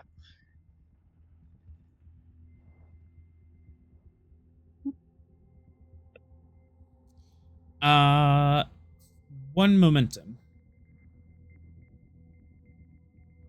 for the transmitted back. Yep. Was it able to transmit back? Unknown. It did send the information, but it didn't receive like a confirmation back. Probably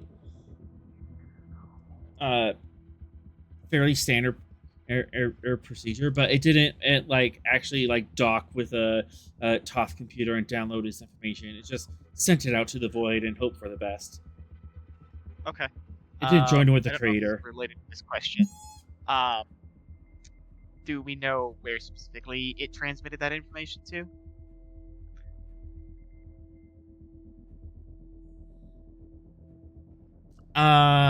No, it was just a broad beam message. Okay. Broad beam on encrypted channels, but broad beam. Can I get an idea as to when? For a threat. Sure.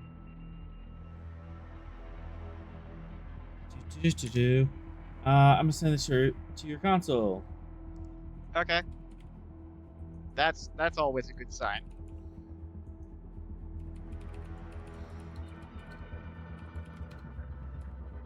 Always a good sign.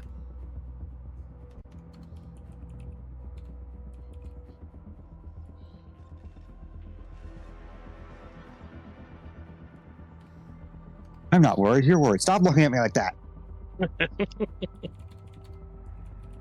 Son of a mother-loving.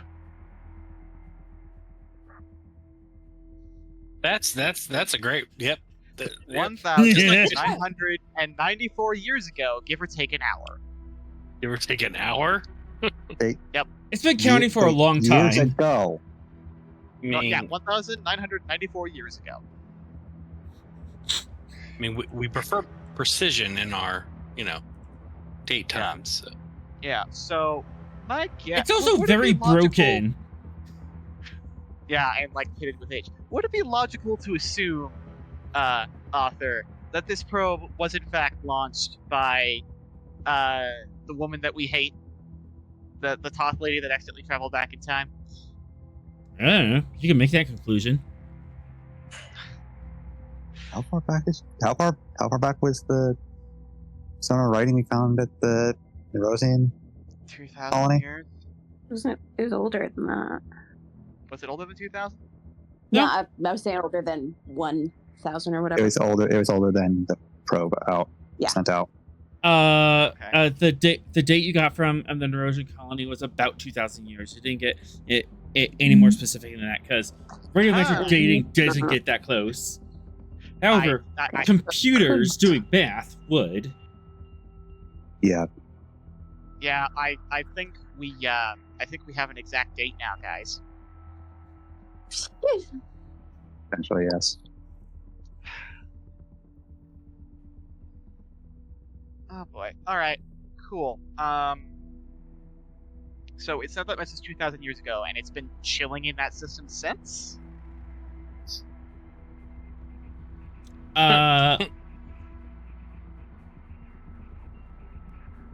Probably. Or That's a maybe. that's a Like, that's a reasonable assumption. Yeah, like what has it been doing for 2,000 years? Just sitting on standby?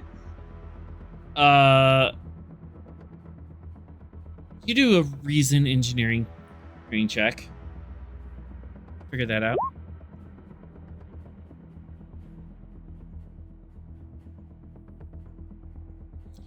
Reason engineering, difficulty 3. 3.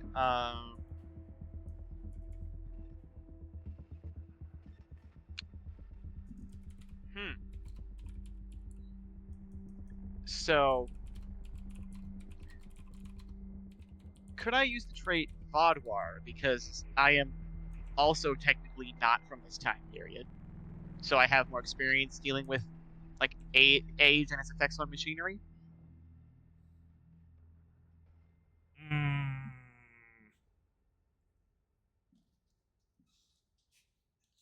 Not really. Okay. All right. Unless you were a proper engineer dealing with the repair and whatnot of it, you wouldn't really understand how much technology has been warped by time. Yeah, that's fair. Since you were a just pilot that did flying, that you kind do also of have skill. You do also have Motea in the room. Yeah. This is true. Yes. Hey, Martea, Yeah. wanna take a stab at it? I'll do a supporting role. Sure.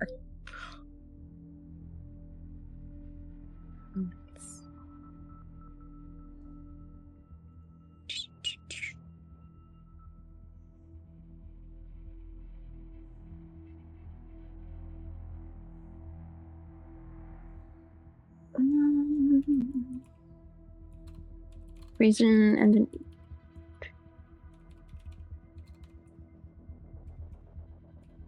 I don't think there's many on this ship that would have proper understanding of time on any kind of items.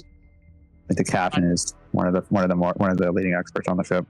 Yeah. Unfortunately, the expert on time travel is currently occupied. But think of the content if we distract them.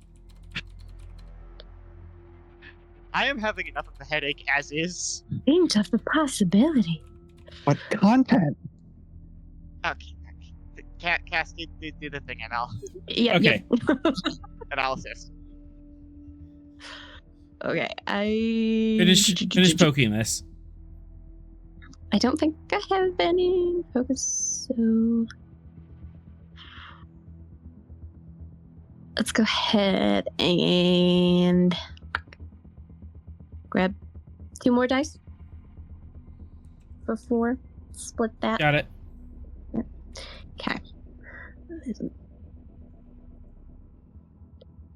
Why is it doing that? It's weird. That is weird. It is being but I think you weird. got it. It doesn't like me. I think you got it. All right. Hang on, I need to roll my assist. Got it. 3 momentum. Well. It appears that it was on its way a back on a return course. Like, it's finished its mission. It's going to go back to the mothership to be recycled, and it just got damaged and has been battered around by the Shackleton Expanse for 2,000 years. Wow. Lovely. All right. And being a disposable probe, Valkyrim just didn't think to recover it because it's disposable for a reason. Yeah. I'm impressed, but it's still. Yeah, that's kind of impressive. Like 2,000 years later, and it That's still what I'm has saying. power. Huh. Wibbly wobbly jumbly wubby.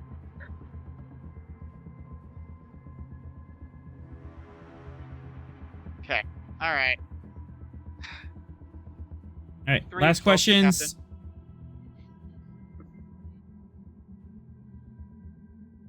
I mean, well, we're already going to get the coordinates. Venix, are there any questions that you would like to have answered before I call the captain and deliver the bad news? No. More bad news?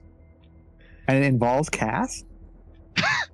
That feels. Different flavor. But it's All right. on 3 for being officer of the watch? Yep.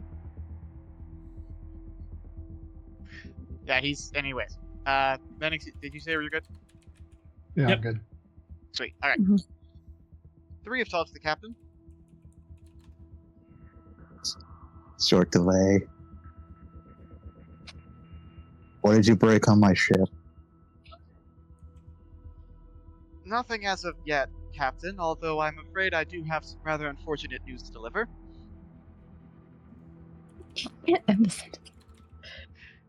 We have discovered a 2,000-year-old Toth probe.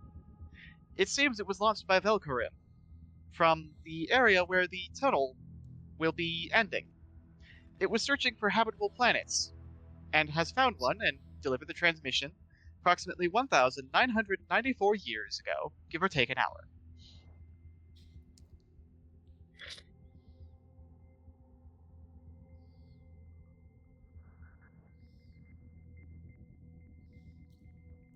And what is this planet they found? Voice in the sky, what's the planet we found? A class SL world. I will relay that and also inform him that we have the coordinates. So a world fits the parameters. Yep. And it is within 5 light years of the terminus of the path that at the Breen's map showed you. Cool. Yeah, so Great. you'll relay that information to the captain. Send me all the information on that. Then you just hear cluttering in the background. This is why I said nothing's broken yet, because I'm pretty sure Captain's gonna break something when he gets the news. No, it sounds Alright. like he's trying to get his shoes. He's getting dressed. He was Yeah. sleeping. I fell asleep Come in on the a chair. bridge in like striped pajamas and like a little He, sleeping he cap. forgot to cut the cops. Damn it! I knocked over my tea. It's all over my book. Nope. And then the cops cut. All right. I'm gonna find his fuzzy slipper. Yeah, I'm gonna make sure that all that information is available to the captain, and then I'm going to go regenerate for 12 hours because it's like, you know, when your phone hits the low battery warning and it's like the little red battery. Yeah, actually, yeah. The captain says nuts to the shoes, and puts on his bunny slippers. Yes. He doesn't grab his jacket either. He just grabs the comm badge off of it. Amazing. Nice. All right. Yeah. Yes, I 3 will is pull a gonna Tarkin. go, 3 is gonna go regenerate now, unless he's ordered not to. Nope. So 12 hours later, they're flying through space. When suddenly, let's see, where are you on the big map?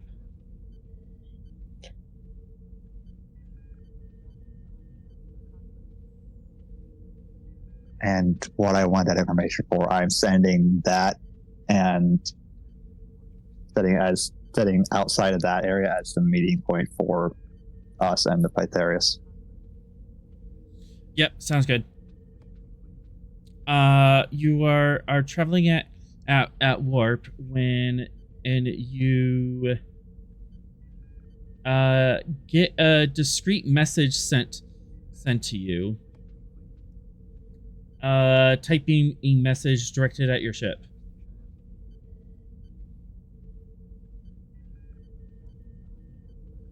Typing message. Yeah, take it in the ready room. Mr. Sorrell and Venix, if they're active, in the ready room with me. Yes, who else there? Okay. Who's got con? Who's got con? Morte again. Solid. Okay. It's fine. You only have to be in charge until he comes back out of his ready room. Okay. It's okay, Scotty. You can do it. It's almost like he's grooming you to get higher rank. Oh. Get rid of that junior grade. Yeah. Make you a full commander by the end of this whole adventure with us. Bye.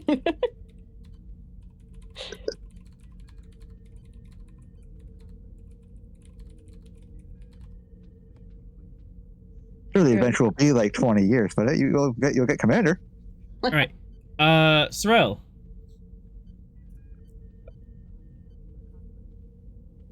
Yes, please. If you could voice that. Plays a glory to Starfleet. Plays a glory to Starfleet. Uh-oh.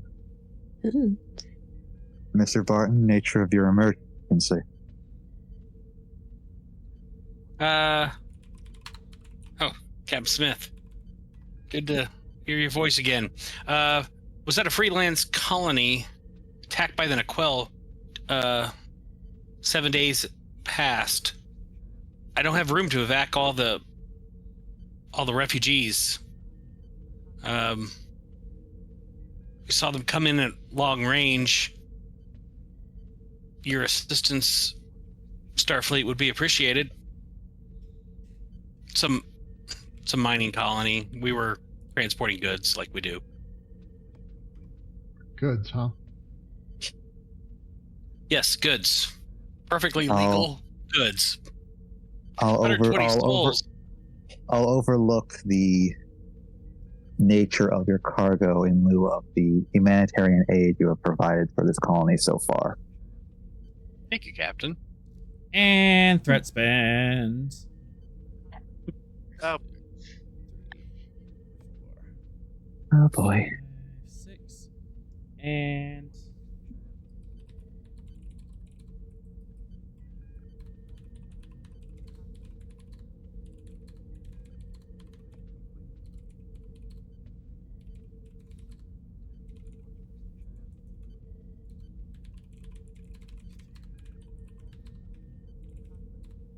All this furious typing noises makes me nervous. yep. It's always worrying when he does that.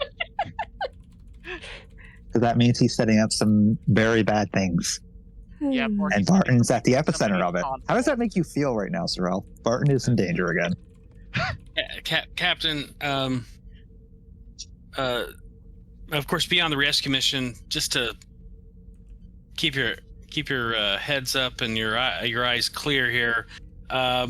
Colonists found some weird biotech droids underneath their colony.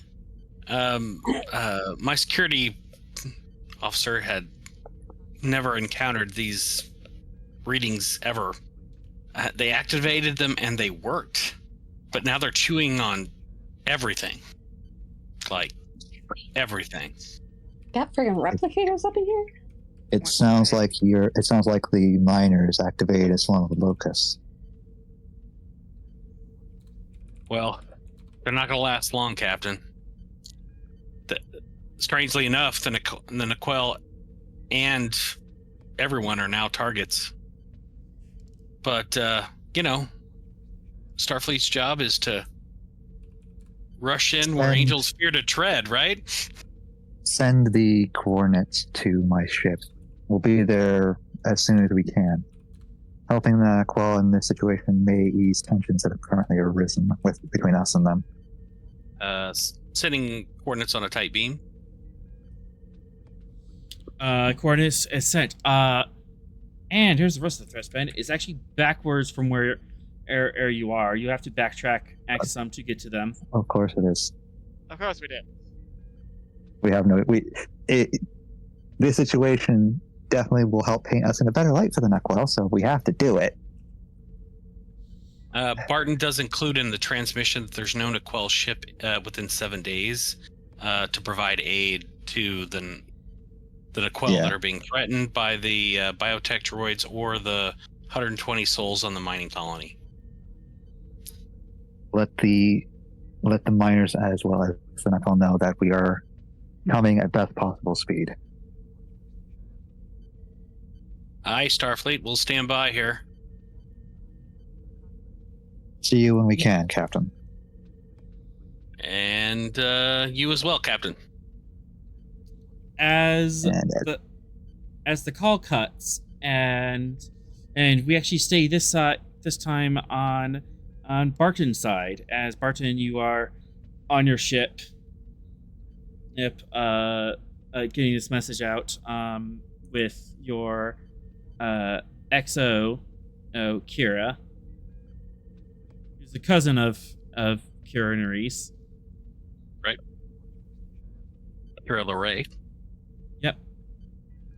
Well, hopefully that helps out. Yeah, we did what we're supposed to do. We told the authorities they'll handle this kind of stuff, and we'll stand by and And we're still gonna make our shipment on time. And then there's yelling and shouting and alarms just going on from outside your ship. There's an attack! An attack!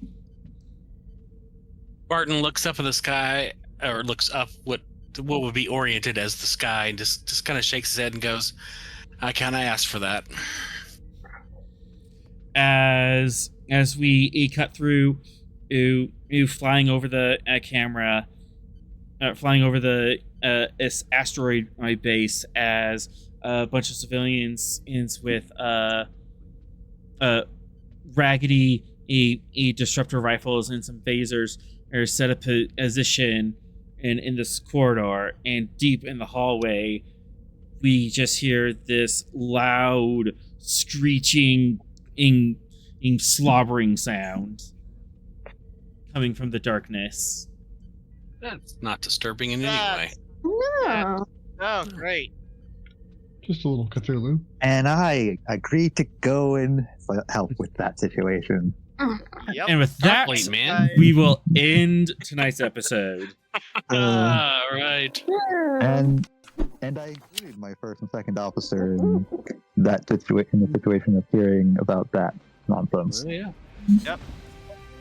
And the great part is, you guys can worry about that yourselves, because Cass and I won't be around for the next 4 weeks. Yay! Okay. I should have no problem for next week. I should be good. Okay. So it's going to be the 3 command officers and the Doctor Power Hour. Oh Yep. boy. I'll figure something out, but we'll talk about that after the credits roll, because the credits are now rolling. So you should be sure to catch us next week, 7 p.m. here at Twitch, to catch our next adventure on the Frontier. Thank you to our awesome players here tonight. Got to use the pursuit mechanics for a game of Strategium. That was hilarious. It was fun.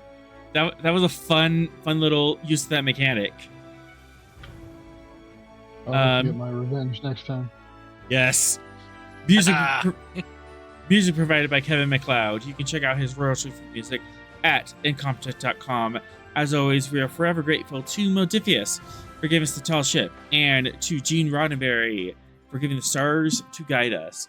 Until we meet again, go out and find your next adventure.